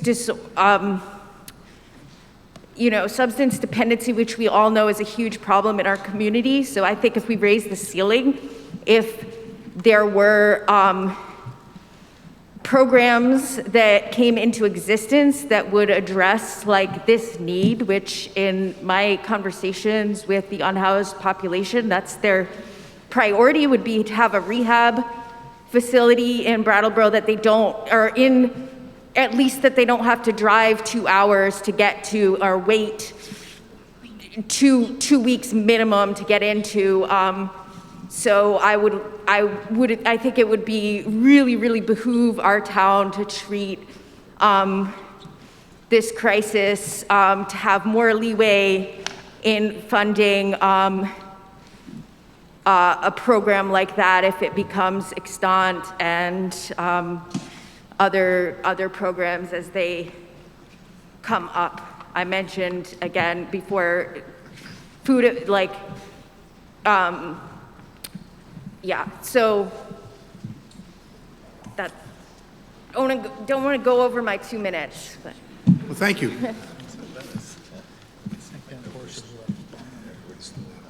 Are there any comments on the King amendment to the Turbo amendment? Ms. Atkinson.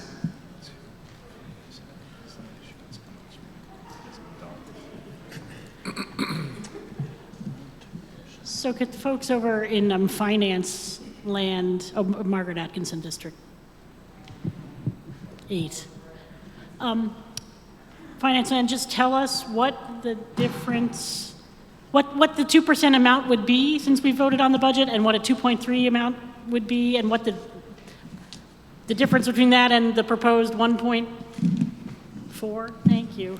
The administration is interrogated about the difference between 1.4%, 2%, and 2.3% of the FY25 budget. Yes, thank you, Mr. Moderator. So the 1.4% would be $322,893. The 2% would be $461,276. And the last was for the 2.3%. Yes. That was $530,468.09. And I think, was there a question on the percentage increase? Or no? There was not. Okay, that's it. Thank you. Thank you, Mr. Chair. Mr. Davis.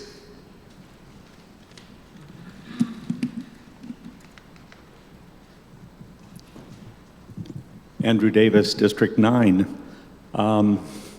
HCRS, as an example that was raised, has a $45 million budget. I'm on a board of a similar but smaller agency, and staffing is often a reason why services are not readily available. But I'm not sure we can do anything here today to affect the operation of a human services agency like HCRS that operates, that was their 2021 budget, was $45 million. So as much as I favor human service work, I will be voting against this amendment. Thank you. Further comments or questions? Are you ready for that question? Mr. Moderator? Ms. Quipp. Thank you. This might not be germane, but I'm going to ask it and you can tell me. Could the Human Services Review Committee maybe speak to how they prioritize these dollars? Because I do think that if we can send our dollars to the most impactful place for the betterment of our town, that would be great. You know, so raising it from 1.4 to 2 to 2.3, if it's still just 20 grand here, 20 grand there, I would want those dollars to do their best work. You know, the kind of things that Zeke is talking about is probably not really possible from this small amount of money. A member of the Human Services Funding Committee is interrogated, if they wish to be, about the process by which they allocate funds to the various organizations that make applications. Thank you, Mr. Minor. I'm David Minor, District 7, and the chair of the Human Services Committee. I direct you to page 19, where we outlined the allocation process that we go through, and what our focus is.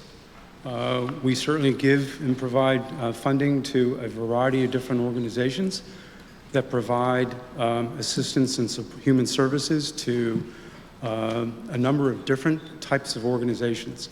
So we're dealing with organizations that provide assistance to youth, assistance to elderly, assistance to those who are drug dependent, assistance to all sexual orientation. So we really go across the board, and we weigh each individually using the rubric score, you know, we have a lot of discussion and conversation as to each application that we receive, and what their need is and how we might support it. I will take a look at what go back maybe a couple years, where the second year where we had 1.4%, Sarah kind of alluded to what we went through there. The year before, the first time at 1.44%, we were roughly the apps we received were roughly $20,000, $30,000 less than what the amount was. The second year we went through there, the number of grant requests exceeded the amount that was provided for by RTM by almost $100,000. We had to go through each and every one. That was an arduous task to be able to come up with a way to be fair and to be able to provide the amount of allocations where it's necessary. I think that the 2% that we have, going up to 2%, is important. And as Sarah indicated, I think that we take that responsibility seriously. We take a look at the individual applications, and we provide the grants accordingly. But again, it's across the board, and we're not, I think, focusing on any one need within the community, but multiple. Thank you. Thank you, Mr. Marner. Any further comments or questions about the King amendment to the Turbo amendment? Are you ready for that question? Sorry. Mr. Quibb. My experience of being on the select board the last several years is that people come to our meetings, a couple of times a month, and look to us for answers to really big social problems. A lack of housing in our community, a lack of services to support people who use drugs. And when I look at the small amounts of money that's going to many different organizations, I just feel like we're not really moving the needle on that, despite spending around $300,000 out of our general fund budget. And so I'm feeling some kind of disappointment that we put so much money in this direction, and I question how impactful we can really be. I would love to be impactful on all of those issues, and I don't feel like I have many tools to do that job. Ms. Turbo. Sarah Turbo, District 9. I have two thoughts about that. One is, one of the ways in which we evaluated the applications was also to see to what degree these organizations collaborate with one another. So we don't believe that we're funding just isolated organizations that are doing work in, a silo. A lot of these organizations are working together to provide a human services infrastructure and ecosystem in our town, and work very closely together. And so I think that it's more of a holistic approach. And I would say that in our town, as opposed to in maybe some other towns or certainly other places, some of the human services that I personally believe should be provided by the operating funds of the town, the core budget of the town. For example, homeless services is almost entirely outsourced to a nonprofit organization in our town. And so by all means, if the select board feels that there should be more money spent on these efforts and in support of these populations, would love the select board to be allocating more general funds to that amount. This is the amount that the Human Services Committee has to allocate, and we are asked, again, these funds are often small amounts, but they have large impacts in our communities, and they are oftentimes key to these organizations being able to function. Again, I personally believe that they should be far more subsidized by our town. I don't think that's the responsibility of the Human Services Committee and the Human Services Committee budget per se.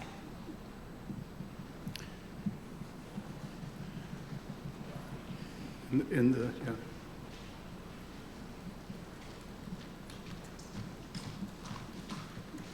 Trish Twining, District 9. To what extent, this is an inquiry, to what extent do we review the use of the funds that we distribute to these organizations and have any kind of quality metrics as to what kind of result they have achieved? I think the member of the Human Services Funding Committee is queried. Thank you, Mr. Minor. So part of the application process is to inquire of the amount of money that was provided the year previous, if an organization is reapplying, and to understand and ask how, in fact, the funds were used. Were they used in the way that they described and made the request? Further than the application goes on and is looking for an understanding as to the number of Brattleboro residents that they are impacting, how they're going about it, the availability of their program to the residents that they've identified. And so that is an important consideration of what we look at. Thank you, Mr. Minor. Further inquiry. Mr. Heller.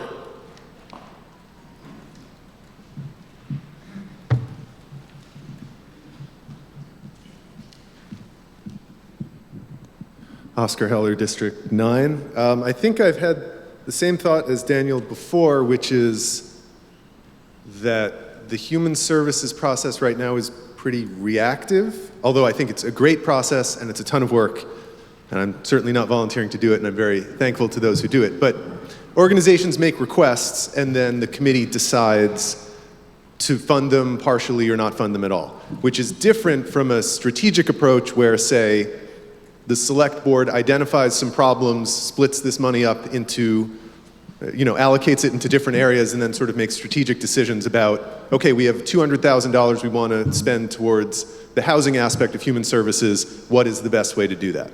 So I think that's a process that would be very interesting and valuable. It probably would need to be done at the select board level or the town staff level or maybe the RTM level. Certainly not a job to put on the committee's shoulders, but I agree that that's an interesting way to think about it, an alternative. So, thank you. Ms. Melton.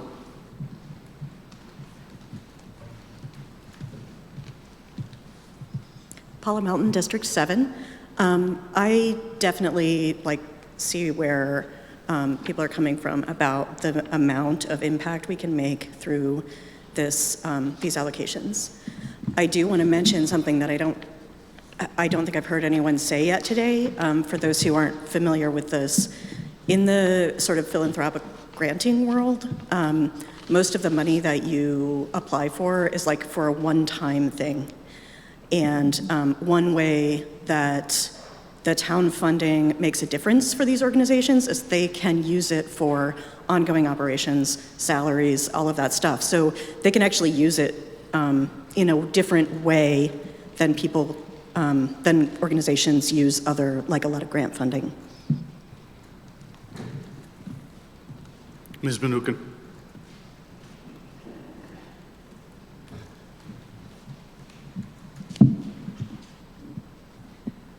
Abby Manukin, District 8. I will be voting yes in favor of this amendment. I hear the point about organizations like HCRS that have such tremendous budgets. What could something like $10,000 or even $25,000 do? But perhaps more importantly, a question to ask is like an organization like the Root Social Justice Center, which is working for racial justice in our community, a $25,000 grant like they just received this year can actually fund half of a full-time position for that organization, which is really doing like tremendously important work and makes a big difference. I also hear comments about systemic problems like housing, substance use disorder, all sorts of issues related to food insecurity, housing insecurity, poverty. Clearly, this is not going to address those problems, but we need to put our money where our mouths are. And if these are priorities, this is like one way of addressing them. I also want to apologize to the Select Board about using $2 million to put towards affordable housing that I wasn't aware of, that is going to be separate from ARPA funding. So there are other initiatives in place, but looking at an organization like Groundworks and saying, you've been doing work for a really long time, why is homelessness still an issue? Because of racialized extractive capitalism. That is a really tremendous problem that we're going to have to address in all of the ways. They still need our funding. We still need to support the needs of the people in our community.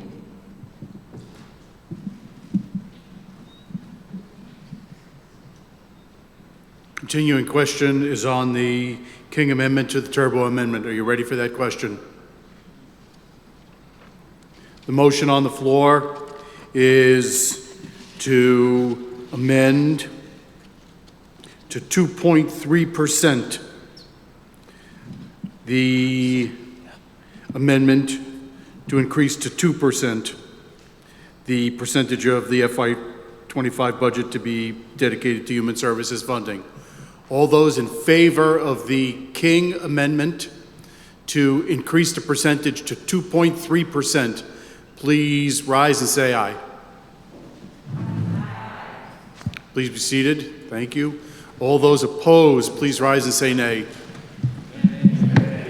The nays appear to have it. The nays do have it, and the King Amendment is defeated.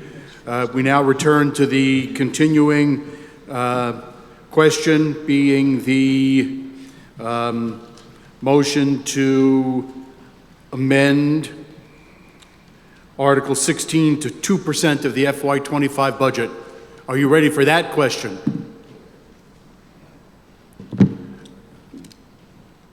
Ms. Silbert.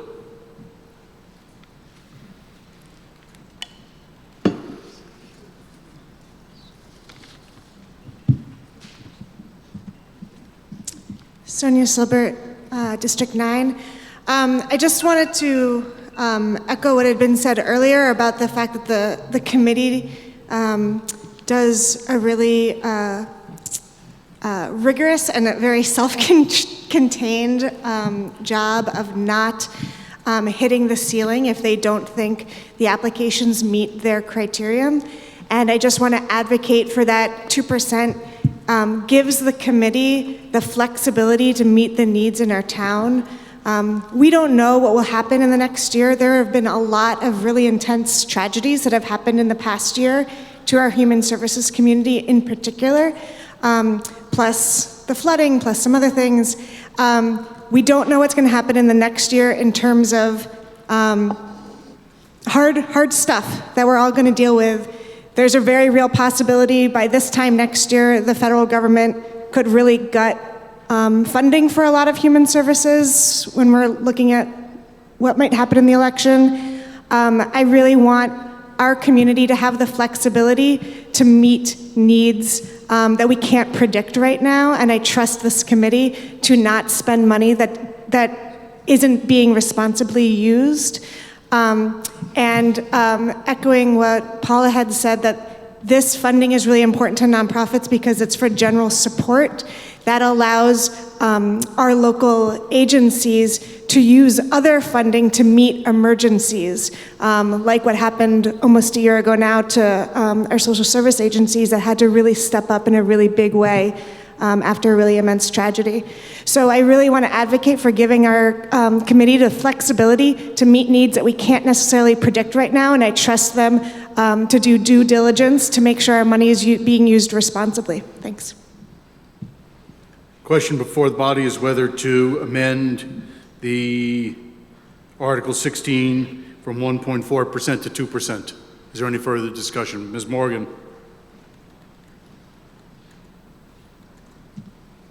Thank you. Robin Morgan, District 2. I would just like us as a body to take a sort of evidence-based approach to consideration of this percentage.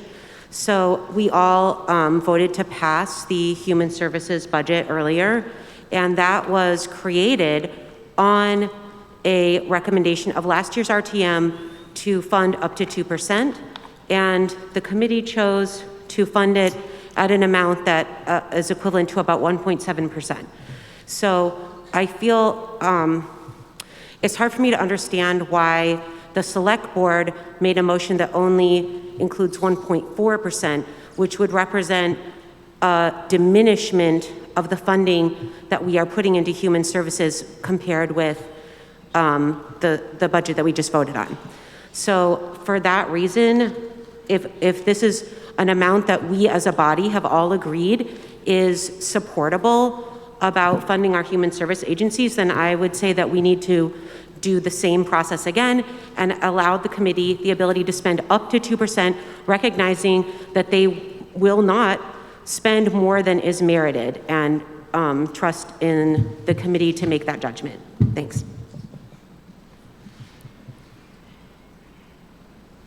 Zeke. Yeah, just another quick comment piggybacking off of what Sonia said, and this is something I've thought about before, is the argument when I was present at one of the meetings, the so-called public forums to push the agenda to transfer the EMS services to the fire department. One of the arguments that was made was accountability, over and over again actually, was accountability, that if the town financed these services, and these services were accountable to the town. So I don't understand why the same argument wouldn't apply when we're talking about using town funds to fund these services that support vulnerable and important members of the community.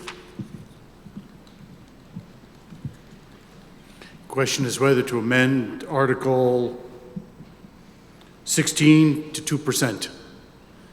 Are you ready for that question, Mr. Agave?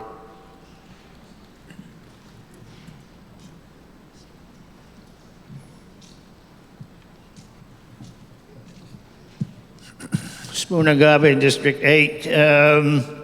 A little historical note. For most of this town's history, it had to take care of its own. There were no federal programs, there were no state programs, and that was from our founding in the early 1700s all the way through the 1930s. The first help we ever got was through the New Deal, and that was very limited. And then there was some more programs added in the 60s and 70s. But for most of our history, this town, and I think back to some of the budgets that I looked at that were written in the 1920s and 30s, we spent about 8% of the town's budget on what we would now call social services. And in fact, in the worst of times, at the very depth of the Depression in 1931, the town voted yet another 1.5% to help the unemployed in this town. So in the worst of times, we were spending 9.5%. So I hope when I see all these cars that ride around with license plates that say Vermont Strong, that this is what they meant. Question before the body is whether to amend Article 16 to 2%. Are you ready for that question? All right, so on Article 16, now before the body is whether to amend from 1.4% to 2%, the percentage of the FY25 budget that the Human Services funding will be authorized to allocate. That'd be in the turbo amendment. Oh. All those in favor of amending to 2%, please stand and say aye. You can be seated. Thank you. All those opposed to amending to 2%, please rise and say nay. The ayes appear to have it. The ayes do have it. And you've amended Article 16 to 2%. The continuing motion before the body is whether to direct the Select Board to allocate to human services funding in the FY26 budget an amount equivalent to up to 2% of the FY25 budget. Are you ready for the question? All those in favor of that motion, please rise and say aye. Aye. Thank you. You can be seated. All those opposed, please rise and say nay. The ayes appear to have it. The ayes do have it, and you have adopted Article 16 as amended. Moderator recognizes Mr. Goodnow on Article 17. Thank you, Mr. Moderator. I move to set the committee membership of the Representative Town Meeting Human Services Committee to 11 members. Second? Mr. Kennedy has seconded Mr. Goodnow's motion. It's been moved and seconded that the committee membership of the Representative Town Meeting Human Services Committee be set at 11 members. Is there any discussion? Mr. Carville. George Carville, West Brattleboro. Mr. Meyer, maybe you can clear this up. The motion as just made seems to be missing some of the verbiage in the warning. Maintaining the number of committee members and whether or not they're going to be nominated from the floor and so forth. Am I confused? Yes. That does appear to be correct. The town clerk is queried.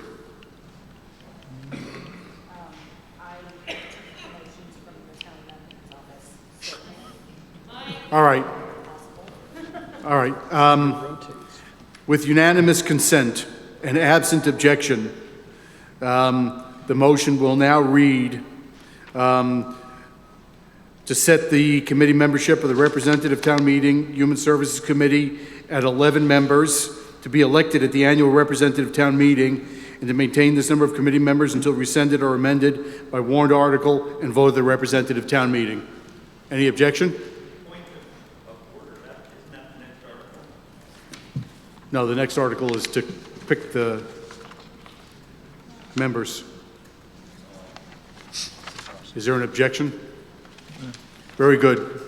Is there any discussion about that now expanded motion? Seeing none, the motion before the body is to set the committee membership of the Representative Town Meeting Human Services Committee to 11 members to be elected at annual Representative Town Meeting and maintain this number of committee members until rescinded or amended by warrant article and vote of the Representative Town Meeting. Ms. Melton.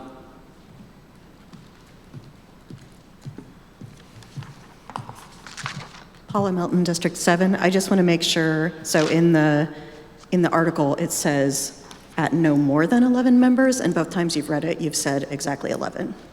So which one are we voting on? At no more than 11 members with unanimous consent, absent objection. Sorry for the confusion. So now the motion reads to set the number of Human Services Committee members at no more than 11 members, with those committee members to be elected at the annual Representative Town Meeting, with that number maintained until rescinded or amended by warrant article and vote of the Representative Town Meeting. Are there any questions now? All those in favor, please rise and say aye. Aye. Thank you. You can be seated. All those opposed, please rise and say nay. The ayes have it, and you've adopted Article 17. On Article 18, moderator recognizes Dr. Reichman. Thank you, Mr. Moderator. Franz Reichman, District 8. I move to elect or appoint representatives to serve on the Human Services Review Committee for a term of 1 year until the 2025 Representative Town Meeting. Is there a second? Mr. Tewksbury seconds. It's been moved and seconded to elect or appoint representatives to serve on the Human Services Review Committee for a term of 1 year until the 2025 Representative Town Meeting. Are there nominations? Mr. Minor.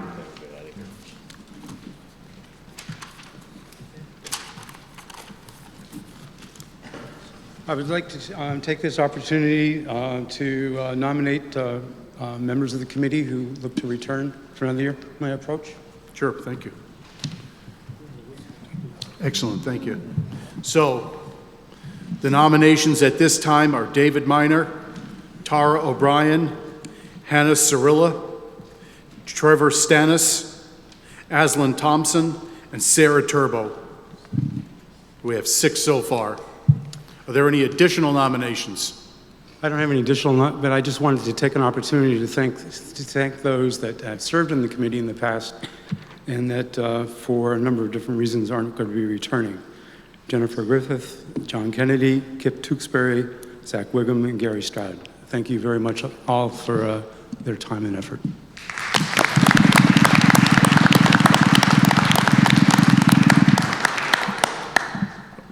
Mr. Garza. Thank you, Mr. Moderator. Ruben Garza, District 9. I am not at this point going to be putting forth any nominees for this committee. I will be voting on the article when the nominees do. However, I wanted to make a comment about the type of persons that we are going to do and the type of oath and what they're supposed to be doing. There is a concerning level of obscurity behind this committee's decision-making process. For example, as verified to me by the board chair, all applicants are denied appeals. There are no notices of decision mailed to applicants. The scoring rubrics are hidden behind deliberation, and as the chair has pointed out to me in previous conversation, not open for public consumption, even as this committee is deciding on public money. Therefore, what I'm doing now is urging the select board, future select boards, the town staff, to direct this committee to make scored rubrics available to the public, that they send notices of decision and enact an appeal process in future decision makings, and to potential committee members to make an oath or a promise to these same measures. Accountability starts with transparency, which has been lacking in this committee. Thank you. We're looking for nominations, please, under Article 18. Are there any further nominations to the Human Services Review Committee? Ms. Turbo. I nominate Robin Morgan. Thank you. What's that? Robin Morgan. Yep. Mr. Stroud?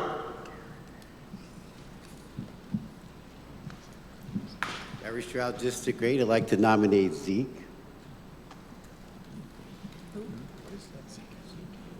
Zeke King is nominated. Any further nominations?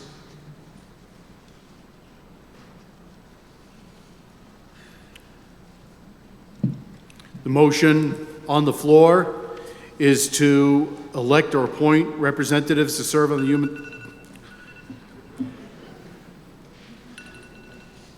I'm sorry, I'm not a cell phone kind of guy. I have a question for the town attorney. There are circumstances where the moderator is authorized to make additional appointments. Absent that authority being in this motion, is this membership now fixed if all these people are elected without the authority to appoint more? I think you have the ability to appoint more. We're not up to 11 yet, so it would be up to you to appoint in the absence of 3 or 4 more nominations. Because it's a representative town meeting committee, it doesn't need to be included in the motion? It's not part of the motion, that's why I'm inquiring.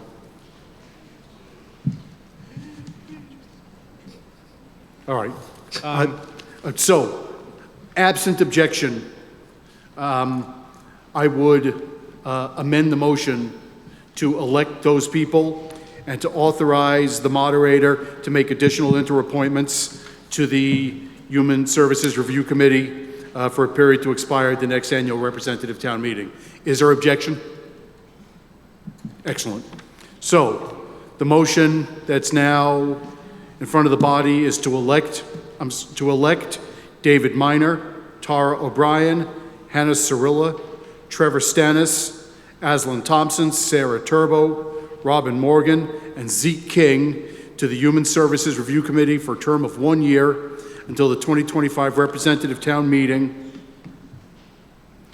and to authorize the moderator to make additional interim appointments to the Human Services Review Committee for a term to expire at the next annual representative town meeting. Are you ready for that question? All those in favor, please rise and say aye. Aye. Thank you. You can be seated. All those opposed? The ayes appear to have it. The ayes do have it, and you've adopted Article 18. Article 19, moderator recognizes Peter Case. Peter Case, District 8. I move that the following people be appointed to serve on the Board of Trustees for the Brooks Memorial Library for a 3-year term, from 2024 to 2027. Leo Schiff, Sirkka A. Kauffman, and Kate O'Connor, and that Margaret Atkinson be elected to serve a 2-year term from 2024 to 2026. Is there a second? It's been seconded by Mr. Kennedy. It's been moved and seconded that Leo Schiff, Sirkka Kauffman, and Kate O'Connor be appointed to serve on the Brooks Memorial Library Board of Trustees for a 3-year term from 2024 to 2027, and that Margaret Atkinson be elected to serve a 2-year term from 2024 to 2026. Are there any additional nominations? Are you ready for that question?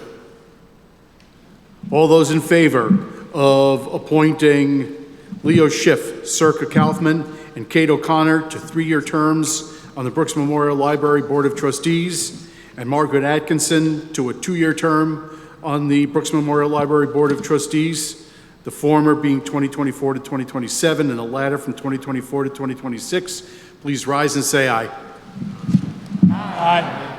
Thank you. You can be seated. All those opposed, please say nay. The ayes have it, and you've adopted Article 19. We're now on to Article 20, other business. Moderator recognizes Elizabeth McLaughlin. Thank you, Mr. Moderator. I have 2 items to discuss. The first is a motion regarding long-term employee resolution. Whereas 4 highly valued Town of Brattleboro employees have retired since the last town meeting. Whereas wastewater treatment chief operator Harvey Dix II was first employed by the Town of Brattleboro on September of 1983 and faithfully served the community of Brattleboro for 40 years. Whereas Finance Assistant Director, Treasurer Deborah DeRochers was first employed by the Town of Brattleboro on October 1994 and faithfully served the community of Brattleboro for 29 years. Whereas Finance Treasury Clerk Brenda Emery was first employed by the Town of Brattleboro on October 2001 and has faithfully served the community of Brattleboro for 22 years.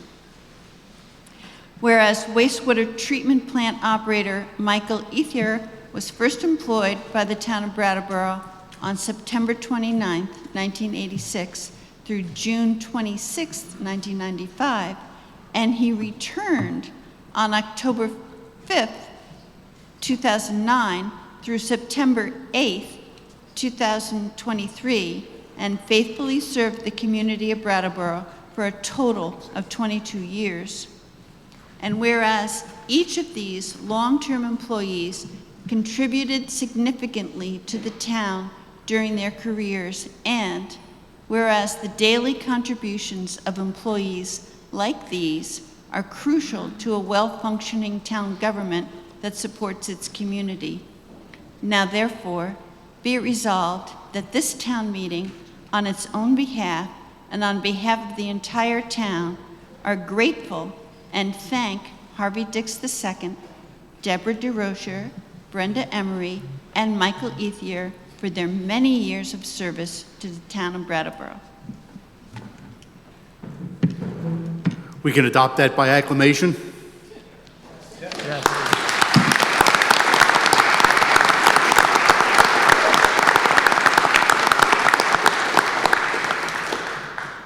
Moderator recognizes Ms. McLaughlin again.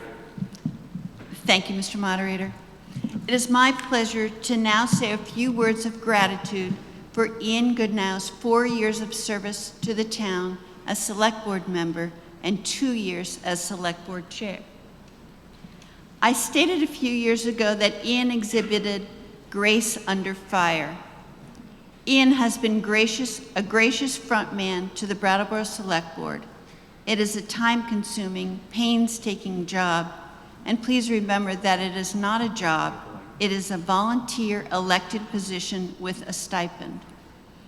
Ian must like spinning plates in the air, as evidenced by his work, simultaneous to the Select Board service, at his full-time job, first as a lawyer in training, while he also studied for the bar exam, passed the bar, and is now a full-fledged Vermont attorney, all while serving as our Select Board Chair.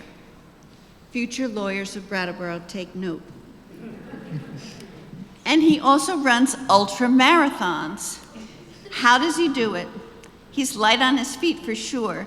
You may have seen him running through town, walking to work, and being an active member of our community. The Select Board is grateful to Ian for his attention to correct legal processes, his polite and kind manner, his welcoming and inclusive spirit, and his efforts to lead discussions and find consensus. But behind the scenes, Ian has also spent countless hours working with John Potter, our town manager, to present issues before the Select Board and public. Ian's North Star has been accountability and transparency to the people of Brattleboro and strict compliance with the open meeting law. He personifies the high level of civic pride and responsibility that characterizes our town. Ian is a nice guy who, for some reason, likes town government. He is a wonder, and we thank him and we wish him all the best.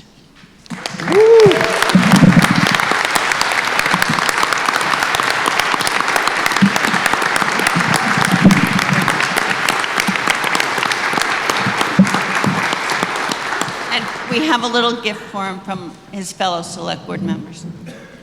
But he didn't want flowers. The writing, when you're done, I'll take the writing. I can't hear you. You need the paper.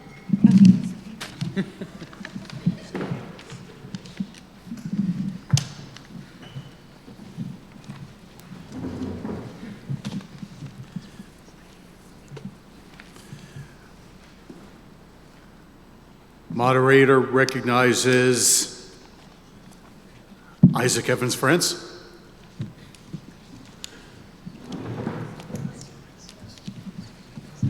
Isaac Evans France, District 7.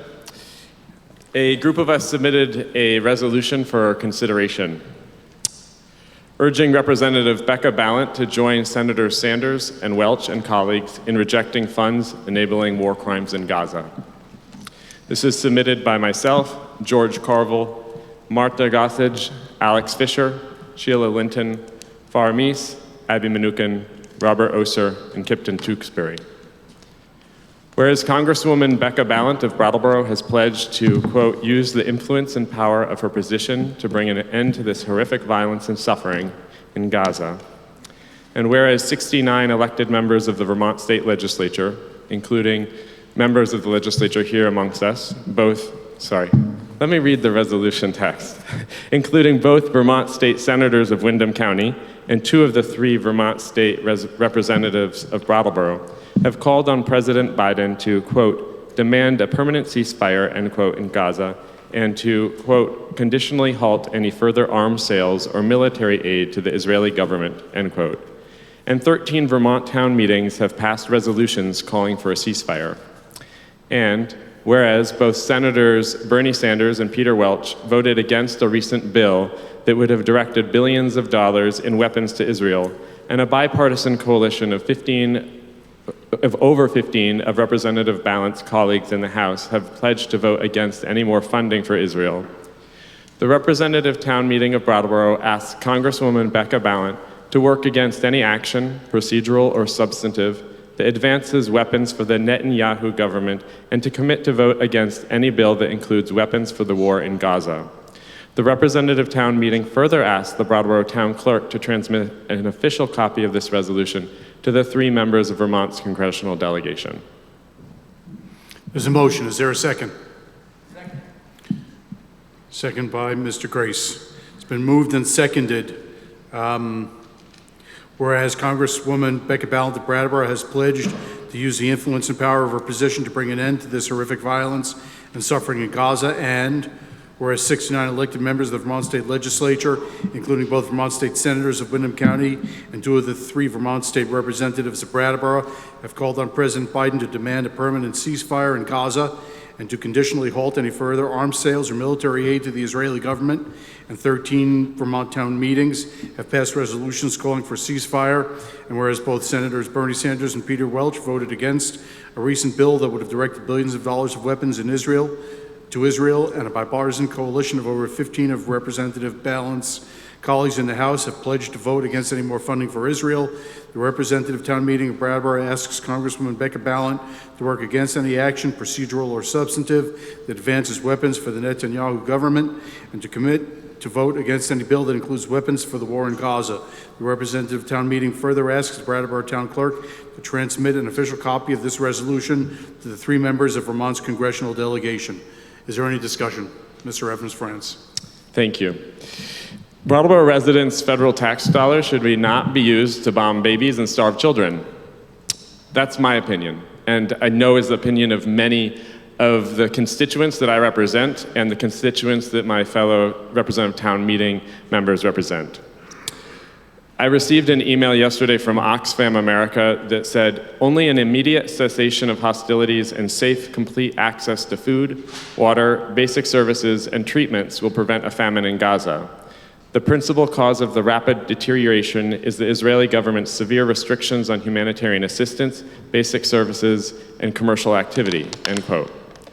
Earlier this month, our U.S. Senators from Vermont, along with other senators, wrote to President Biden urging him to enforce U.S. law, which prohibits the transfer of weapons to governments interfering with the humanitarian assistance. UN experts said in February that arms exports to Israel must stop immediately. As elected office holders here in the United States, whether it's us as town meeting representatives or state legislatures in the room or Representative Ballant, we all have an obligation to speak up in the face of war crimes that the U.S. is funding.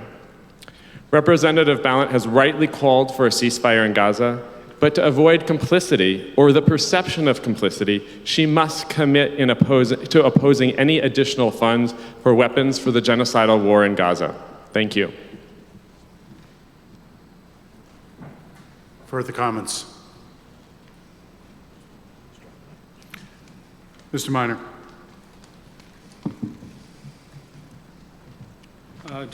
Just a comment about the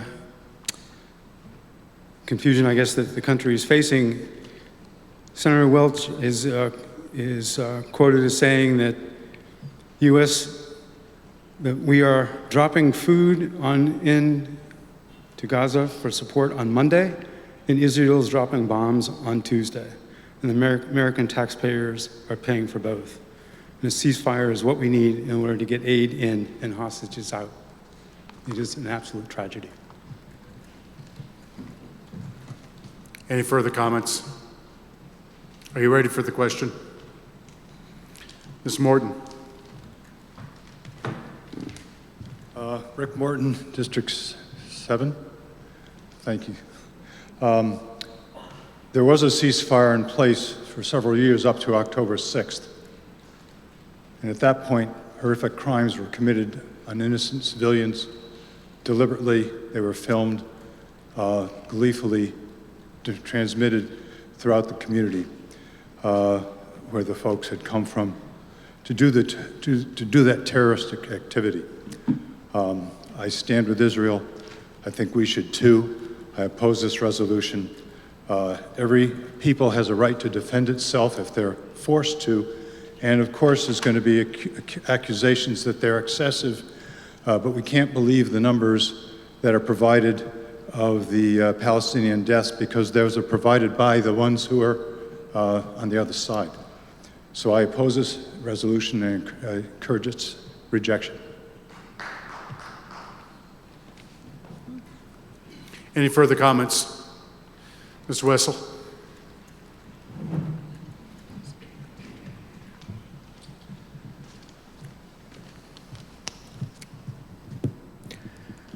Mr. Moderator, I fully believe that this resolution benefits one party and one party only, and that is Hamas. Hamas is a terrorist organization that rapes, that kills, that illegally entered a sovereign state and truly tore the heart out of an ally of the United States historically, and they are fighting, in my belief, pure evil.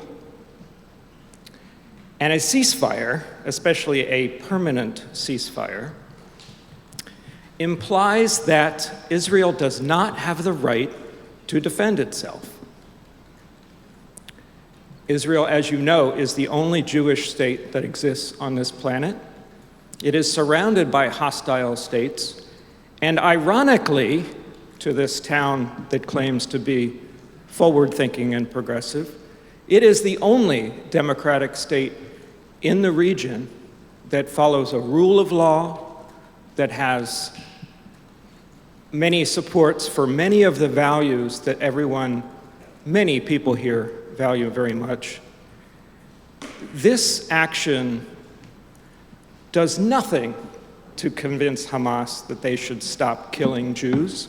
It does nothing to convince Israel that they should not go after Hamas. So none of the parties involved care what this body does.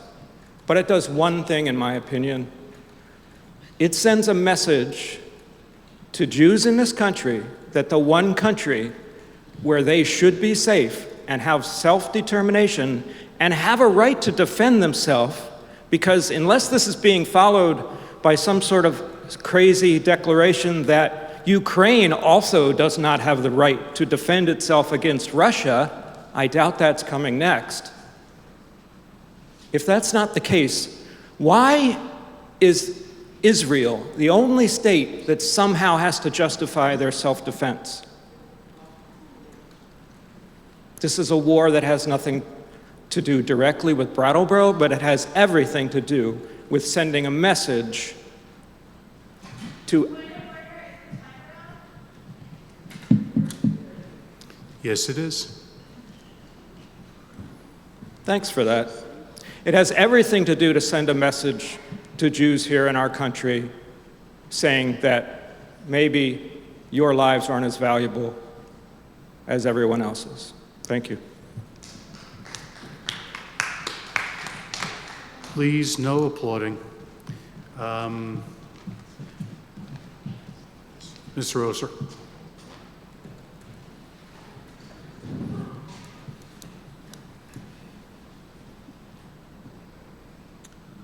Robert Oser, District 9. So it is written, an eye for an eye, a tooth for a tooth.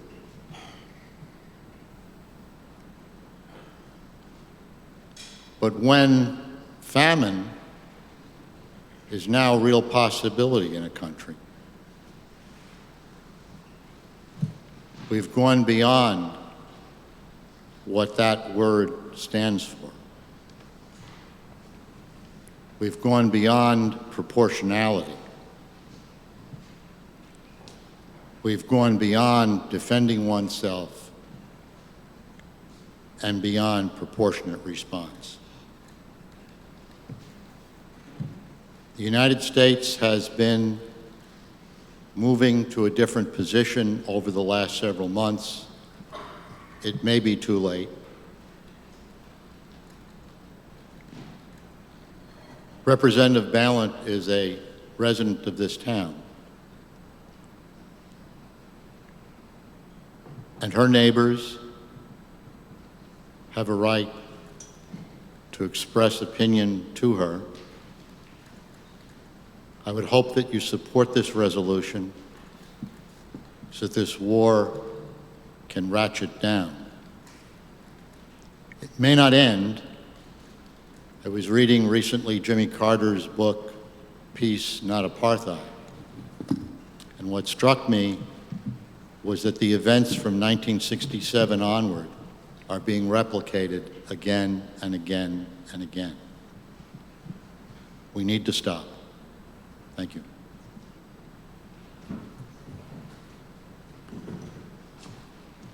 Mr. Sprite?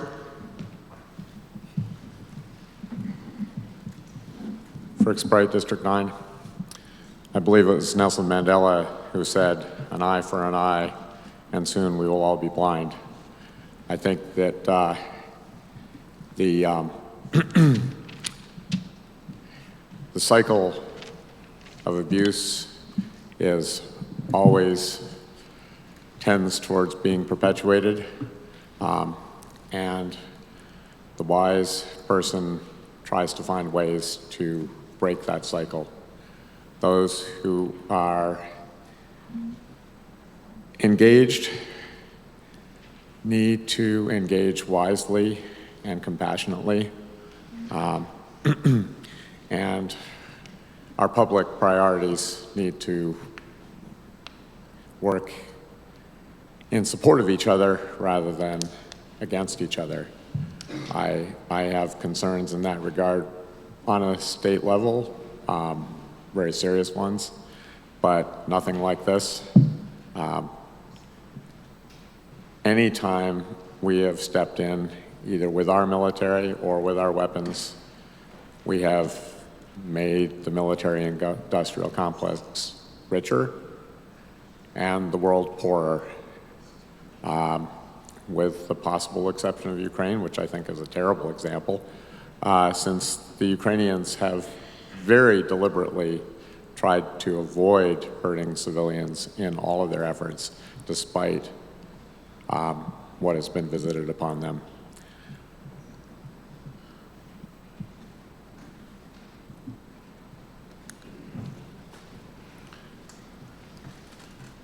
Ms. Morgan?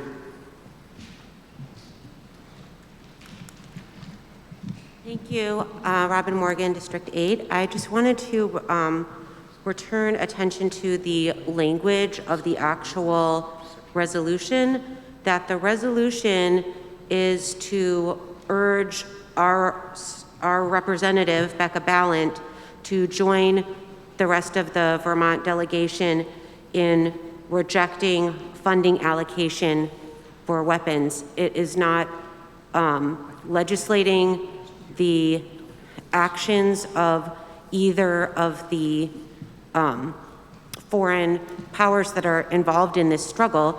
This is a communication from us to our elected representative. And another member had made reference to what kind of a message this sends to Jews. I would just like to speak as a Jewish member of RTM. I do not feel that the actions being conducted by the Israeli government are bringing me more safety, and I fully support this resolution, and I hope that we will vote in favor of it. Zeke?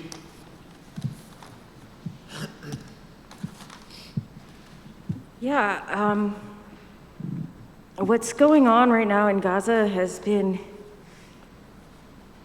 really troubling me, and if it doesn't bother you, I think that that is concerning how closed off your heart is. But also, I just wanted to bring attention. I wanted to object to the anti-Semitic language that Mr. Wessel used. I'm Jewish. I don't like being spoken for. I don't like the idea that we have to discard our humanity for Jewish safety, that we can't care about babies and children being bombed and starving every day. When Tim said that it's the one country where Jews should be safe, that's both speaking on behalf of all Jews and saying that there is one country where Jews should be able to be safe are what I'm pointing to when I say anti-Semitism, because I think that Jews should be able to be safe anywhere we are. I could make an analogy, but I'm also a transgender person, and I feel that but I don't know how much this will appeal to people who are unwilling to care about Palestinian lives because of their support of Israel, because I think they might be the same people who might be a little transphobic. But if we decided we're going to give trans people our own country and you can be safe here, and we need to oppress another group in order to make sure that you're safe in this country because this is the one country that you think you can be safe, anyone who has any empathy or concern for the plight of transgender people, which is very oppressive right now, would say, hey, that's really transphobic to say that trans people can only be safe in this one country. The Balfour Declaration is inherently transphobic. It was created, anti-Semitic. It was created by anti-Semitic people. We shouldn't have to discard our humanity in order to be safe so much that we accept killing 30,000 plus civilians for a place where Jews should be safe. We need to be working in our communities to make our communities safer for everyone, every marginalized group, Jewish people, Black people, trans people. Like, this logic is just rooted in this sort of bigoted fatalism where people just need to accept that they don't have a right to be safe where they are.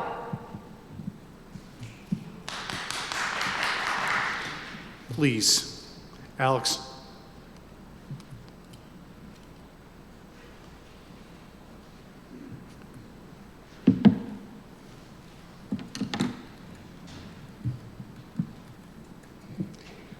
Hi all, Alex Fisher, District 2. Thank you to Isaac for bringing this up today. I tried to have some quick points to say. I personally am a queer Jewish American that has been organizing for Palestinian rights since 2008. And in the most recent months, I have been able to organize on and be in meetings with both Becca Ballant staffers, Leahy staffers, and I'm quite involved in local organizing to support Palestinian rights while also coming at it as a Jewish American with a voice that says not in our name. I'm not here or speaking to try to move anybody on this issue, the same way I am not being moved on this issue towards Zionism. I have been an anti-Zionist Jew since I returned to my religion of Judaism. And I understand that we are not all here to have our opinions changed. So I'm speaking to folks that are here and are open to understanding ways that we can support ending the genocide and support Palestinian lives. And I support this resolution because of its specificity and specifically focusing on harnessing our collective power as a town to stand up against genocide and war crimes. We have an incredible delegation right now of Sanders, Leahy, and Ballant who are calling for a ceasefire. And I'm sorry, I keep saying Leahy, I mean Welch. I apologize. It's very nervous to be up here speaking about this today in general. I think the specificity about this resolution is that it is showing our elected officials that there is a collective power and a collective voice and is amplifying that message. That is what moves our elected officials to take action. So what I love about this is it's not a general ceasefire resolution, though I applaud all of the 14 towns around Brattleboro or around Vermont that have taken that, but it is specific to our elected official that we support her. So to me, this resolution says that we support Ballant when she puts herself out there as one of the first Jewish congressional delegates to call for a ceasefire, that we have her back in her hometown, and we believe that what she is doing is correct, and we urge her to move even further towards Palestinian liberation. Thank you. Further comments? Ms. Carville?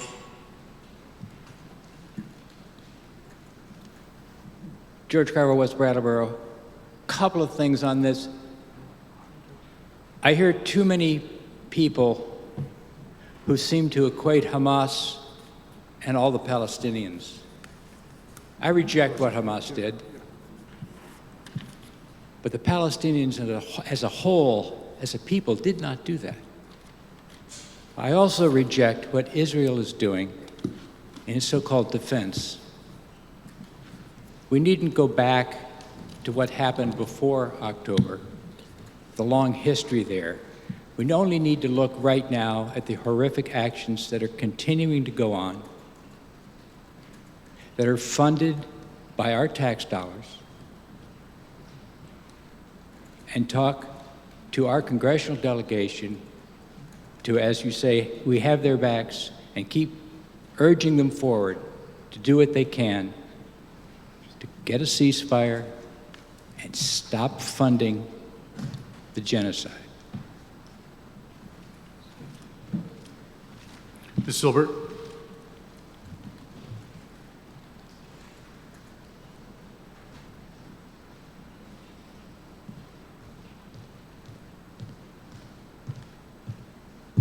Sonia Silbert, District 9. I'd like to call the question. It's been moved and seconded to call the question. That's non-debatable because it cuts off debate. 2/3 vote is necessary. All those in favor of ceasing debate, please rise and say aye. Aye. Thank you. Please be seated. All those opposed, please rise and say nay. Nay. The ayes have it. The ayes appear to have it. The ayes do have it. You've ceased debate on the Evans-Franz resolution. So the issue before the body is the following resolution. Whereas Congresswoman Rebecca Ballant of Brattleboro has pledged to use the influence and power of her position to bring an end to this horrific violence and suffering in Gaza, and whereas 69 elected members of the Vermont State Legislature, including both Vermont State Senators of Windham County and 2 of the 3 Vermont State Representatives of Brattleboro, have called on President Biden to demand a permanent ceasefire in Gaza and to conditionally halt any further arms sales and military aid to the Israeli government, and 13 Vermont town meetings have passed resolutions calling for a ceasefire, and whereas both Senators Bernie Sanders and Peter Welch voted against a recent bill that would have directed billions of dollars in weapons to Israel, and a bipartisan coalition of over 15 of Representative Ballant's coalition colleagues in the House have pledged to vote against any more funding for Israel. The representative town meeting of Brattleboro asked Congresswoman Becca Ballant to work against any action, procedural or substantive, that advances weapons for the Netanyahu government and to commit to vote against any bill that includes weapons for the war in Gaza. The representative town meeting further asks the Brattleboro Town Clerk to transmit an official copy of this resolution to the 3 members of Vermont's congressional delegation. All those in favor, please stand and say aye. Aye. Please be seated. All those opposed, please rise and say nay. Nay. The ayes appear to have it. The ayes do have it, and you've adopted the Evans-Franz resolution. The moderator recognizes Sonia Silbert.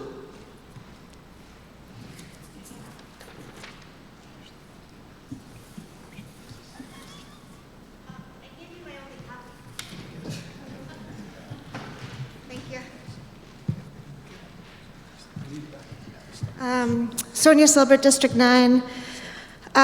Whereas many questions came up today pertaining to Robert's rules that have made it challenging for members to participate and have slowed the meeting down. Whereas in years past, individuals have held tutorials on Robert's rules ahead of town meeting. RTM asks the town to organize a minimum of 1 Robert's Rules tutorial ahead of next year's town meeting that people can participate in online, for the town to record it, for the town to post it on the website, and email it out to all RTM members for them to review before RTM. Is there a second? Second. Mr. Evans-Franz, do you want to speak to it, Ms. Silbert? This has happened a few different times in years past. It hasn't happened this year, and I think it maybe didn't happen last year, and I would really just love for that to be part of the organizing and the planning that goes into this. I think it would make a really big difference in the accessibility of being able to participate well, and it would also definitely help us move things along quicker. So I'd really appreciate if the town would take that on next year. Thank you. I apologize. My role was to read the motion again before Ms. Silbert spoke to it.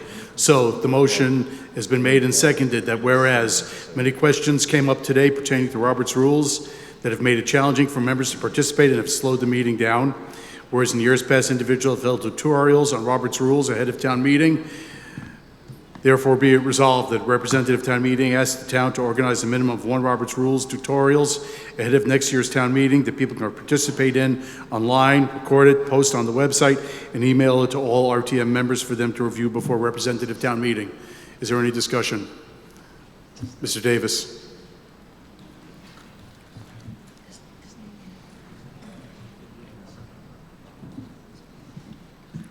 Andrew Davis, District 9. I wanted to address the last issue, but I'll address this one. It's a little easier. There is an online tutorial on the town webpage. I've gotten good feedback from it, about it. I did it during COVID when we were not getting together, and I did it more than once. It's a recording of that. It's fairly entertaining. I tried to use my best storytelling skills. It's available. You can get it on your phone right now. I also brought this morning, there are stacks of them, unless they've all been taken, of a 1 double-sided page. It's basically, Robert's Rules has expanded to several hundred pages if you buy one at everyone's books. You can also get a practical guide, which is only about 100 pages. But for Brattleboro Town Meeting, it can be condensed to a double-sided piece of paper. So I would encourage you to take one. I brought them today at my own expense and put them on the tables. If they're out back there, see me, and I'll simply email you one. And I would recommend you go to the town website, go to the RTM page, and look, and there is an RTM Robert's Rules of Order tutorial. They're modified from Robert's Rules to conform to Vermont state law and the Brattleboro Town Charter. So it's a unique addition. Thank you. Is there any further discussion? Mr. O'Brien.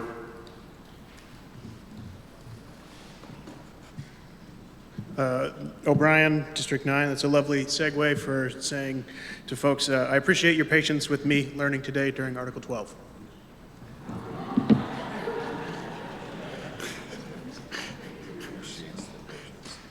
Any further comments?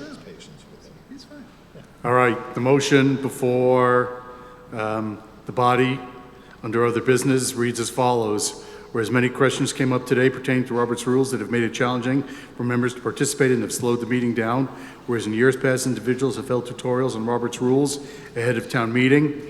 Now, therefore, be it resolved that representative town meeting asks the town to organize a minimum of 1 Robert's Rules tutorials ahead of next year's town meeting that people can participate in online, record it, post online, and email it to all representative town meeting members for them to review before representative town meeting. Are you ready for that question? All those in favor, please rise and say aye. Aye. Thank you. You can be seated. All those opposed, please rise and say nay. The ayes appear to have it. The ayes do have it, and you've adopted the Silberg resolution. Are there any other matters to come before representative town meeting on other business? Mr. Sprite.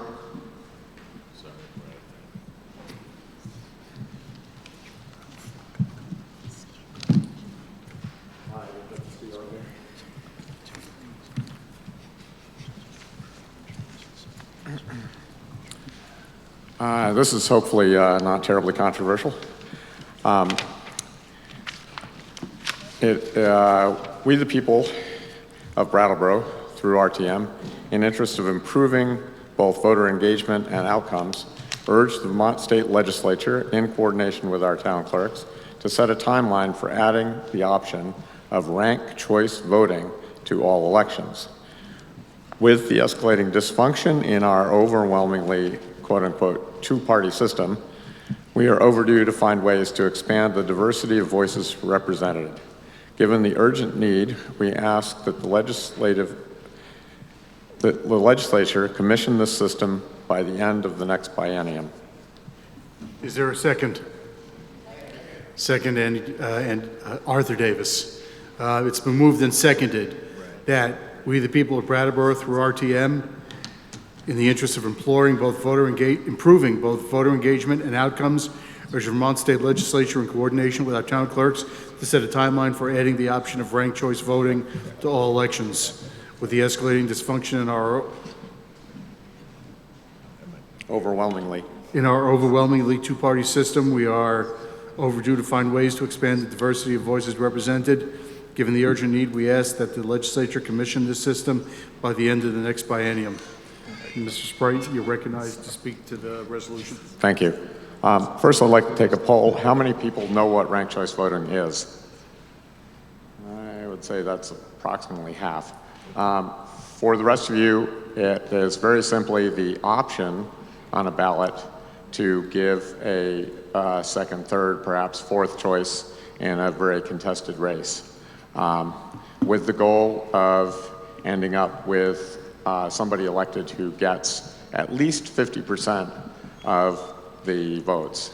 What happens is, in the first round, if somebody doesn't get 50%, you drop the lowest vote getter and take their second choices and put it back in the mix.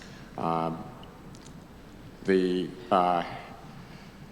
hopefully then get 50%. And if it doesn't happen then, you go through the process until you end up with somebody with 50%. There are some fun stories out there where there's been a real horse race, and by the end, the person who gets 50% is someone a lot of people liked, but didn't believe would get the plurality of votes, and so didn't get the first choice votes. So it is a wonderful counterbalance to the voting for the lesser of two evils situation. So I think, we don't have a lot of very contested races in Vermont. It might encourage a few more, which I don't think would be a terrible thing, but at a minimum, this would make us a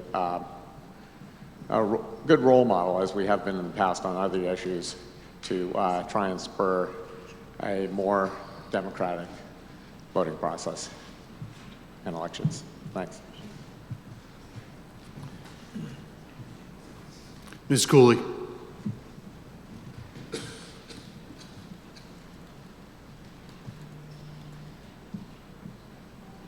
Be in favor of this. This has happened in Maine, and there's been a lot of, it's had a really positive outcome in the state of Maine.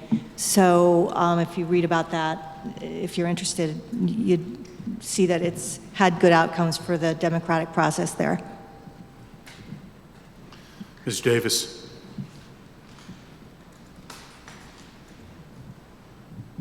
Arthur Davis, District 8. Yeah, it's actually used in Maine and Alaska, and I believe that there are 5 or maybe 6 other states that are that have this have a process or a ballot initiative in process to put this into place. One of the things that I'm most excited about with this type of system in terms of how it's been reported to have worked in other states is that candidates have less of a incentive to really dig into, like, negative campaigning is much diminished because people are not just competing for someone's first choice vote, but are also competing for people's second or third choice. And I think that there has been, from what I've read, a lot more civil campaigning and people using campaigns to talk about policy issues that they would bring forward as elected officials rather than negatively campaigning against their opponents. Ms. Kornheiser.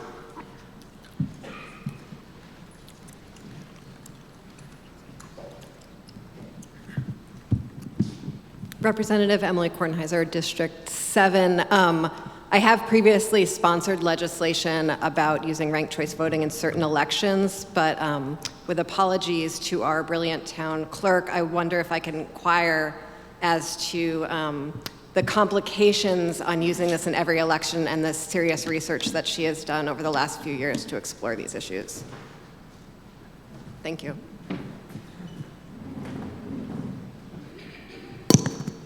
Thank you, Ms. Kornheiser. So this is an interesting topic. It's one that when I actually worked for a nonprofit in Maine, I worked to push ranked choice voting in Portland, Maine. There are a lot of merits to it. As Mr. Davis talked about, it gets rid of negative campaigning. It gets rid of a strategic vote. It gets rid of the sort of lesser of two evils. When you're voting, it gets rid of that party line voting, and people tend to vote more for a candidate and their platform rather than their party. That all being said, our elections are extremely complicated right now. Every time you go to the polls, every election is different, right? This past election for the presidential primary, you had to declare which party's ballot you wanted. For the state primaries, you get all 3 ballots. Every election, right, in November, we mail ballots to all active registered voters, but then in March, people have to request their ballots. So voters are really confused. We had a lot of our poll workers get yelled at this year. In March, I was almost physically accosted by a voter because they were angry because the rules keep changing as far as they're concerned, and it's inconsistent and confusing.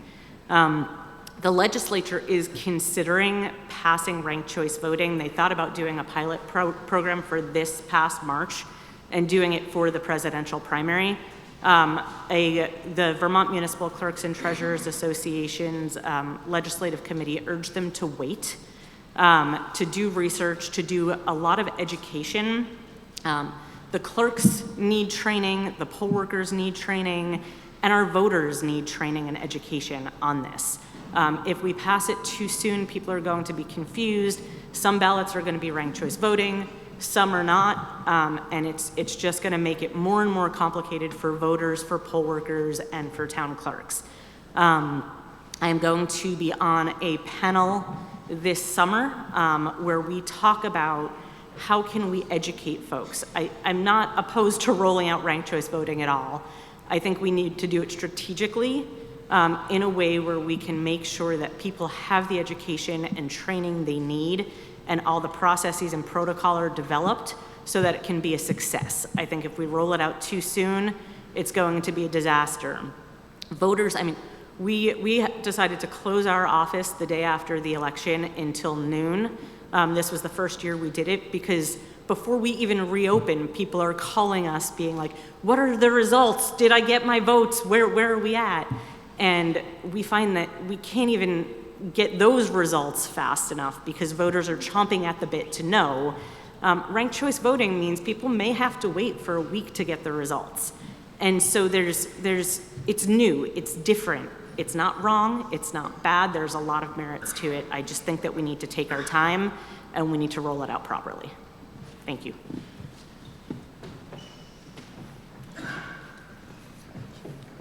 Mr. Grace.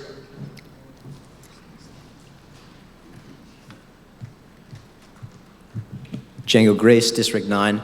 I just want to say that I think it's worth noting that when I brought this up with a group of youth voters at the high school, the consensus was, wow, that sounds really cool. For the reason that I think a lot of us are, and not just youth, I think a lot of voters look in the headlines and we see, wow, we're choosing between, a lesser of two evils and there's not a lot of hope. And one thing that someone said to me was, what's the point of even voting? Which was very sad to me. But when I brought this up, and explained, my understanding of how it can dismantle some of the bipartisan animosity that goes on, youth were really excited about it. And I think that, the people who know best about it, like Ms. Francis, should be the ones leading this effort. But I think it's worth noting that I think it could do a lot for promoting civic engagement and democracy, especially as we have more and more voters coming. Thank you. Scarville. George Carver, West Brattleboro. Thank you, Hillary. Good view of what's happening. I don't think the motion suggests we do anything precipitously, but I think Burlington is also doing this. They'll be interesting to watch. And if this passes today, I would encourage our Charter Revision Commission to take note. Ms. McLaughlin. I just want to point out a less rosy outcome for ranked choice voting in the recent Senate primary in California, where there was quite a bit of negative campaigning and also a lot of monetary support for one candidate to ease out another candidate. So it wasn't the happy picture that we've been hearing about today. Mr. Morton.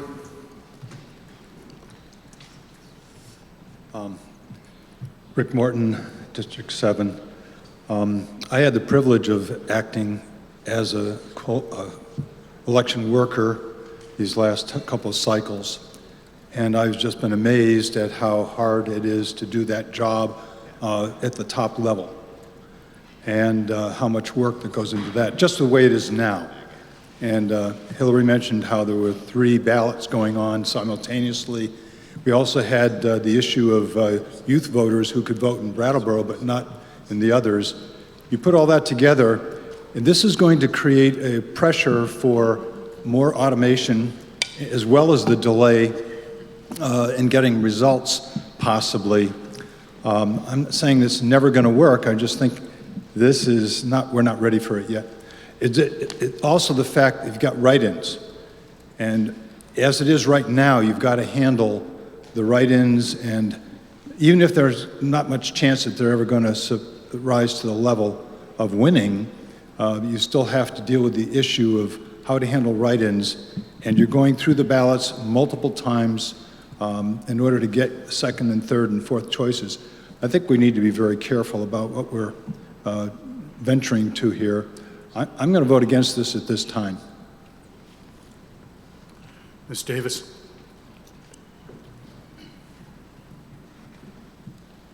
Arthur Davis, District 8, and I really appreciate all the comments. It's certainly a complicated issue, and I really appreciate Town Clerk Francis's historical knowledge and prior experience working on this, and also it sounds like kind of experience working with the current conversation in Vermont.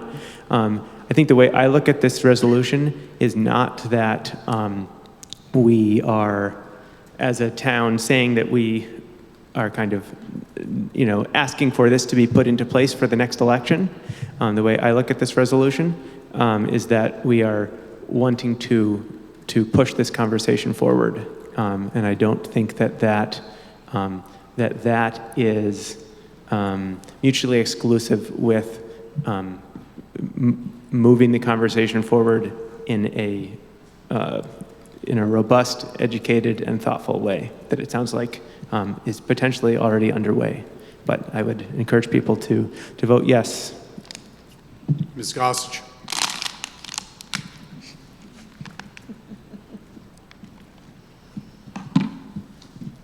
I was wondering if the moderator could please read back the wording, exact wording again, so that we can be aware of exactly what we're voting on. Moderator's been asked to read back the resolution again. We, the people of Brattleboro, through RTM, in the interest of improving both voter engagement and outcomes, urge the Vermont State Legislature in coordination with our town clerks to set a timeline for adding the option of ranked choice voting to all elections. With the escalating dysfunction in our overwhelmingly two-party system, we are overdue to find ways to expand the diversity of voices represented. Given the urgent need, we ask that the legislature commission this system by the end of the next biennium. I think I'd like to propose an amendment. And I'm going to botch it because I'm working on Do you hearing, want to look not at the paper seeing. when you're amending? Yes, may I?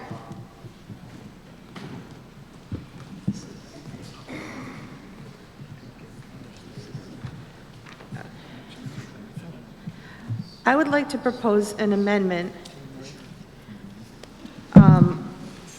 Where's the word timeline? Instead of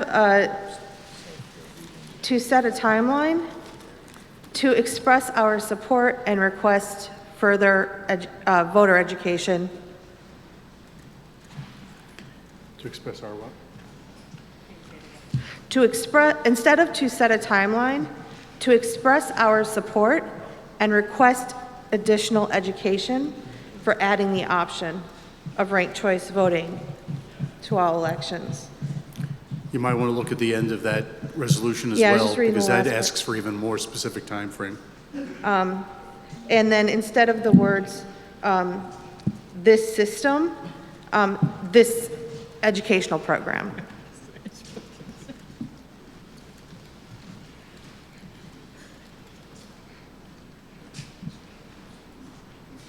Can we, I just want to make sure I have language. You want to, thank you.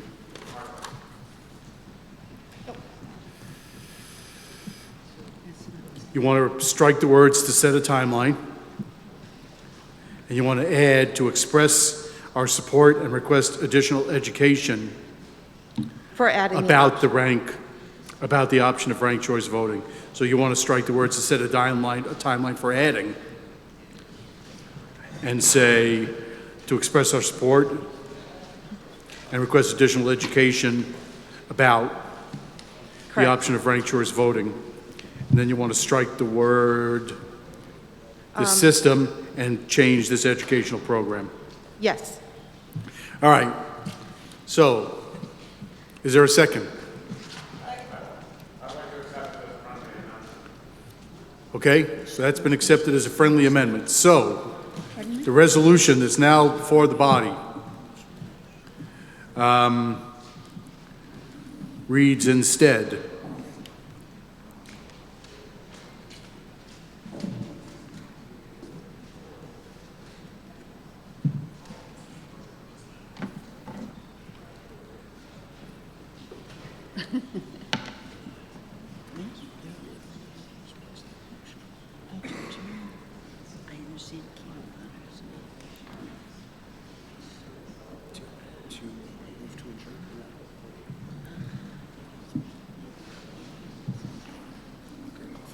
who seconded?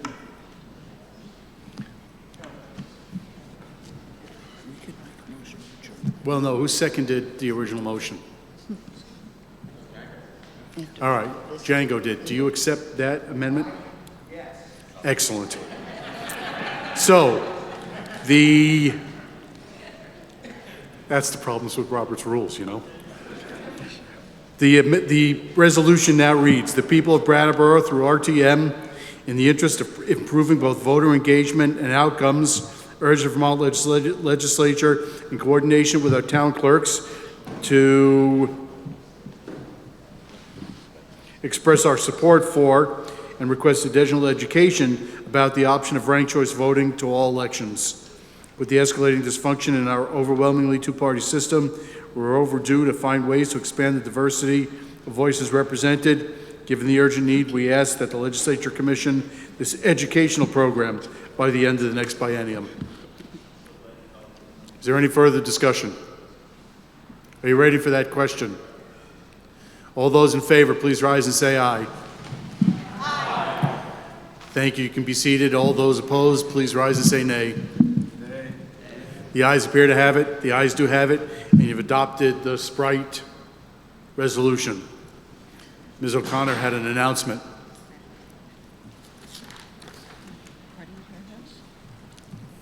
Kate O'Connor, District 9, and I want to make an announcement on behalf of the Charter Revision Commission.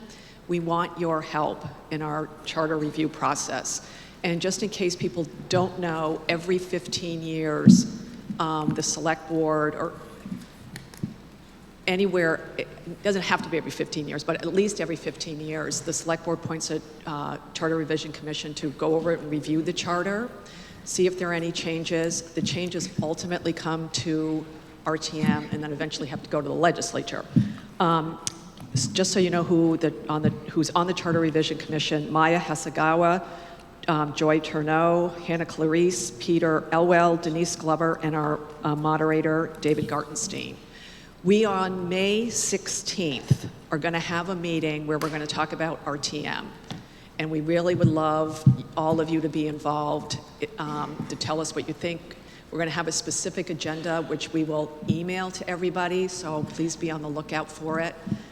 If you want to attend in person, it's May 16th, which is a Thursday, 6:15 p.m. at the Select Board Meeting Room. We will also do it via Zoom. If you want to know more about what's going on, it's on the town website under Board and Commissions. But please look out for this email because we really, really want town meeting to weigh in on what we're thinking. So thank you. Mr. Mosikowski.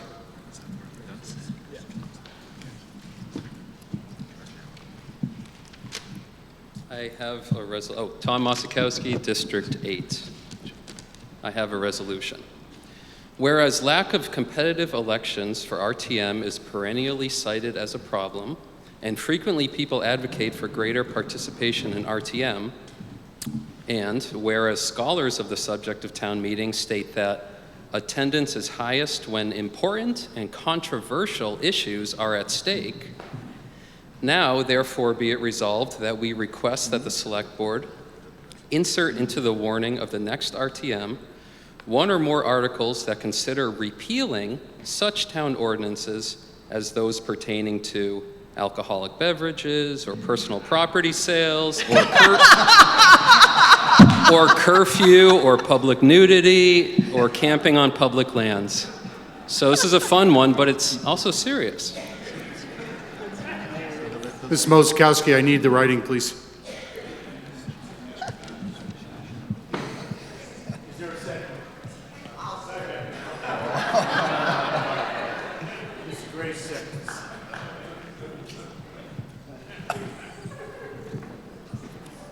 It's been moved and seconded.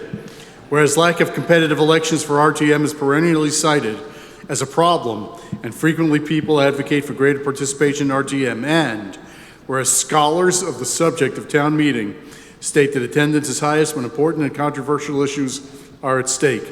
Now, therefore, be it resolved that we request the Select Board insert into the warning of the next representative town meeting one or more articles that consider repealing such town ordinances as those pertaining to alcoholic beverages, personal property sales, curfew, public nudity, and camping on public lands. Mr. Mosikowski, do you want to talk more to this, or is it self-explanatory? Is there anybody? Yes, all right, great. Is there any discussion? Ms. Silbert?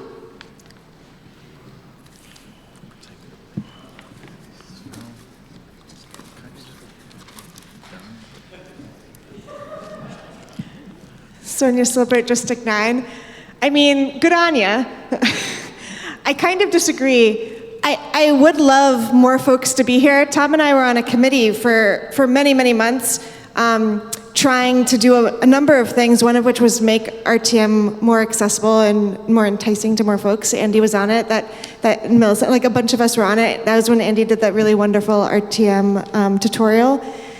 I don't think that's the way to get more folks at RTM, partly because they have to run before the warning comes out.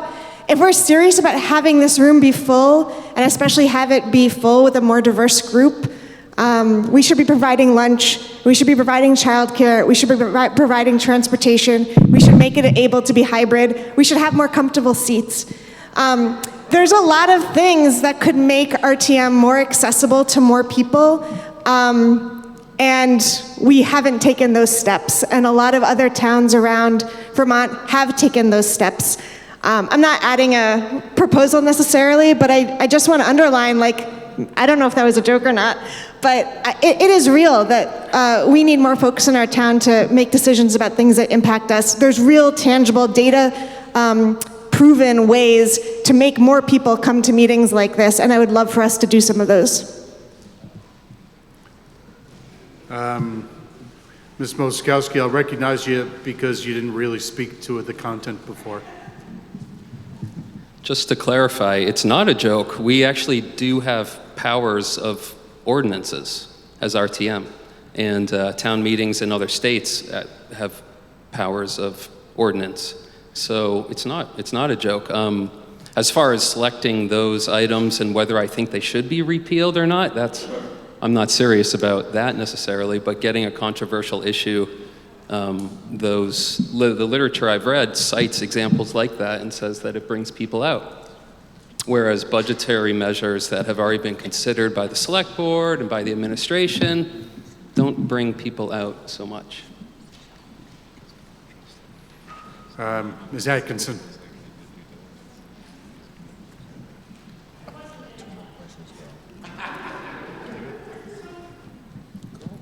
Margaret Atkinson, District 8. So I've come to a lot, I think this is my 20th town meeting. And you know what would make more people interested in this if they were maybe 3 hours, 4 hours shorter? Other towns are able, when I first, were able to do their town business by noon and then have a potluck and a contra dance after, smaller towns than this. But I think one of the issues is that if people want to be involved in decision making and have access to the levers that move issues forward, there's a lot more opportunities to do that in the town than just this meeting. And I appreciate when folks come here with a plan to move something on the agenda forward that they want. But it's not participation in this meeting that's the problem. It's the participating in those meetings that happen every other week at the Select Board. And so I think, maybe there's work to do in the charter, maybe there's work to do in the press, but if people in the town really want to make, substantive change, they have to go to not just this meeting, but a lot of other meetings. Lots. 10, 12, 15. Devote half a year to whatever it is that you want to do. And I think it's the understanding of where the levers really are to pull that is missing generally and a little bit in this body. A lot of folks say, we're not here to rubber stamp decisions. On the other hand, we have an elected select board. We have experts who are town employees who spend many, many hours presenting to us their best work on how much money they're going to spend, what their plan for next year is, and how to staff all the services that we want and expect. And, you know, us maybe or maybe not reading the book and coming in one day and then tinkering around the edges, that's not governance. We may feel good about it, but that's not really the way this system works. And so I would urge people to get involved in the Charter Commission, and if you really have something that you want the town to do, then go to the meetings, get on the agenda, learn how to work the system that we have, because we have a system where we can have power, but you have to have the commitment to showing up. Thanks. Ms. Turbo.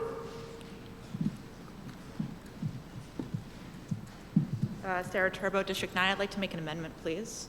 I don't have the exact language, but instead of to consider a controversial item, to consider the select board consider the recommendations made by the committee that Sonia mentioned of 2 years ago, which had various suggestions about how to increase access to this body. So I don't have the specific language, but if somebody has it, do you have it? So There was a town meeting steering committee. there was a town meeting steering committee. If that's what you're referring to, those recommendations were presented and considered. Yes, I would ask them to be reconsidered. Or to consider other means to increase access to this body. Instead of it being about the topics that are on the agenda, have it be about how to increase access to this body. If your goal is to amend Mr. Mosakowski's resolution, some specific language is needed. So I can give you this, and you can look at it. And you can propose something.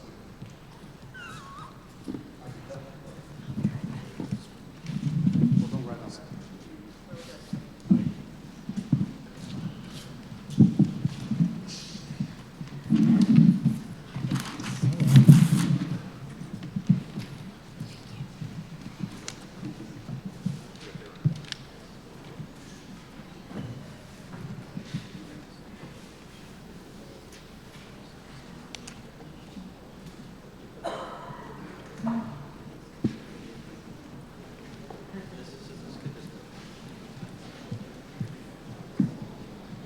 Ms. Carville, Ms. Turbo has the floor, so unless this is a privileged motion. Yes? I'd like to suggest we table her motion while she works on it. Maybe we can pick up something else and come back. Oh, I think we have a quorum.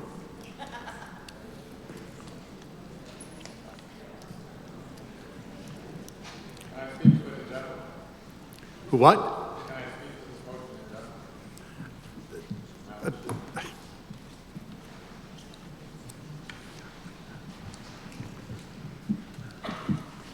We're waiting to see the language of the amendment.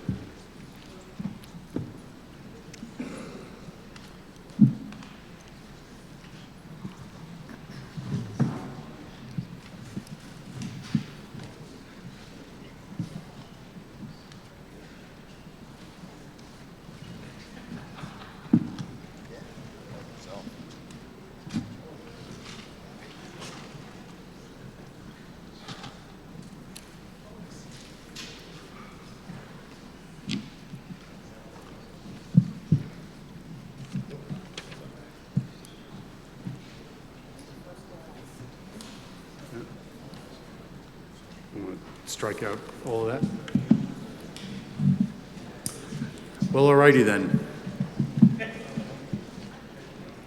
I can.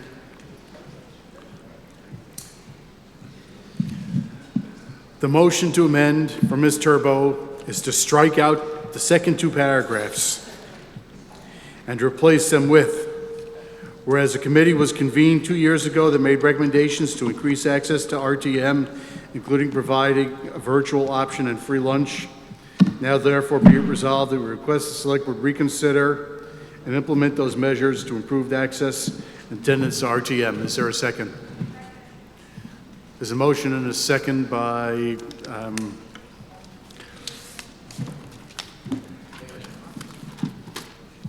Ms. Menukin.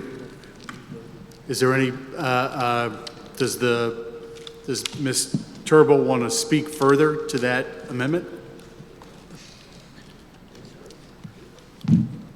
I will say that what Sonia said is what I would say.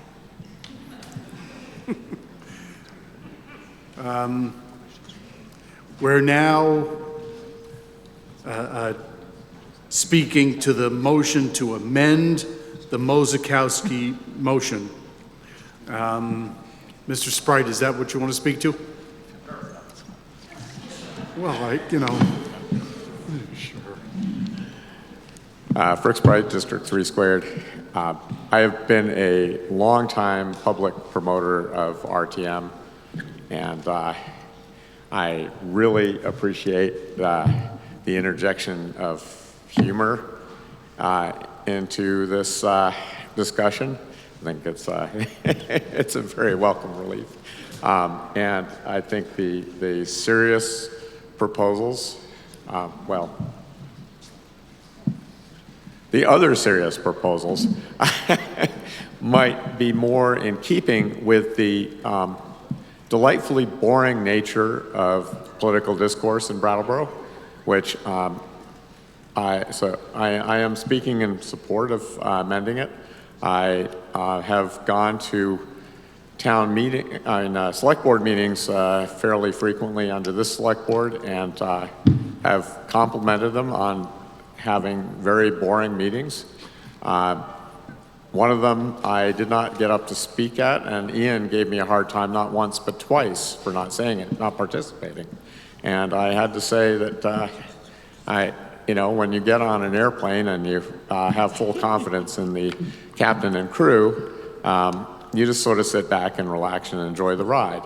But I also felt like my input had been appreciated in the past. I think we don't want to make our meetings any shorter, but more comfortable, certainly, and more accessible, absolutely. I think the conversations that we have here, even when they drone on, help us to get to know each other and understand subjects better. And I think that's a wonderful thing. I think whether it takes time to finish counting votes or to finish understanding a subject well enough to make a relatively informed vote on them is all very valuable, and patience is valuable, and the hard seats work against that, as well as other things that make it harder to access. So I am absolutely in support of the amendment. The motion before the body is whether to amend the Mozekowski amendment by striking out the second and third paragraphs and replacing them with the language proposed by Ms. Turbo. Is there any further discussion? Mr. Stroud.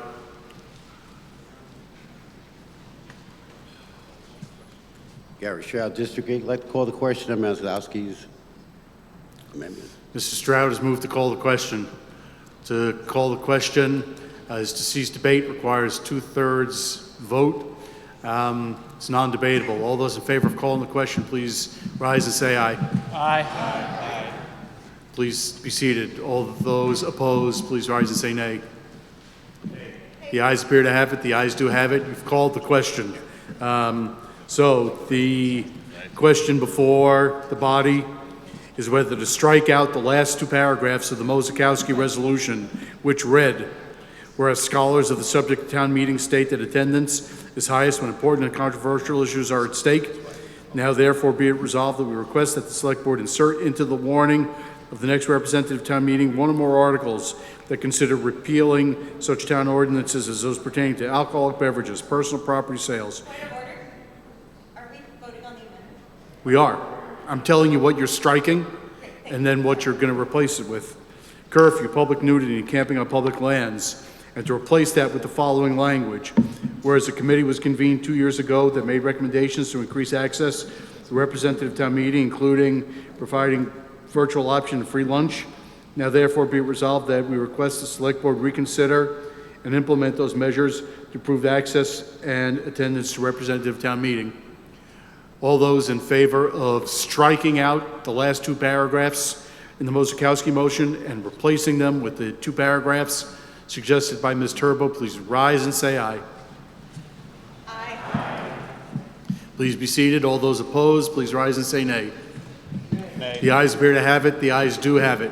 We're now on to the Mosakowski resolution as amended. Is there any further discussion? Let me read that resolution to you. Whereas lack of competitive elections for RTM is perennially cited as a problem, and frequently people advocate for greater participation in RTM, and whereas a committee was convened 2 years ago that made recommendations to increase access to RTM, including providing a virtual option and free lunch. Now therefore be it resolved that we request the Select Board reconsider and implement those measures to improve access and attendance to RTM. You ready for that question? Ms. Hasagawa.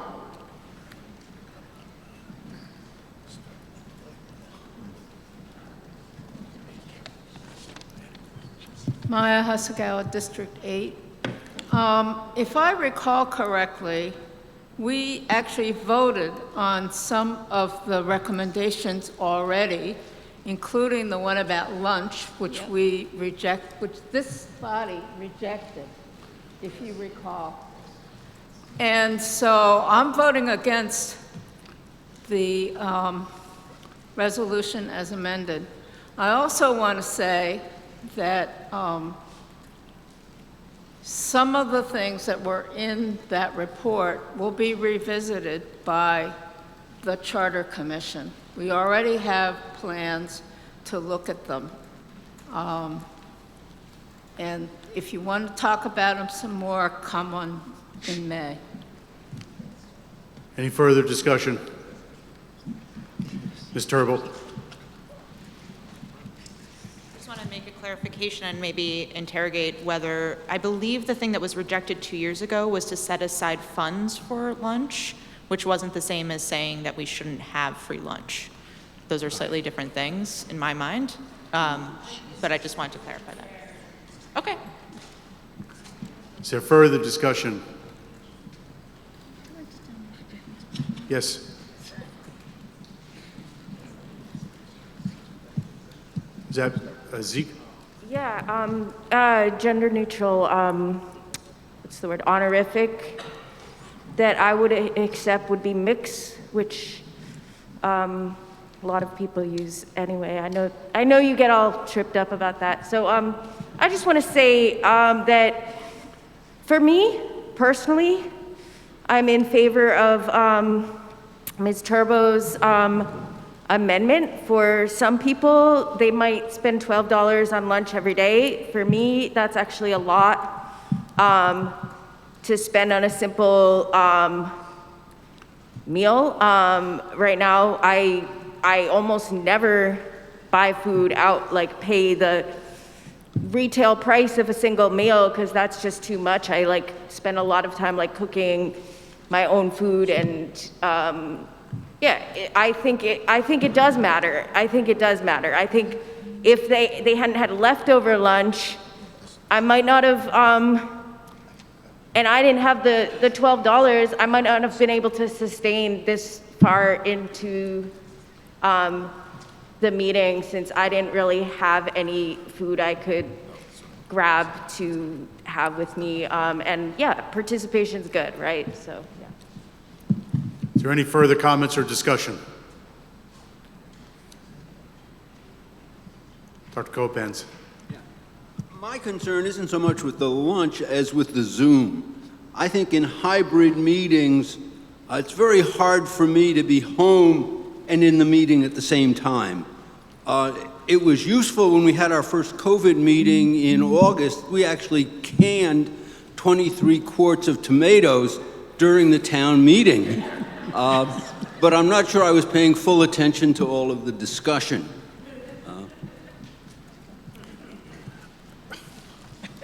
Mr. Davis.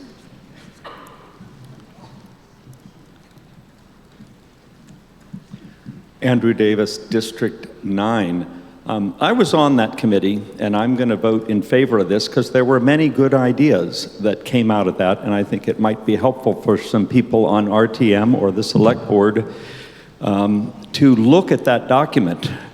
I believe the minutes and the agendas are still posted on the town website from the steering committee. Do you know if that's true? Anyway, it's all available. I was on that. The thing that we had lots of ideas. What we did not have was unanimity. There were things like a consensus agenda where we would vote for many pro forma articles all at once. That would save a good half an hour. There was the idea of having a big screen in here where the articles were posted, and we didn't have to do as much reading of the articles because they would be posted for everybody to follow along. We had the thing about food, transportation. There was quite a range. Paying people for the time to serve as an RTM member.